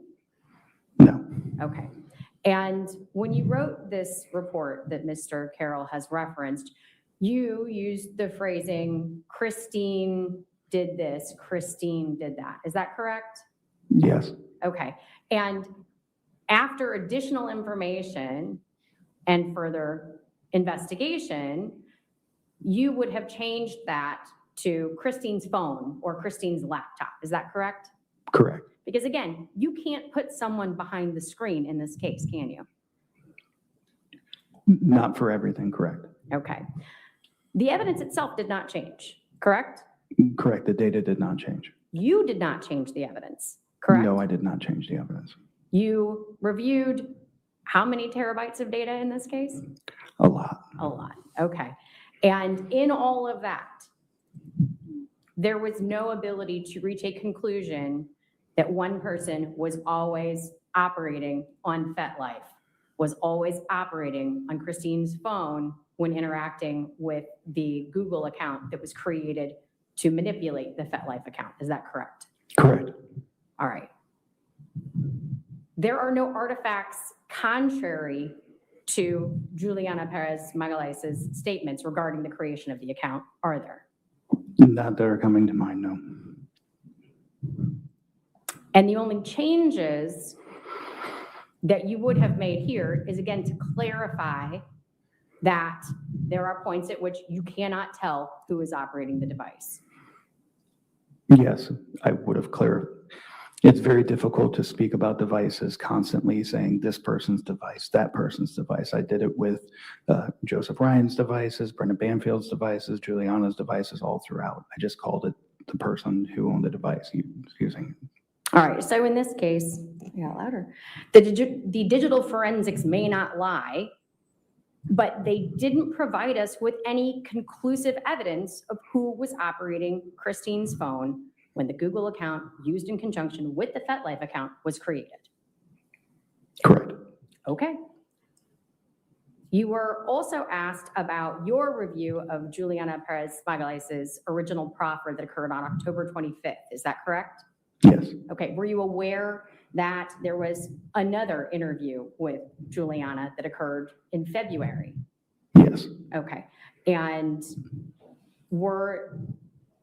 did you receive information from watching the October proffer about what was going on in the room between the detectives and the attorneys that were present? Did anyone show you the notes that were passed? Have you had the opportunity to talk to those individuals about what they might have whispered about when they stepped out of the room? I did not discuss that with anybody. Okay, so you have no idea what, if anything, went into the questions that she was asked and whether or not there was effort made to confirm that her story had additional corroboration, do you? Correct. Okay. Judge, I don't believe I have any other questions. Thank you so much. Redirect? Sir, do you know why you as the Wait till you get to the microphone, please. Do you know why you as the expert in digital forensics was not called in the Commonwealth's case? I don't. Were you ever told anything about that?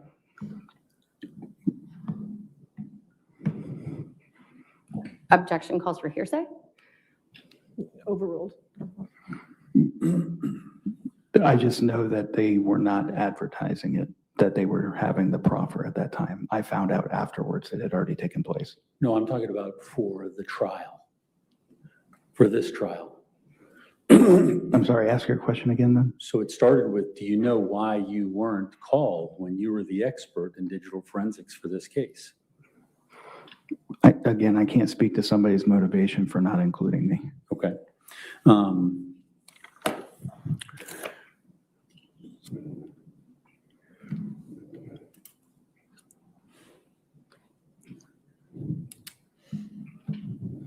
It's not a hard question to say, when you're not watching someone on a device, to say digital forensics can't conclusively determine who it is behind the device, correct?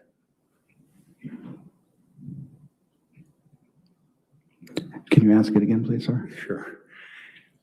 It's not a hard question to ask someone like yourself, you don't know 100% who's behind that device. Isn't that correct? Objection leading? I'll sustain as to leading if you want to ask.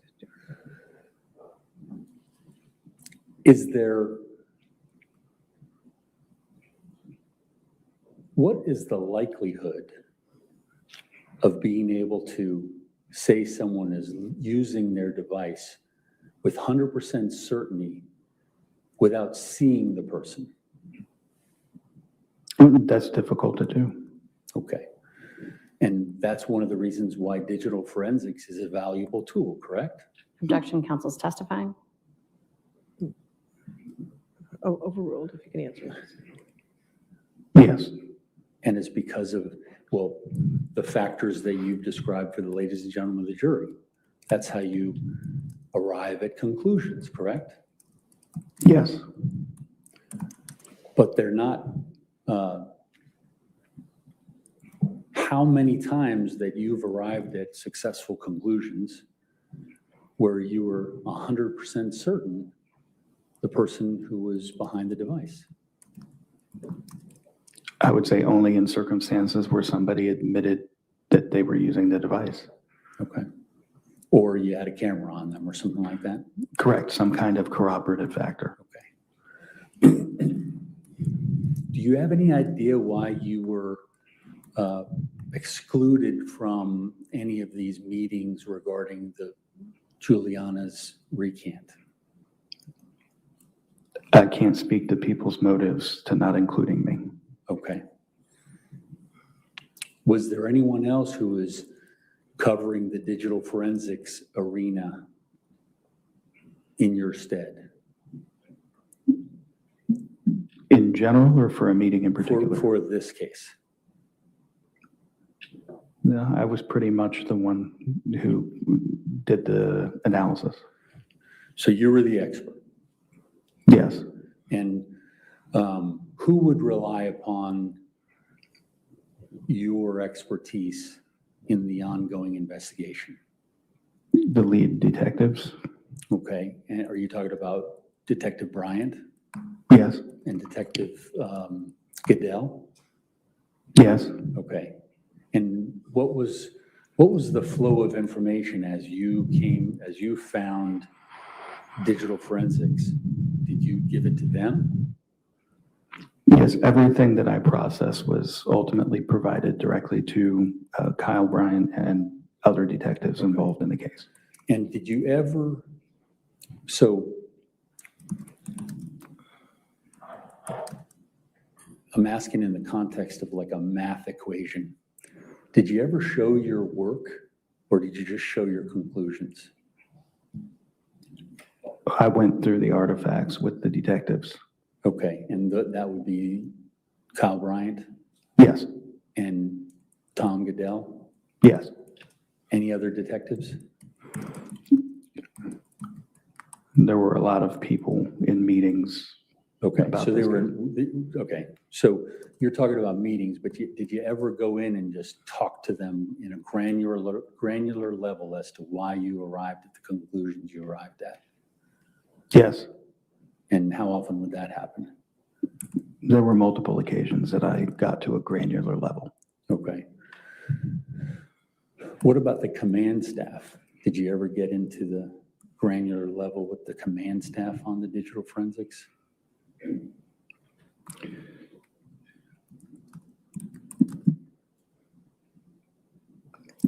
There were multiple meetings where command staff was present and I outlined why I came to the conclusions I came to. But as far as sitting down and going over every artifact, no. Okay. And would you have been invited to do that by the command staff? Objection calls for speculation. I'll sustain that. Were you ever invited to come in and give the granular details? no matter who they were? I don't recall providing granular details to command staff. Okay. And granular, we're talking about to the nitty gritty, right? Just so we're using the same terms. Judge, objection is to form. I'm not sure how nitty-gritty is different from granular. I'll sustain that objection. How would you describe granular in the way we're talking about it? Painstaking detail, like getting into why that artifact is the way it is, how it came to be there, going through that way. So some of them were down to that level, but not the entirety of the case, no. Okay. And when you say some of, you're speaking to the people when you say some of them? Yeah, there were different times throughout this investigation where I would sit down with various different people, and depending on what was desired, I would go through exactly how I arrived where I was. Some people wanted overview, some people wanted to see down to the detail. Okay. I have no further questions, Your Honor. All right, is this witness subject to recall again, or? Sure, why not? Okay, so you're still subject to recall, Detective, so discuss your testimony with anybody, and you're still subject to the rule of witnesses, okay? Thank you, Your Honor. All right, thank you. You're free for today, though, I think, now. Yes, sure. He's free for today, though, right? Yes. Okay, thank you.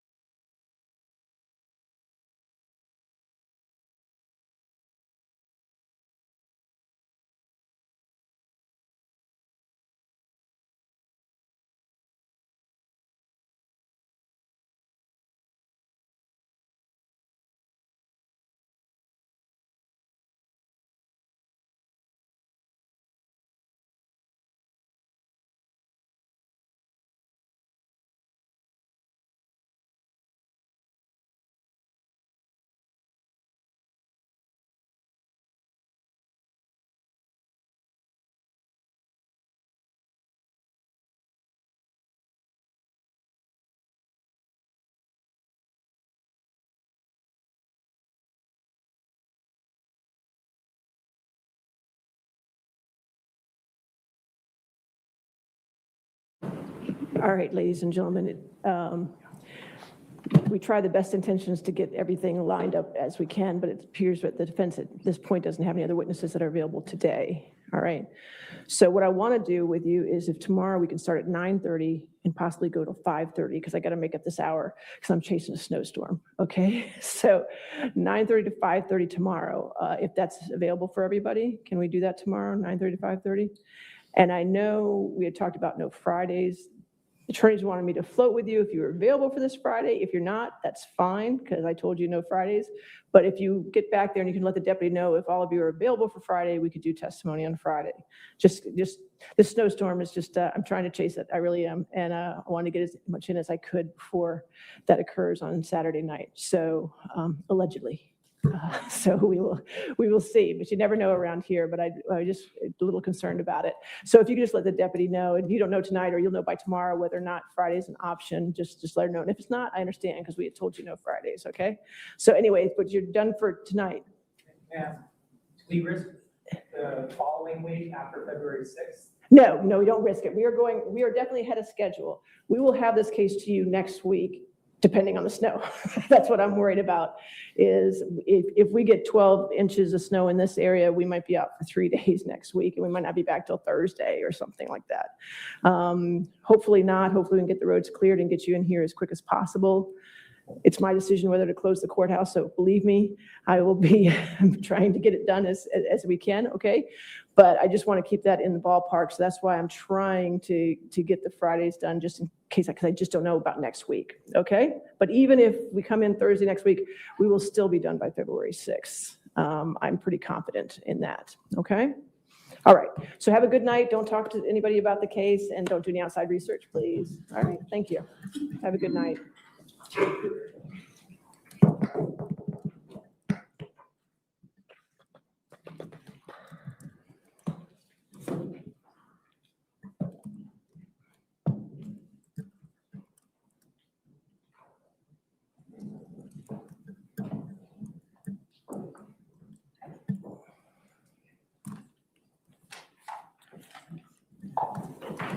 All right, so we'll do 9:30 to 5:30 tomorrow.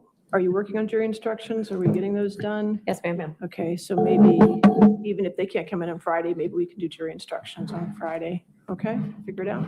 All right, thank you. We'll see you tomorrow at 9:30. All rise.